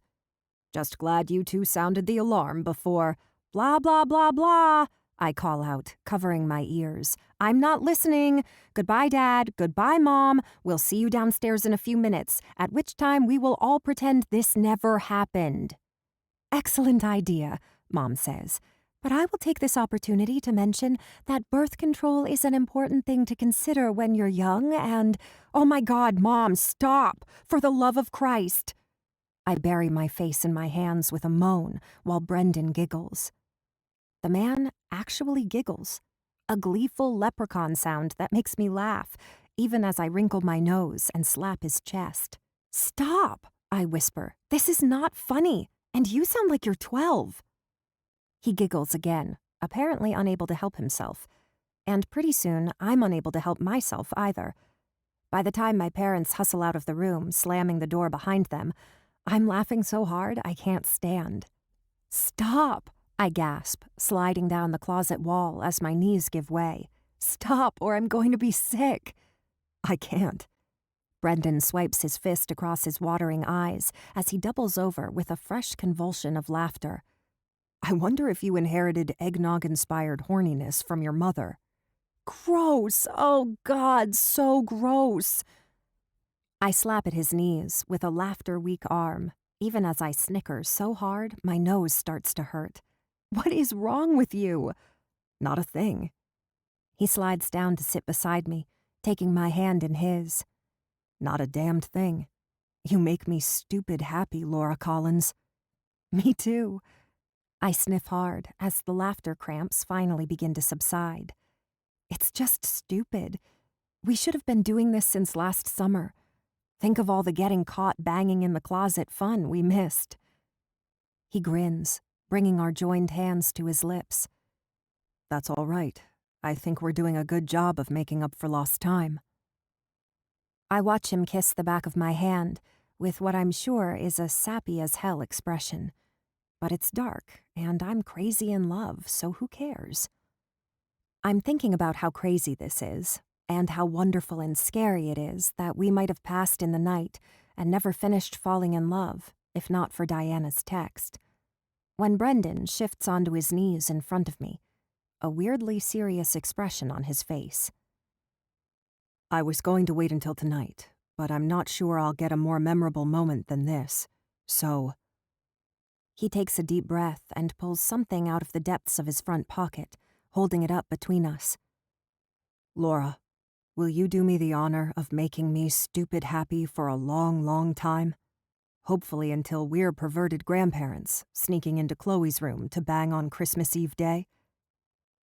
My jaw drops, and my eyes fill, while shock, joy, and terror burst inside me all at the same time, sending a sonic boom of confusion thundering through my ears, leaving a high whine of white noise behind. "I love you," Brendan continues, the look in his eyes assuring me that it's true, and this is really happening in my childhood closet, a mere month after we started dating. "I love you, and I can't imagine anything better to do with my life than spend the rest of it loving you and Chloe, and any other babies we might pick up along the way. Babies. He wants babies. He wants to marry me, make me Chloe's stepmom for real, and eventually get me knocked up so we can have an even bigger family. And on one hand, it's a dream come true, because I love him and I love Chloe. And yes, oh yes, I want babies with his blue eyes, the same obnoxiously red hair I had as a child, and elegant artist's fingers, just like Chloe's. But on the other hand, it's only been 4 weeks, and I spent the past week barely keeping my head above water, and Brendan has no idea how close I came to failing him and Chloe and myself, because maybe I'm not cut out to be a mom. Maybe I don't have what it takes to juggle work, kids, romance, and all the rest of it. And if I don't have the right stuff, then I have no business with this beautiful man or his beautiful little girl, and they should move on, keep looking, keep searching until they find someone better, stronger. Someone more like Marianne, who, according to everything I've heard from Brendan and the Gibbons, never got stressed out or overwhelmed or felt like she was having a panic attack when she got home starved and exhausted from a long day at work, only to find that the fish she'd bought to cook is filled with worms. The soup in the fridge has gone moldy, and Chloe refuses to eat anything from the freezer because it tastes funny, like soap and burning mixed together. Laura? Brendan leans down, bringing his eyes level with my no doubt panicked ones. Are you okay? Yes, I squeak, even as I shake my head quickly back and forth. No, I'm not. I don't know what to say, or to think, and I gulp in a breath, suddenly dizzy, as if all that oxygen Brendan brought home with him has been sucked away again. I stand, hands braced on the closet wall, as my stomach does a woozy backflip. I need to think. I'm sorry. I love you so much. I just need some time to think. Fumbling for the door handle, I flee the closet at a jog. By the time I hit the stairs, I'm flat out running, even though I know it's crazy. And from what I can hear, it doesn't sound like Brendan is following me, let alone chasing me through the house. But it doesn't matter. I don't need anyone flesh and blood chasing me. The doubt demons in my head are doing a perfectly good job all on their own. I streak through the kitchen, ignoring my mother's sharp, "Laura, what's wrong? Laura, are you okay?" and head for the front door, snagging my purse on the way. As I dash across the snow-covered grass toward where my car is parked on the street, I'm dimly aware of Libby and Chloe calling out to me from the other side of the yard, where they're still hard at work on their snowman. But I don't stop. I can't talk to them right now. I can't talk to anyone. I just need to drive and drive until I'm far enough away to figure out what to do next.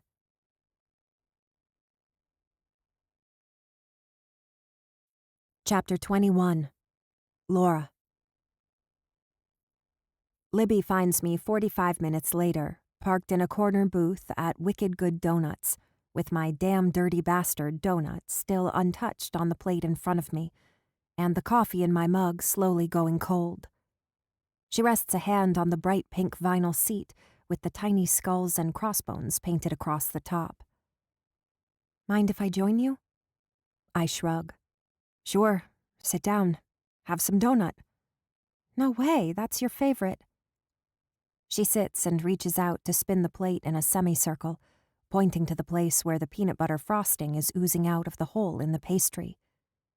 And look how much filling is in there, and double the dark chocolate mini chips on top, too. That's going to be a good one. I press my lips together, wondering if this is the moment that the dam breaks. But my eyes remain dry, and that curiously numb feeling that took hold as I pulled away from my parents' house settles deeper into my chest. I think I'm going into shock. Libby's expression dimples sympathetically. Understandable. Brendan told Justin what happened. You want to talk about it? I shake my head. No, I don't think so. I don't... I still don't know what to think. I had no idea he was even considering. I sniff, pulse picking up as a whisper of fear penetrates the numb fog. And now everything's ruined, isn't it? I've ruined it. No, not at all. Libs reaches out, covering my hand with hers. Brendan was upset, but he was also really sweet to Mom and Dad while he and Chloe were getting ready to go. I think he realizes that he jumped the gun. They left? I squeeze my eyes shut. Right, of course they left. Poor Chloe, she was so excited about Secret Santa. I guess I ruined that too. No, you didn't. They took their presents home, along with a huge plate of cookies, and Justin is going with her next week to pick out a hedgehog at this breeder he found. She's over the moon excited. Libby rolls her eyes, a half smile curving her lips. And apparently we're getting one too, because Justin has decided that bonding with a baby hedgehog is all he needs to make his life complete. Of course, I'm going to be the one taking care of the little guy while Jus is out of town, so hopefully we'll be able to bond too. And I'll be able to keep it safe from Terrible. I'm not sure how the cat will feel about having another four-legged thing around the house. Right. I drop my gaze to the oily surface of my coffee, wishing I'd added more cream, but I'm too rooted in my misery to go fetch any from the bar. That's part of the problem. It wasn't easy last week. There were times when I was so tired and Chloe was still going strong, and I started to wonder. Libby pulls her hand from mine, threading her fingers together on top of the table in a light fist. Okay, well, I wasn't going to say anything, but since you brought it up, I have to confess that I thought that was a bad idea, and not very cool of Brendan. I glance up, frowning. Why? Chloe and I usually get along really well, and I used to watch her all the time, even before we started dating. You watched her for an afternoon, or for a few hours while he did a PR event, not for a week straight. You were thrown into the deep end of the single-parent pool, Laura, without a flotation device. My first instinct is to spring to Brendan's defense, but Libby stops me with a hand held up between us. Brendan's been raising Chloe alone for a long time, she continues, so maybe he didn't think about how hard that would be for you, but I did. I get to send all my 6-year-olds back to their parents at 2 o'clock every day and go home to rest. But there are still some days when I feel like I'm too tired to do anything but nuke leftovers and sit in front of the TV drooling on myself until time for bed. And I have a college degree and years of experience to help me convince my kids to behave. All you had was good intentions. My chest softens, allowing another fear whisper to hiss in and out between my ribs. That's all most parents have, though, right?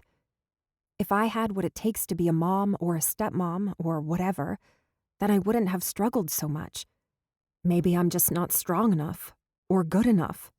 Maybe I'm a selfish jerk who should stay single so I don't fuck up Brendan and Chloe's chance at happiness. Libby's eyes narrow as she flips her long brown hair over her shoulder. Well, if that isn't the stupidest thing I've ever heard, I don't know what is. I thought you were upset because Brendan was a doofus who popped the question way too soon. I mean, a sweet, romantic, clearly wildly in love with you doofus, but still. She shakes her head. But no, you're sitting here being ridiculous. I am not. I pick up my fork, stabbing it into the edge of my donut. I'm trying to be honest with myself. No, you're not. You're making excuses to play it safe, the way you always do. But this time, you're pushing away someone really special. I pop a bite of chocolate and peanut butter flavored sugar sin into my mouth and talk around the explosion of bliss. That's a bunch of horseshit, Libby, and since when did you get so mean? It's not horseshit, and I'm not being mean. I'm being honest. She lifts a hand, uncurling her index finger. You ended it with Theo when he asked you to move to Seattle. I stab my donut again. I didn't want to move to Seattle. My career and my family and my friends are here. Fine, but you didn't even try to make it work long distance or ask him to stay. You just broke it off, even though he was wonderful and sweet, and you guys were clearly good for each other. And then there's Dodie, Benjamin, and Henry, all of whom were crazy about you, and all of whom you dumped within a few weeks of giving them a key to your place, or them giving you a key to theirs. Henry was sneaking around and wearing my underwear without permission, Libby. I point my fork accusingly her way. That was not my fault. She sighs. Fine, take Henry off the list. But you see the pattern here, right? The pattern of bailing when things are entering a new stage of commitment? Because maybe you're a little bit scared of commitment? I gather icing onto the tip of my fork tines with tiny swipes before dipping the frosting in the mini chocolate chips, and consider Libby's theory. Finally, I offer a soft, but Brendan's different. I really love him. I love him so much it would kill me to let him down, especially when it comes to Chloe. She's his whole world, and maybe she has been, Libby cuts in. But that's not true anymore. You should have seen his face when he gave me the note he wrote for you. You're already a big part of his world, Law. Note? I set my fork back on my napkin, hunger vanishing again at the thought of a message from Brendan. Libby slips an envelope from her purse, but doesn't hand it over. I want to say one more thing, and then I'll leave you to read this privately and come back home whenever you're ready. Justin took my car to drive Brendan and Chloe back to the city. He's going to hang out with them for a while and then sleep at his place. I told Mom and Dad we'd both be spending the night here, so we can talk later if you want. Or we can watch Love Actually and eat popcorn and not talk at all. Whichever you think will make you feel better. How about Christmas vacation instead? Right, Libby says, nose wrinkling. Sometimes dumb comedy is the best cure for what ails. I agree. So, what's the one thing you wanted to say? I ask, fingers itching to snatch the letter from Libby's hand. Remember when we were little and I was still stuttering a lot? And how protective you were anytime anyone made fun of me? I nod, wishing I'd popped a few of those brats in the mouth instead of giving them a verbal lashing. I'm sure none of the jerks who used to torment Libs grew up to be decent human beings. What kind of person, even a kid-type person whose brain isn't fully formed yet, makes fun of a sweet little girl with a stutter and a lisp who just wants to play with everyone else? I remember one time you yelled at Bart Wiseman until he cried, and then you took me home and played Jewelry Store with me all afternoon, even though you hated that game. It was a stupid game, I say, but you were sad, so... Libby smiles. And you promised me on the way home that you would always keep me safe, no matter what, even though you were only 9 years old. Even back then, you tried so hard to make the world a better, fairer place. I shrug, uncomfortable with the compliments, especially now, when I've ruined a family celebration and hurt a person I love. And while that's very noble and sweet, it's also impossible, Libby continues. The world is never going to be fair, and you can't keep anyone safe. Not me, or Justin, or Brendan, or Chloe, or anyone else. Life is messy and dangerous, and so is love. She pauses, holding my gaze with an intensity that is very un-Libby-like. But it's worth the risk. Because if you don't go out on that limb or wade into that deep water and take a chance, you end up becoming one of the numb people. And sure, you won't get messy with the ugly stuff. You won't let anyone down or break anyone's heart or have yours broken instead. But you won't get messy with the good stuff either. You know? Does that make sense? I study Libby for a long moment before I nod, wondering when my little sister got so clever and brave. But that doesn't mean you have to rush into anything you're not ready for, she adds with a smile as she hands over Brendan's letter. I have a feeling this man will wait as long as you need him to wait, as long as you give him some hope to hang his hat on. I take the envelope and stand, pulling her into a hug as she slides out of the booth. "Thanks, Libby," I murmur to the top of her head. "My pleasure." She pulls away, with a sparkle in her eyes. It's nice to be the sister who gives the advice for a change. I could get used to being the not angsty or confused one. I roll my eyes. No way. I enjoy my role as the know-it-all big sister. I'm getting back to it as soon as possible. Libby waves as she backs toward the door, wishing me good luck. I reclaim my seat, pulse thready with nerves as I open the letter and smooth the page of notebook paper flat on the table in front of me, hoping Brendan doesn't hate me for running away. Dear Laura, I'm sorry. I fucked up. It was way too soon to spring something like that on you. I get that now, and I hope you'll forgive me for putting a damper on the Christmas party fun. In my defense, I think I've been too happy to think straight. After so many years of going through the motions, feeling half alive and scared and clenched up tight, waiting for something else to go wrong, I'm finally awake again. Loving you feels so right, Freckles, and beautiful. Even more beautiful than it was with Marianne, in some ways. Because now I know how precious this is, and how easily it can all be taken away. That's the reason I bought that ring. I don't want to waste a second with you. I want to squeeze in all the love and laughs and coming and happiness I can get, because I know how fast the good times fly by. But I should have realized that you're in a different place, and that loving me is more complicated than vice versa. Chloe adds another dimension to this thing between us. You wouldn't just be signing on to deal with my cranky ass, but her occasionally cranky, hard-to-handle ass, too. And I know you love her, and I personally believe you'll be a phenomenal parent. But becoming a stepmom is a big step. I should have thought about that, too.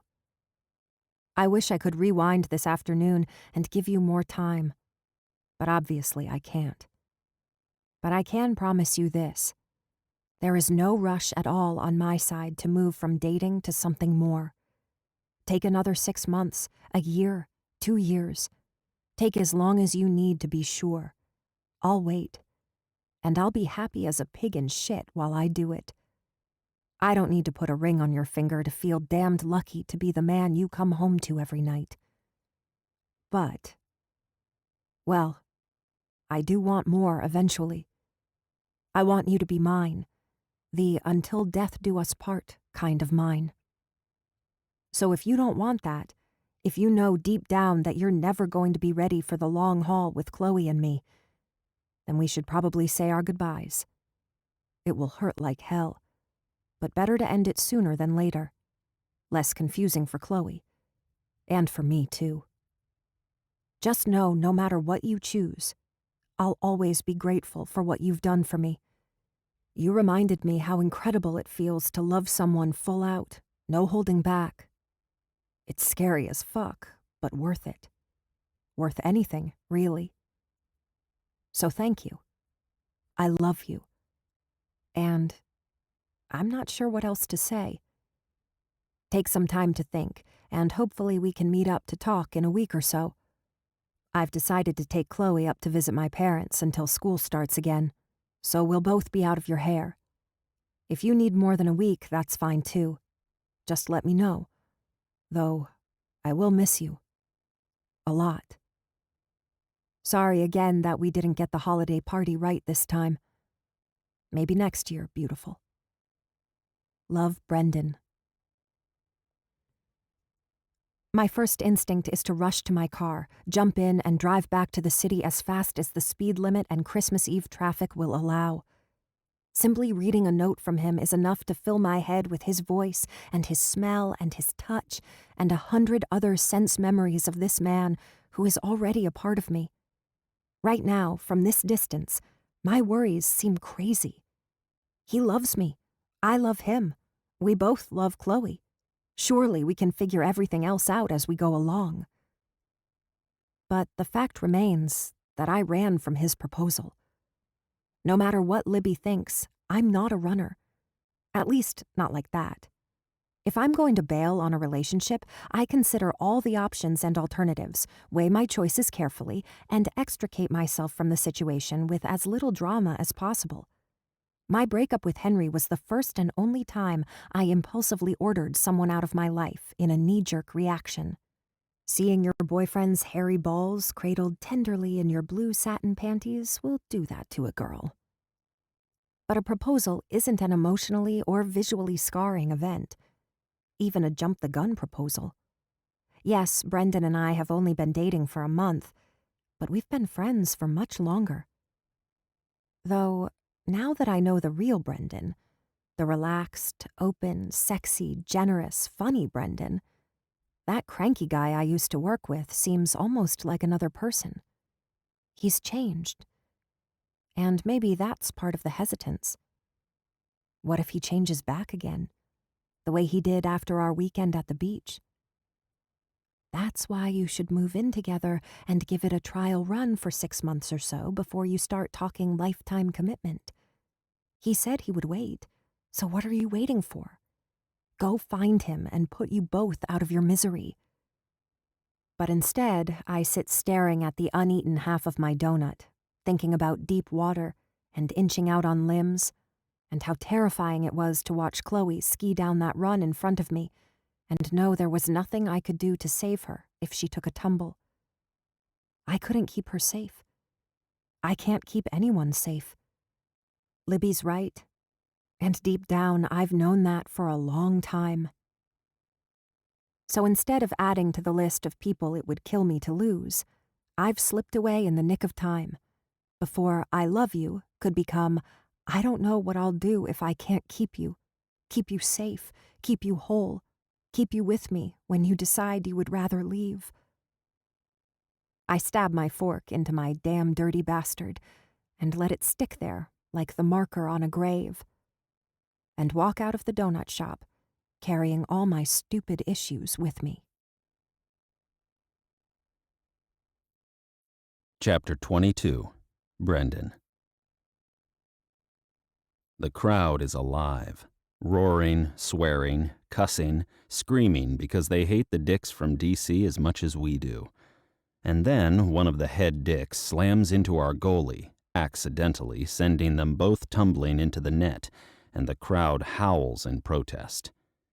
Immediately, Petrov rushes the goal crease, hauling head dick off our man, giving him a face wash, an earful, and a few well-deserved jabs to the ribs, while head dick shouts abuse into Petrov's red face, something highly original about Petrov being a whiny pussy. The rest of us surge toward the scrum, which shows signs of getting uglier before it gets better, while the refs wail on their whistles and the skinny one gets a handful of Petrov's jersey, tugging him backward, doing his best to maintain control on the ice. I'm circling the situation, wanting to make sure Petrov doesn't escalate things by shoving a ref or refusing to let go of head dick before he gets another jab in, when there's a flash of red in my peripheral vision. A second later, the butt end of a stick slams into my stomach, knocking the wind out of me. My muscles contract, and my mouth fills with a sour, foul taste as I spin to see dirty, rotten DC Dick, an asswipe I've hated since we briefly played on the same minor league team years ago, grinning like the dog who barfed in your shoe. I spit on the ice, fighting the urge to chase after him and show him that I'm not nearly as level-headed as he's assuming I am. I'm clenching my stick tight, seriously considering answering goonery with goonery, when the refs send Petrov to the penalty box, letting head dick off scot-free, and my line heads back over the boards so the penalty-killing unit can work their magic. I collapse onto the bench, hot, sweaty, and pissed as hell, and reach for my water bottle, tipping it up fast. But instead of a stream of water into my mouth, the top of the bottle hits my face. The flood hits a second later, dumping half a liter of ice water down the neck of my jersey, over the front of my uniform, to pool between my fucking legs. Laughter erupts from farther down the bench.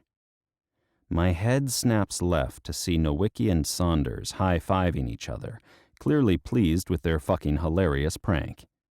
On their captain, in the middle of a close-as-fuck game, at the end of a hard-as-fuck week during which I've barely resisted, no fewer than 3 times, the urge to swing by Laura's place and beg her to let me in.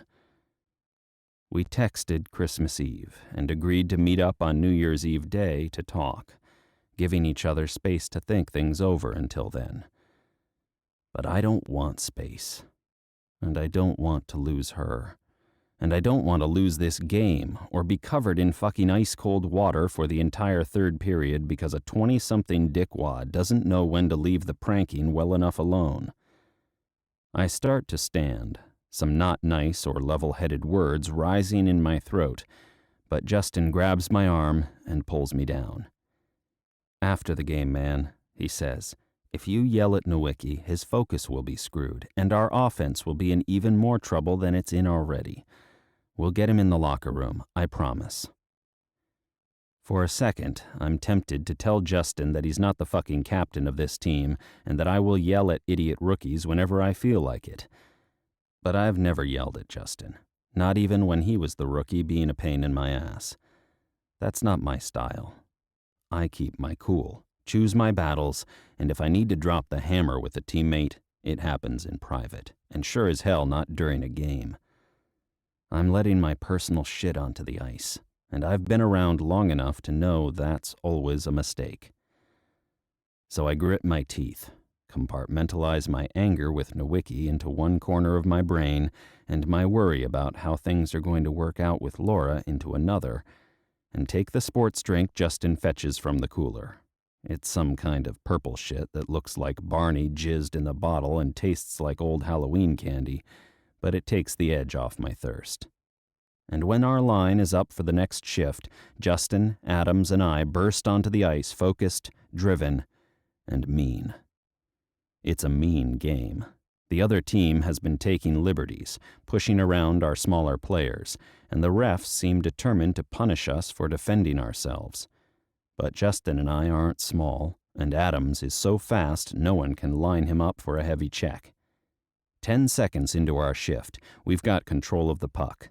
Justin completes a sweet pass as I'm headed full speed through center ice, and I carry it across the line, cutting hard to my right as Adams swoops to the left, gliding into position in front of the net just as I'm clear to knock the puck his way.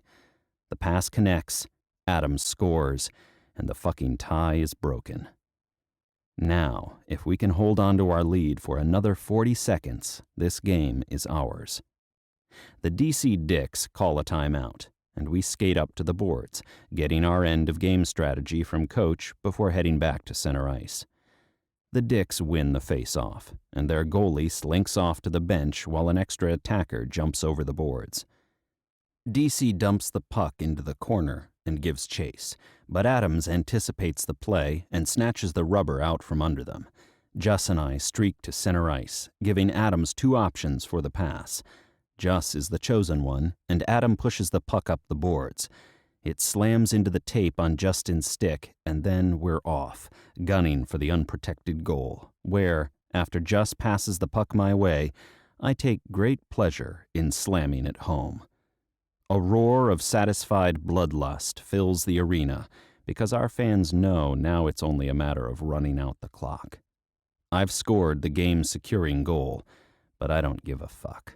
I am still a cranky bastard who wants nothing more than to smear spitty, sweaty ice into Nowicki's smug face. But I force myself to wait until the post-game chaos and showers are complete, and Nowicki is headed for the exit before I call his name. "Tanner, come see me for a second."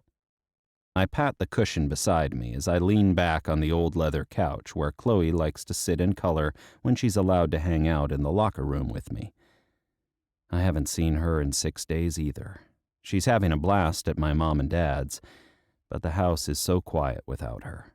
Quiet and empty, making me long for the chaos of 6 a.m. wake-up calls and the hustle of getting lunches made and both of us out the door to get her to school on time. Loneliness is contributing to my foul mood, but that doesn't mean I'm going to take it easy on Nowicki. He needs to get a clue about when it's okay to fuck with someone and when it's not. Hey, what's up? Nowicki sags onto the couch beside me, running a hand over his shower-damp hair. Don't pull shit like that with me again, I say calmly, especially not during a game. I don't have the time or patience for games aside from the one I'm getting paid to play out there on the ice. Nowicki frowns as his head bobs up and down. Okay, so I'm supposed to take it, but I can't dish it out? Is that what you're saying?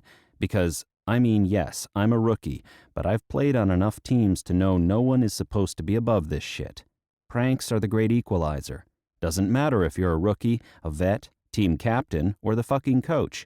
You still pull your feet out from under the table for shoe check, right? I've been a badger for nearly a decade, I say, fighting not to lose my temper. I've paid my dues.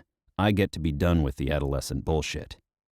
But you gave Justin the mannequin idea. I know you did. I haven't told anyone but you that I have a phobia about those fucking things. I nod. Yeah, I did. It's tradition to do something epic for the rookies, once it becomes clear that they've got what it takes to stick around. It's a rite of passage, not an act of war or anything personal. Yeah, well, it felt personal, he mumbles, jaw working as his gaze falls to the floor. But at least someone thinks I've got what it takes to stick around. I'm not sure Coach is on board, but... Fighting back a sigh, why do attitude adjustments always become counseling sessions with this kid? I clap him on the shoulder. That's the way Swindle does business. Believe me, if he wasn't happy with your performance, you wouldn't be seeing the ice time you're seeing. Everything's fine. Just keep your head down, skate hard, and keep your hands off my water bottle, and you're going to be fine. He grunts, his lips quirking as he glances my way. Thanks. And sorry about the soaking. It won't happen again, at least not because of me. Good. I start to stand, but before I can make my escape, Tanner decides to take male bonding time to the next level. And so you know, I think you and Laura can make it work. I scowl, mood souring again as I bark. Did Justin say something to you? What did he fucking say? Nowicki lifts his hands in surrender. Nothing. He didn't say anything. I know you and Laura have been dating, and then the past few practices you've been acting like a cactus crawled up your ass. I put two and two together, that's all. And seriously, I'm not trying to be an asshole. I just thought you could use some encouragement. Thanks, but I don't want to talk about it. My mom was a single parent, he says, clearly determined to get on my bad side and stay there. She dated a lot of assholes before she met my stepdad. The assholes didn't care about taking things slow because they didn't care about her kids getting their feelings hurt when they decided to bail. But she and Mark dated for almost 2 years before he popped the question. He knew he wasn't just marrying Mom, he was joining a family already in progress, and he wanted to be sure he wasn't going to fuck it up. I stretch my head to one side, but the knot in my neck remains. I thought about that. Thought about it a little too late, but it's not too late. He claps me on the back in such an obvious imitation of my own bro-comforting style, I can't help but feel flattered. She's seriously into you, and you're seriously into her. You'll work it out. Trust me. I have a good track record for this kind of thing. My gut never lies. Some of the tension seeps from my muscles as a plan begins to take shape. I appreciate the vote of confidence. And you've given me an idea, actually, a way I might be able to put her mind at ease about the step-parent stuff.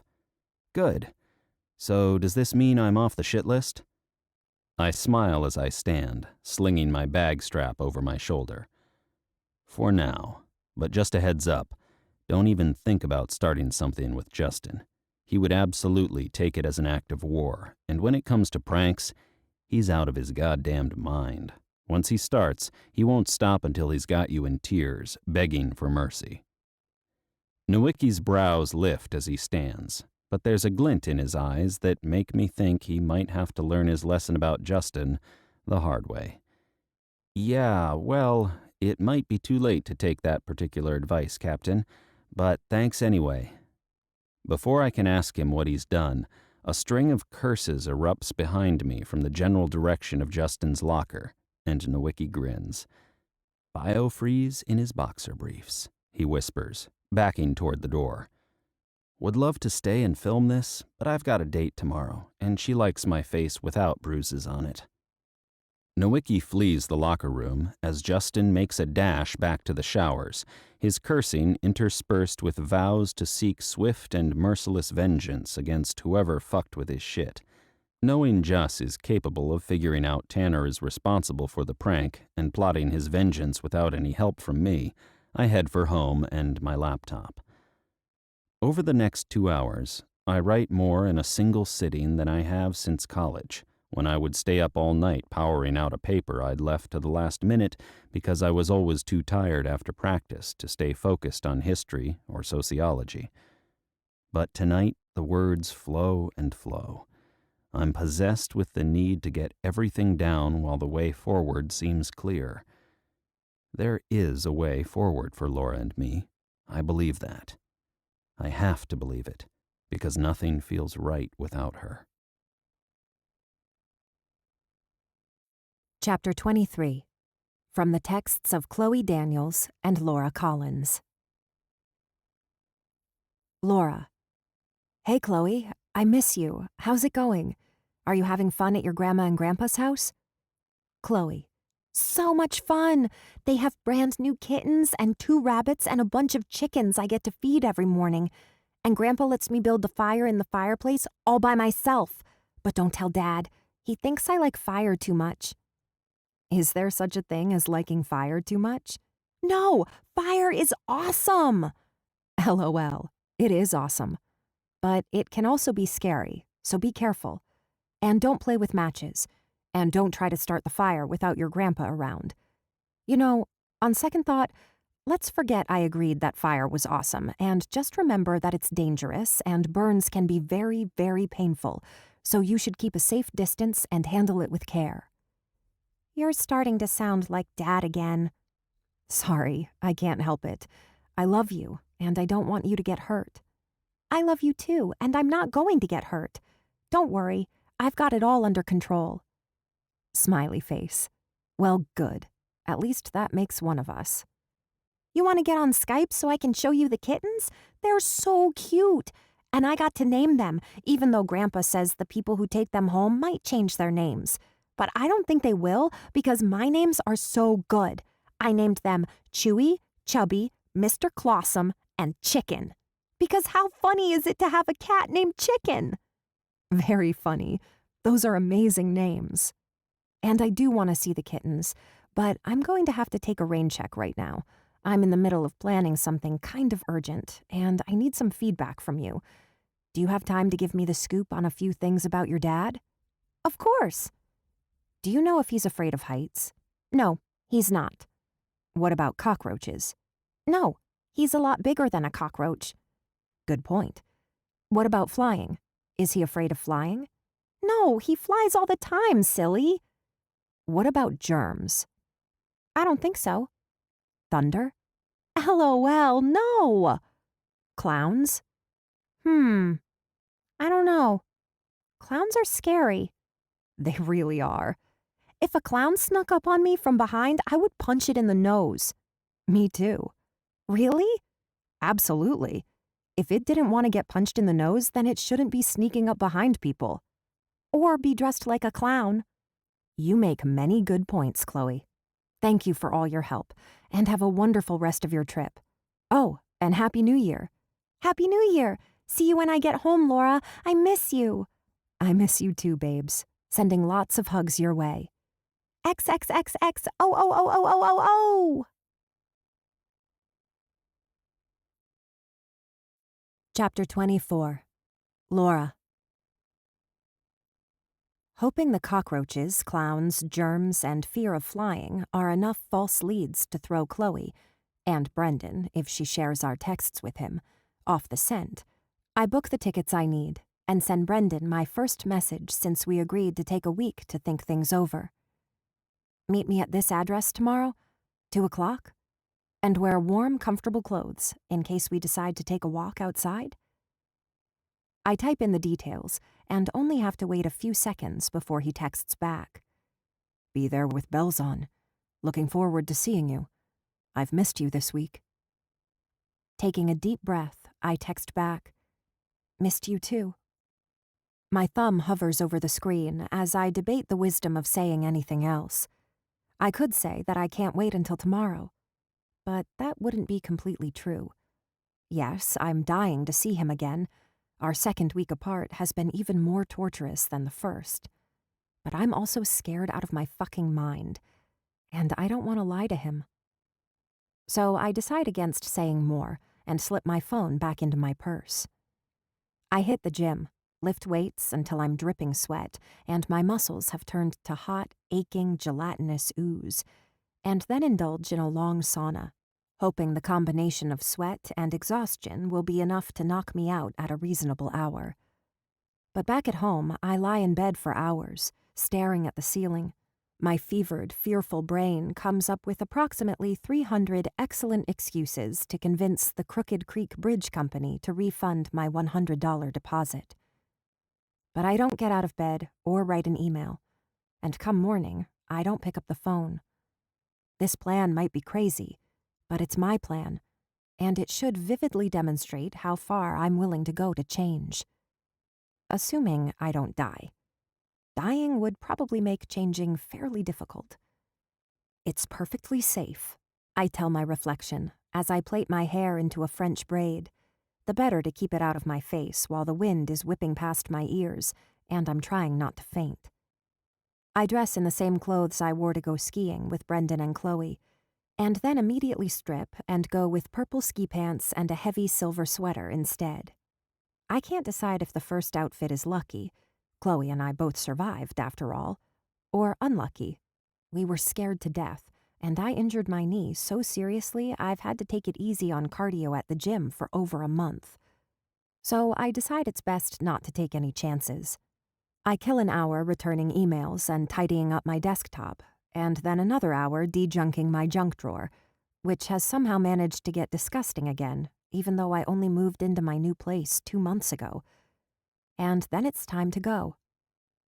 The drive to our rendezvous point, a sports bar on the other side of the highway from the Crooked Creek Bridge Company, seems to take an eternity, and yet no time at all. Every second that passes is another second that I'm still alive, but it's also a second closer to the moment when I will step to the edge of insanity and take the plunge. By the time I reach my turnoff, I'm sweating. My throat is so tight it feels like I've swallowed a dinosaur egg, and I can safely say I've never been so terrified in my entire life. But I'm excited too, because I'm about to see Brendan again. God, I've missed him. So insanely much. It's like the week I tried to give up caffeine, times 100, and combined with a nasty case of sugar and orgasm deprivation.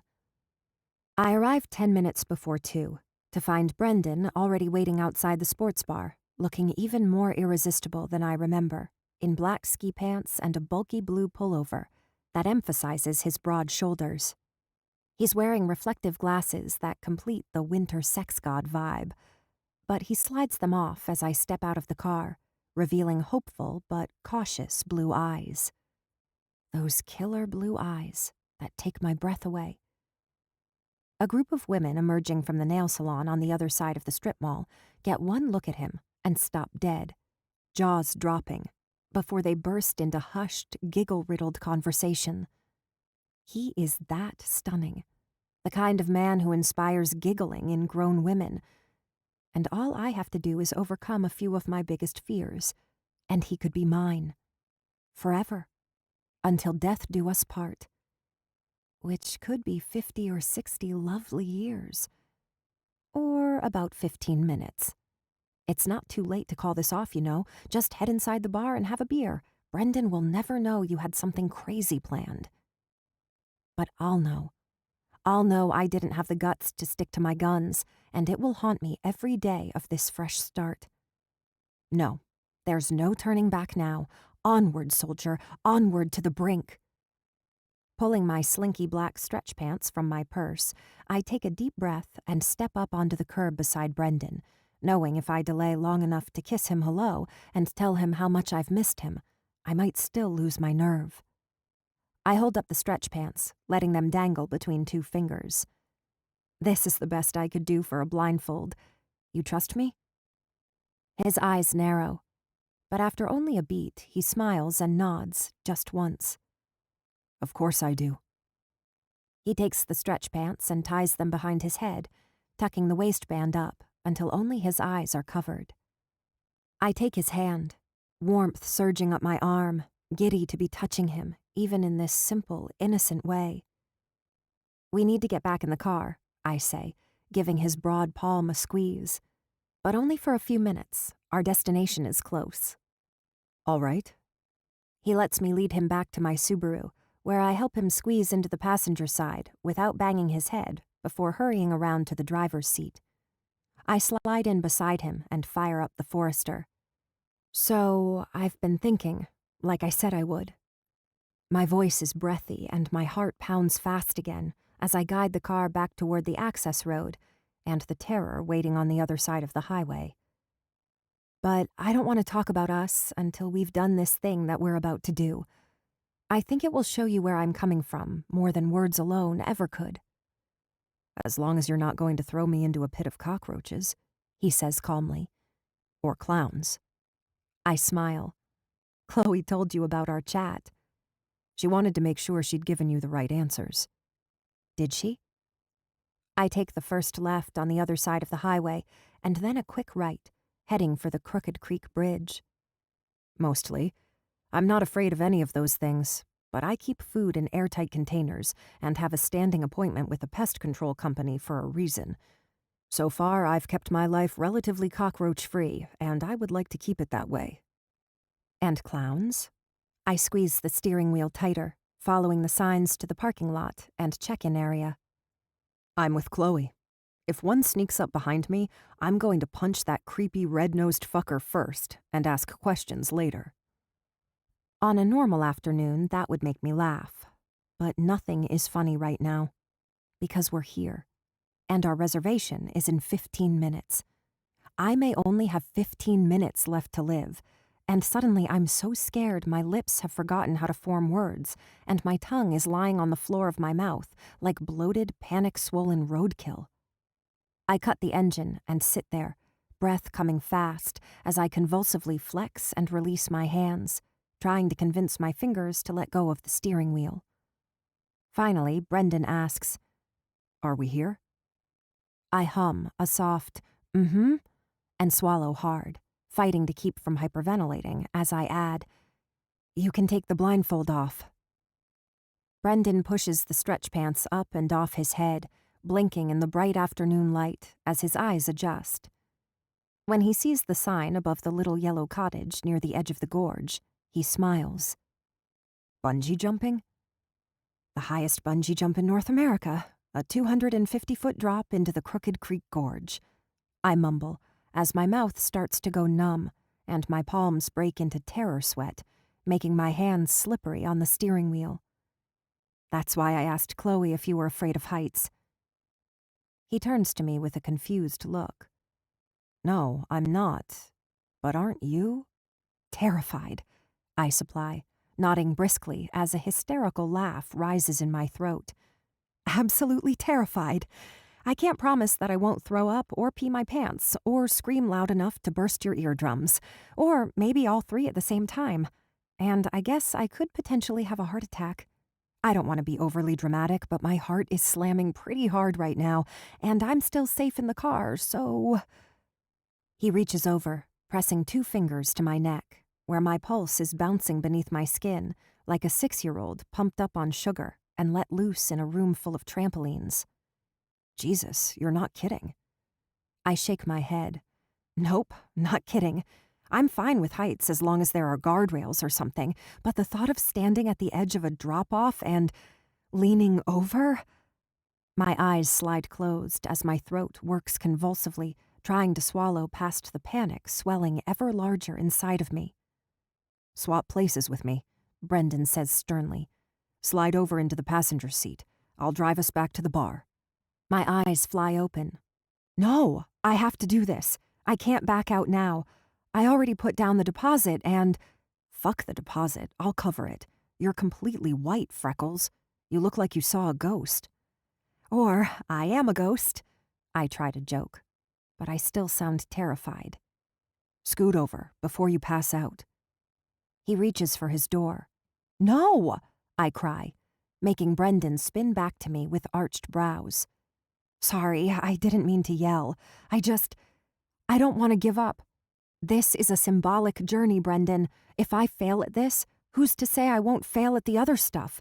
The stuff that actually matters. Laura, that's silly. You don't... It's a symbolic journey, I repeat. A vision quest, and if I don't go through with it, I won't get my vision quest name, and you won't get yours either. I trap my top lip with my bottom teeth and beg him with stress-tightened eyes to help me do this. To help us do this. His breath rushes out as he shakes his head. I'm not sure I understand, but if it's that important to you... It is, I say, willing my pulse to slow a few beats per second.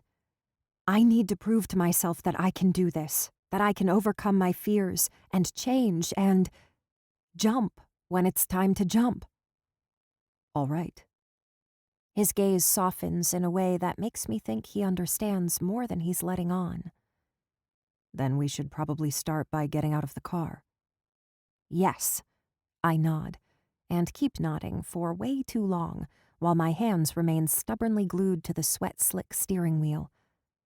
But you're going to have to help me, if you don't mind. Not at all. That's what I'm here for. He reaches over, resting his hand on top of my white-knuckled one. That's one of the good parts of being a couple, you know? You don't have to do all the scary stuff on your own. I nod again, but I don't speak. My lips are pressed into a thin line, and I'm pretty sure if I set them free, they'll do something stupid, like beg Brendan to get us out of here as fast as my Forester's winter tires will carry us. With a final hand squeeze, he reaches for the door, and I brace myself for change. Big, hairy, scary change. Chapter 25. Laura. What seems like mere nanoseconds later, Brendan is opening my door and reaching inside to peel my fingers slowly off the wheel, one by one. When he's finished, I thread my hands into a single fist that I press to my chest, the better to keep my heart from punching a hole through my ribs. We stand on 3.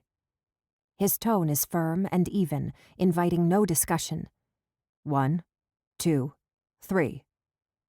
With his arm around my shoulders, I stagger out of the car, gulping large mouthfuls of cold winter air.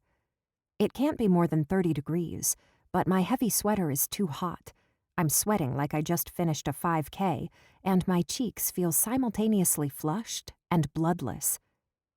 I find my feet and steady myself, but the world is moving a lot more than it usually does, the horizon line swooping up and down in my peripheral vision as Brendan tucks me firmly under his arm.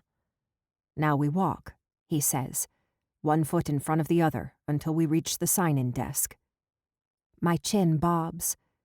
Okay. But it's not okay, and after only a few steps, I can't feel my feet. It's like frostbite, but from the inside, as my bone marrow crystallizes and my muscles atrophy with fear.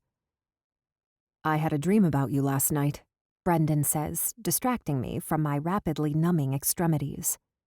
You were wearing a white dress and floating in this dark green lagoon, your hair waving in the water around you like seaweed. And you were so beautiful, like one of the paintings Chloe loves. But your eyes were closed and, well, I knew you weren't just sleeping. I glance up at him, frowning hard. That's a sad dream. He nods. I've been having a lot of dreams like that lately.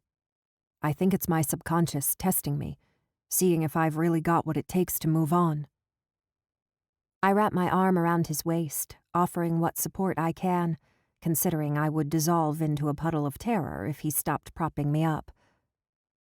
I'm sorry. Don't be. It's good. He shrugs. I mean, it's not good, but it's part of it. Part of what? I ask, ignoring the voice in my head screaming that we're getting way too close to that little yellow cottage. Of getting better. Of growing instead of being stuck. I was stuck long enough. He holds my gaze with an intensity that banishes everything but him. I don't want to be that person anymore. I'm sick of being so afraid of losing the people I love that I can't love them the way they deserve to be loved in the first place. My eyes sting, and the bridge of my nose grows suspiciously achy. This might sound silly, but I'm proud of you. And I'm proud of you. He hugs me closer. But you know you don't have to jump off of a bridge to prove anything to me, right? It's an illogical fear. I stand up straighter, forcing my legs to support more of my own weight. There's only a 1 in 500,000 chance of dying in a bungee jumping accident. It's 1 in 600 every time you get into a car, and I still drive every day. It's ridiculous to be melting down like this. I need to stop being afraid of things I have no reason to be afraid of. His gaze shifts to the gravel in front of us, making his expression hard to read. I agree, but there's a difference between irrational fears and rational concerns. Well, yes, but I messed up. He cuts in, stopping several feet away from the line of people waiting to check in for the New Year's group jump. I shouldn't have left you and Chloe alone like that. It was a mistake, one I'm not planning to repeat. I even drew up something we can sign if you want. A contract, sort of. He reaches into his back pocket, tugging out his wallet and slipping free a folded piece of paper that he holds out toward me. It's only 2 pages, but it took me a few hours to get it right. I wanted to be sure everything was covered. I take the paper and unfold it, smiling as I read the heading at the top of the document. I'll be the bad guy. All the ways I promise not to suck ass as your single-parent boyfriend. I skim the bullet points, which cover everything from disciplining Chloe, to helping with homework, to folding small-person laundry and putting away toys. Oh, I don't mind folding laundry, I say, eyes mistier than they were a moment ago. I actually kind of like it. Her clothes are so tiny and cute, and she has the coolest socks. It makes it kind of fun to match them up, you know? I just want you to know I'm not looking for a housekeeper, he says, tipping his head closer to mine. Or a babysitter. Or someone to help discipline or entertain my kid. That's not why I asked you what I asked you on Christmas Eve. I know that. I refold the letter, hands trembling. And Chloe isn't why I ran away. He shakes his head, but I don't give him a chance to speak. I ran because I already love you so much, I say, swallowing hard. Both of you. And in the past, the thought of just one person who was that important to me was enough to give me a bad case of commitment phobia. But now there are 2 of you. 2 people who are capable of ripping my heart out if they get tired of me, or change their mind about being a family, or get hurt, or killed, or sick, or just deeply unhappy in a way I can't make better. He cups my face in his hands. I'm never going to get tired of you, Freckles. That's not the way my heart works. Tears fill my eyes. You can't promise that. I could become a serial killer, or a kitten strangler, or a vegetarian. He smiles. My uncle is a vegetarian, and I've managed to love him deeply my entire life. The kitten strangling could be a deal breaker, but if you're one of those serial killers who only goes after the bad guys, we could make it work. My breath huffs out. I would laugh if I wasn't so scared. Scared of the bungee jumping, or... I loop my arms around his neck, moving in until my body presses against his, and that sexy, sizzling, warm, familiar home feeling rushes through me, the way it does every time I'm close to this man. Both. I'm scared shitless of both, Brendan. But assuming the fetal position and hoping change goes away isn't a tenable life plan, and it's no way to act when you love someone. I take a deep breath. And, like you said, I don't want to be stuck anymore. I want to grow and get better, and I want to do it with you and Chloe. I think we should move in together and love each other and see if we can make this work. The tension melts from his shoulders as he pulls me close and hugs me tight, tucking his face into the curve of my neck as he whispers, "We can make it work, baby. I know we can." I cling to him, tears slipping down my cheeks as my eyes squeeze shut. I love you so much. I love you too. His hands smooth down to my hips, squeezing me through my thick pants. Now let's get out of here. I need to take you home and get you naked. I've missed your body so fucking much. Yes, I say, blood pumping faster. But first, we jump. He pulls back, gazing down at me like he's pretty sure I'm crazy. And I probably am. But luckily, he seems to love me anyway. All right, he says, shaking his head. But if you pass out between here and the sign-in desk, there's no way they're going to let you up on the bridge. You faint, and it's over. I'm carrying you back to the car, and we're going home. I nod. But I'm not going to faint. I'm feeling brave all of a sudden. Let's go earn our Vision Quest names before I lose my nerve. Brendan smiles as he tucks me under his arm again. What's your name going to be? Peas when she screams? If you're lucky, it might be Pukes while she screams. Considering you're going to be jumping right next to me, Daniels, that could get really gross for you really fast. He shudders and hugs me closer. I must really love you. I lean my head on his shoulder. You really must, because I'm not kidding. This could get messy. I know, he says softly. But I'm not afraid of making messes, or helping to clean them up, as long as you're there with me. It's such a romantic, wonderful thing to say. I can't resist the urge to turn to him, stealing a kiss that becomes 2 kisses, and then 3. Because once we start, neither of us wants to stop. We make out covertly, short, sweet kisses, and longer, deeper ones that probably qualify as PDA violations, as we shuffle from the back of the line to the front. At the counter, I manage to give my name and confirmation info to the bright-eyed, man-bunned dude in an only slightly breathy voice. 15 minutes later, we're strapped into thick harnesses that seem to be taking safety seriously, and climbing onto the backs of 2 heavily modified pickup trucks with matching platforms that extend over the edge of the bridge. There are 12 jumpers total, and we'll be flying over the edge in groups of 2. But thanks to the 20 Brendan slipped our jump operators on the way across the bridge, having correctly deduced that the chances of me passing out would increase with every couple we had to watch plummet before it was our turn, we're going first. Keep your eyes on me until the last second, Brendan says, voice raised to be heard over the wind whipping through the gorge. My head bobs up and down as I inch toward the edge, knees slightly bent and arms held out to my sides, like I'm balancing on a wire instead of plodding slowly down a platform at least 7 feet across. My handler chuckles beside me and says in a friendly baritone, "You're going to be fine. It's wicked fun. You'll be back here next weekend, begging to go again." I hum doubtfully, but can't speak. My throat is too tight, and my ribs have decided not to expand for more than a shallow wheeze. My heart is slam dancing in my chest, and the squeaky fear voice in my brain is screeching, "Run away! Run away!" The only thing keeping me from dropping to my knees and begging someone to help me back to the car is Brendan's steady blue gaze. He doesn't say another word, but in his eyes I see everything I need. His eyes say, "You can do this.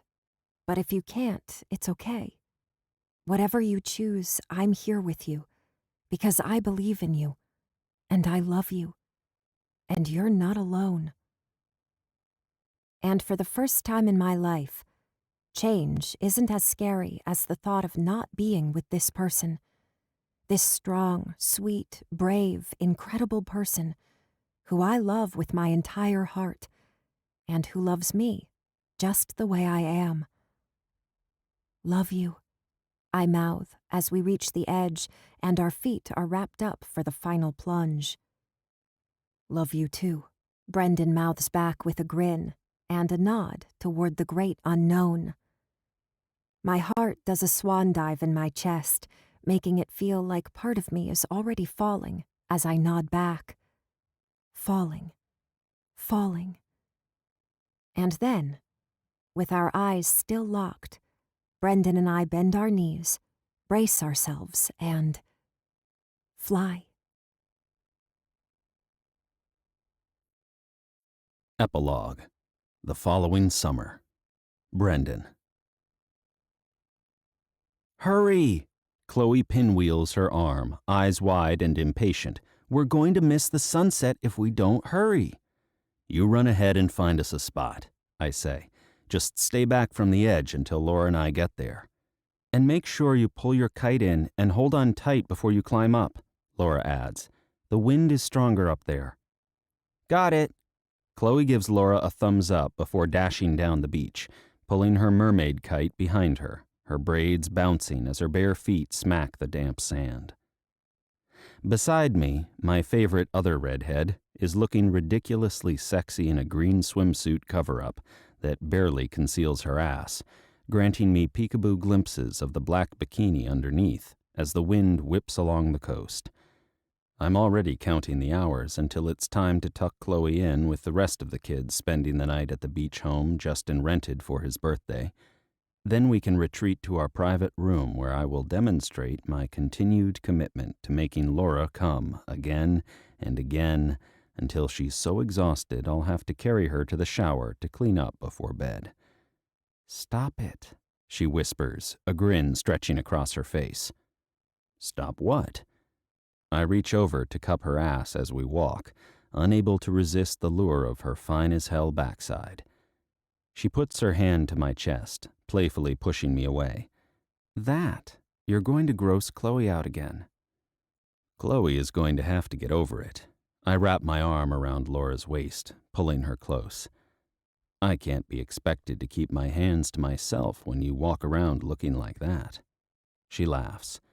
So it's my fault that you have zero self-control? Completely your fault. I pat her ass affectionately, pleased when she doesn't pull away. But I do have some self-control. I'm not dragging you into that cave over there and having my way with you, for example. Well, that's good. She leans into me. Then we would miss the sunset for sure, and Chloe would be really mad. What would we do without her to keep us in line? I smile as Chloe turns, as if on cue, and pinwheels her arm again, clearly displeased with the speed of our progress down the beach. Fall to ruin, Laura says seriously. Fall to ruin and miss sunsets and not be the first people in line for brunch at the farm on Sundays. I grunt softly. Remind me to set her clock back an hour after she's asleep next Saturday. I would really like to sleep in once or twice before practice starts up again. Next Saturday, she'll be at Steve and Angie's for her summer visit, Laura says, a sly note in her voice. And I was thinking maybe we could slip away for a trip too. Sounds good. A trip where? You'll see, she says mysteriously as she sets off at a trot after Chloe. Come on, the view's supposed to be gorgeous from the lookout point. I hesitate a moment, watching the two people I love most running away down the sand, their red hair lit up with gold in the fading light, my heart twisting in my chest. Even now, 6 months into living and loving together full time, there are still moments when this kind of happiness is a shock to my system, when I can't believe that both of those beautiful girls are mine.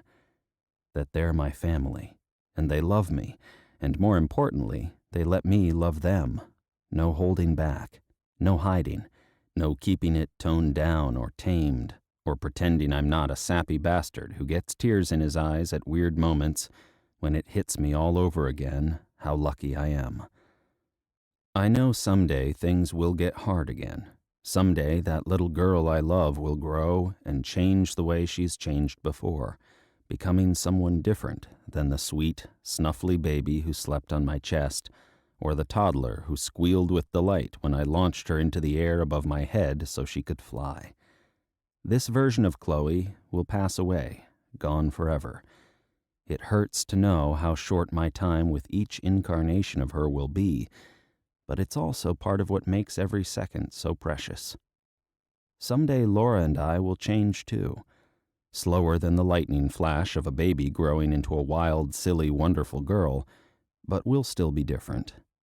But we'll be different together, our relationship growing deeper, closer, finer with time. I know this the way I know the sea is salty and the sun will slip below the horizon when the day is through. It's a truth settled deep in my bones, easing the need to hurry to the next step. We'll get there. There's no need to rush. No need at all. The thought is fresh in my mind as I jog up the rocky trail to the cliff, reaching the top as the sun is kissing the waves but finding the lookout area oddly deserted. There's no one here, in fact, except Chloe, Laura, and a table set for 3. A white tablecloth secured to its legs with brown twine, plates covered with silver domes, and a vase of flowers fluttering in the breeze. "Surprise!" Chloe shouts, jumping up and down, waving her kite overhead. "We tricked you." "We didn't trick him," Laura says, laughing as she tugs Chloe's braid. "It's only a trick if there's something bad at the end of the surprise." Chloe grins. "But it's still fun. You should see your face, Dad. You're totally surprised. You had no idea we had a secret." "I didn't," I confess, moving to help Laura secure Chloe's kite beneath the legs of one of the chairs. "So, what's the celebration for, ladies?" "Just for fun," Chloe says, patting my arm. "Because we like you." My heart twists again. Well, thank you. I like you an awful lot, too. Actually, that's not completely true. Laura moves to stand on the opposite side of the table, resting her hands on the back of one of the chairs. "I have a confession to make, Chloe. Part of this surprise is for you." "You double-crossed me?" Chloe climbs into the chair beside me, sitting on her knees, clearly excited. "Sorry, but it's for a good reason." Laura smiles as her fingers play nervously back and forth across the wood. "I have an important question I need to ask you and your dad, and I wanted it to be something special, so we would always remember." This time, my heart doesn't twist. It leaps and dives, then stops for a long, breathless beat, making time slow to a crawl as Laura plucks a slim white jewelry box that I didn't notice before from the table. A voice in my head warns that this might not be what I think it is, but I ignore it. That voice is the old voice, the fearful voice, the one that's too clenched and cautious to realize this is the real thing, the kind of love that comes around once in a lifetime, maybe twice if you're very brave and very lucky, and meet someone as wonderful as the woman standing in front of me holding a ring in one hand and a delicate silver necklace in the other. Laura looks up, our eyes meet over the table, and we smile. And it's suddenly all I can do not to swoop her up in my arms and kiss her until there's no doubt about my answer. But instead, I force myself to wait for the question, the one I can't wait to hear. Laura. His smile. His ridiculously beautiful smile. It tells me everything I need to know. But there's still so much to say, so many things I want these 2 people who have become my world to know.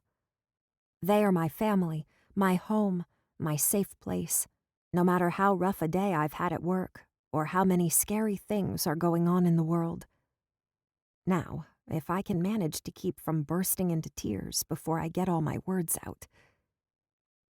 Brendan and Chloe, I begin, willing my throat to relax. I love you both so much. Sometimes I still can't believe that I get to live with two such kind, silly, wonderfully weird people who make me laugh and think and are always there when I need a hug. Or a kiss. Chloe nudges Brendan with an elbow, but her dancing eyes stay trained on me, clearly intrigued by my double cross and what my speech might be leading up to. I nod. Yes, or a kiss. What I'm trying to say is that I feel lucky, so very lucky, and that I'm hoping we can make this official. I shift from one foot to the other, nervous, though I'm sure at least one of the people I love is going to say yes. With a deep breath, I hold up the simple platinum ring I bought last month and have been saving for the right moment.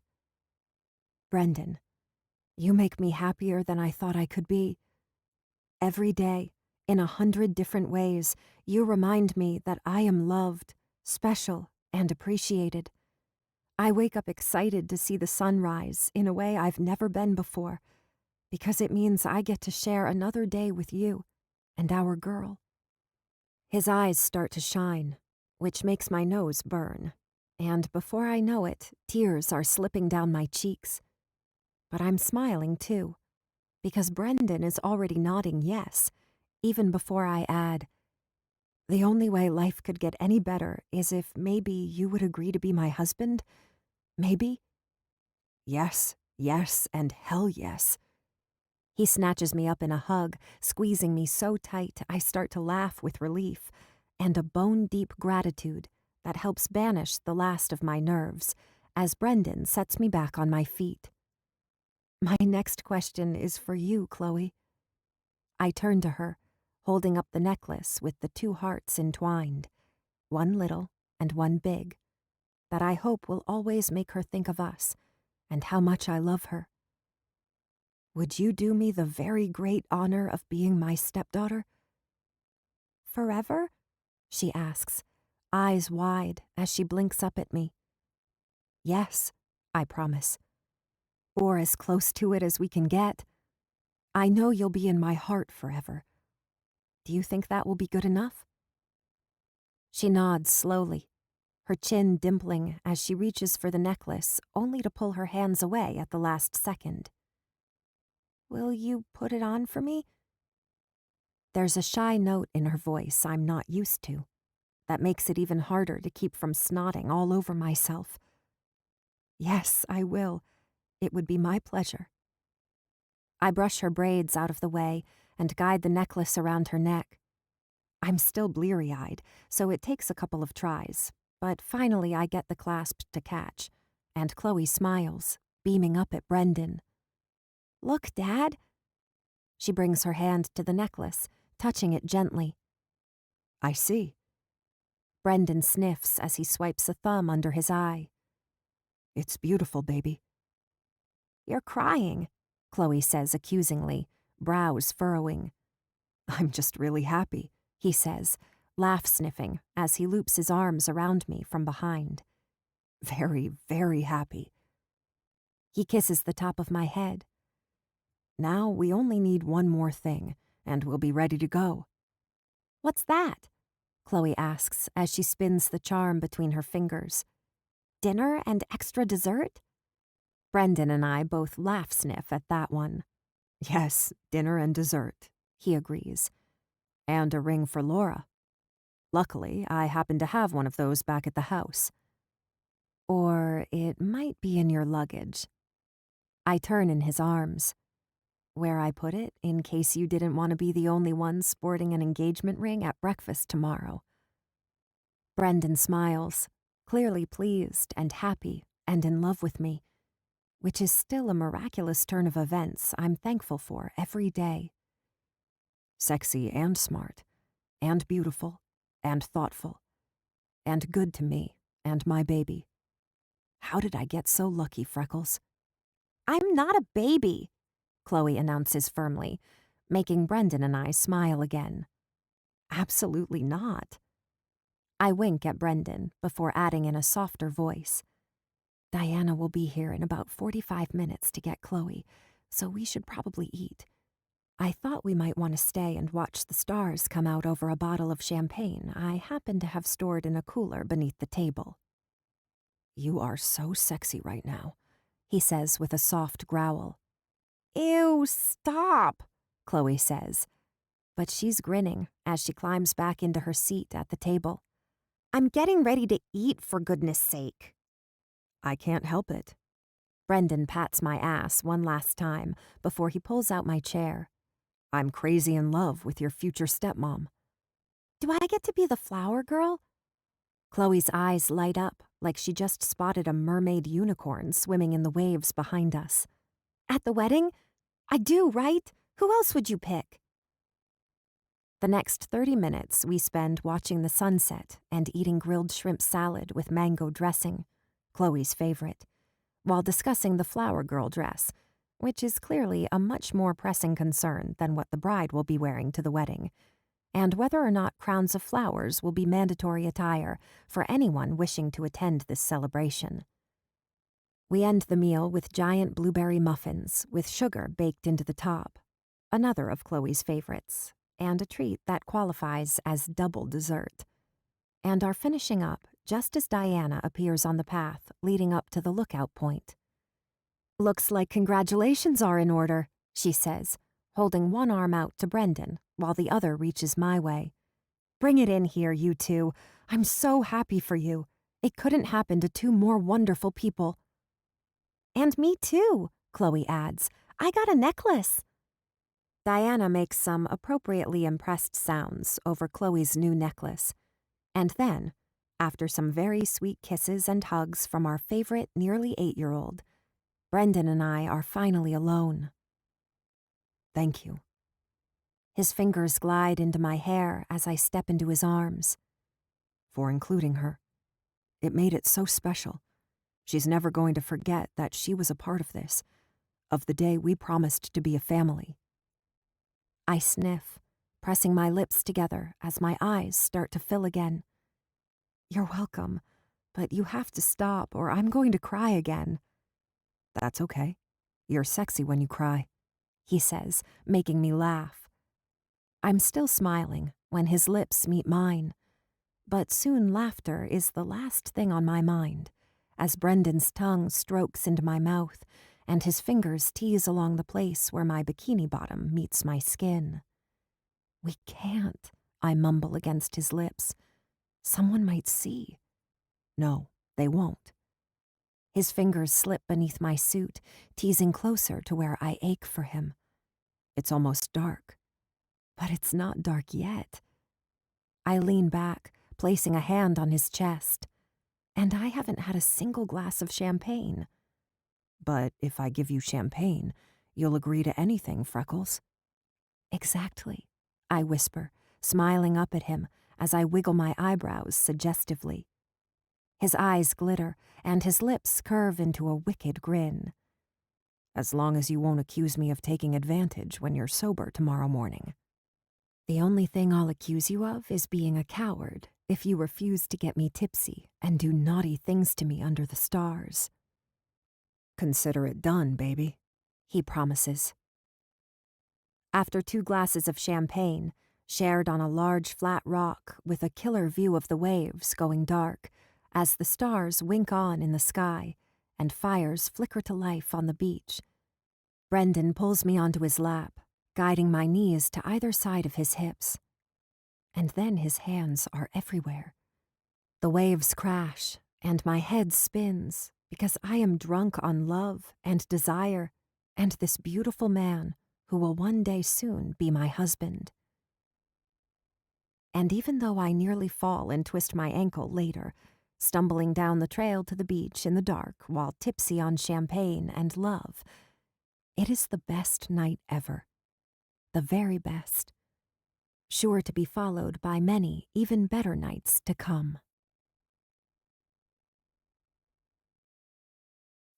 This has been Sexy Motherpucker, written by Lili Valente, Narrated by Summer Roberts and Tyler Dunn, members of SAG-AFTRA. Copyright 2017 by Lili Valente. Production copyright 2017 by Lili Valente.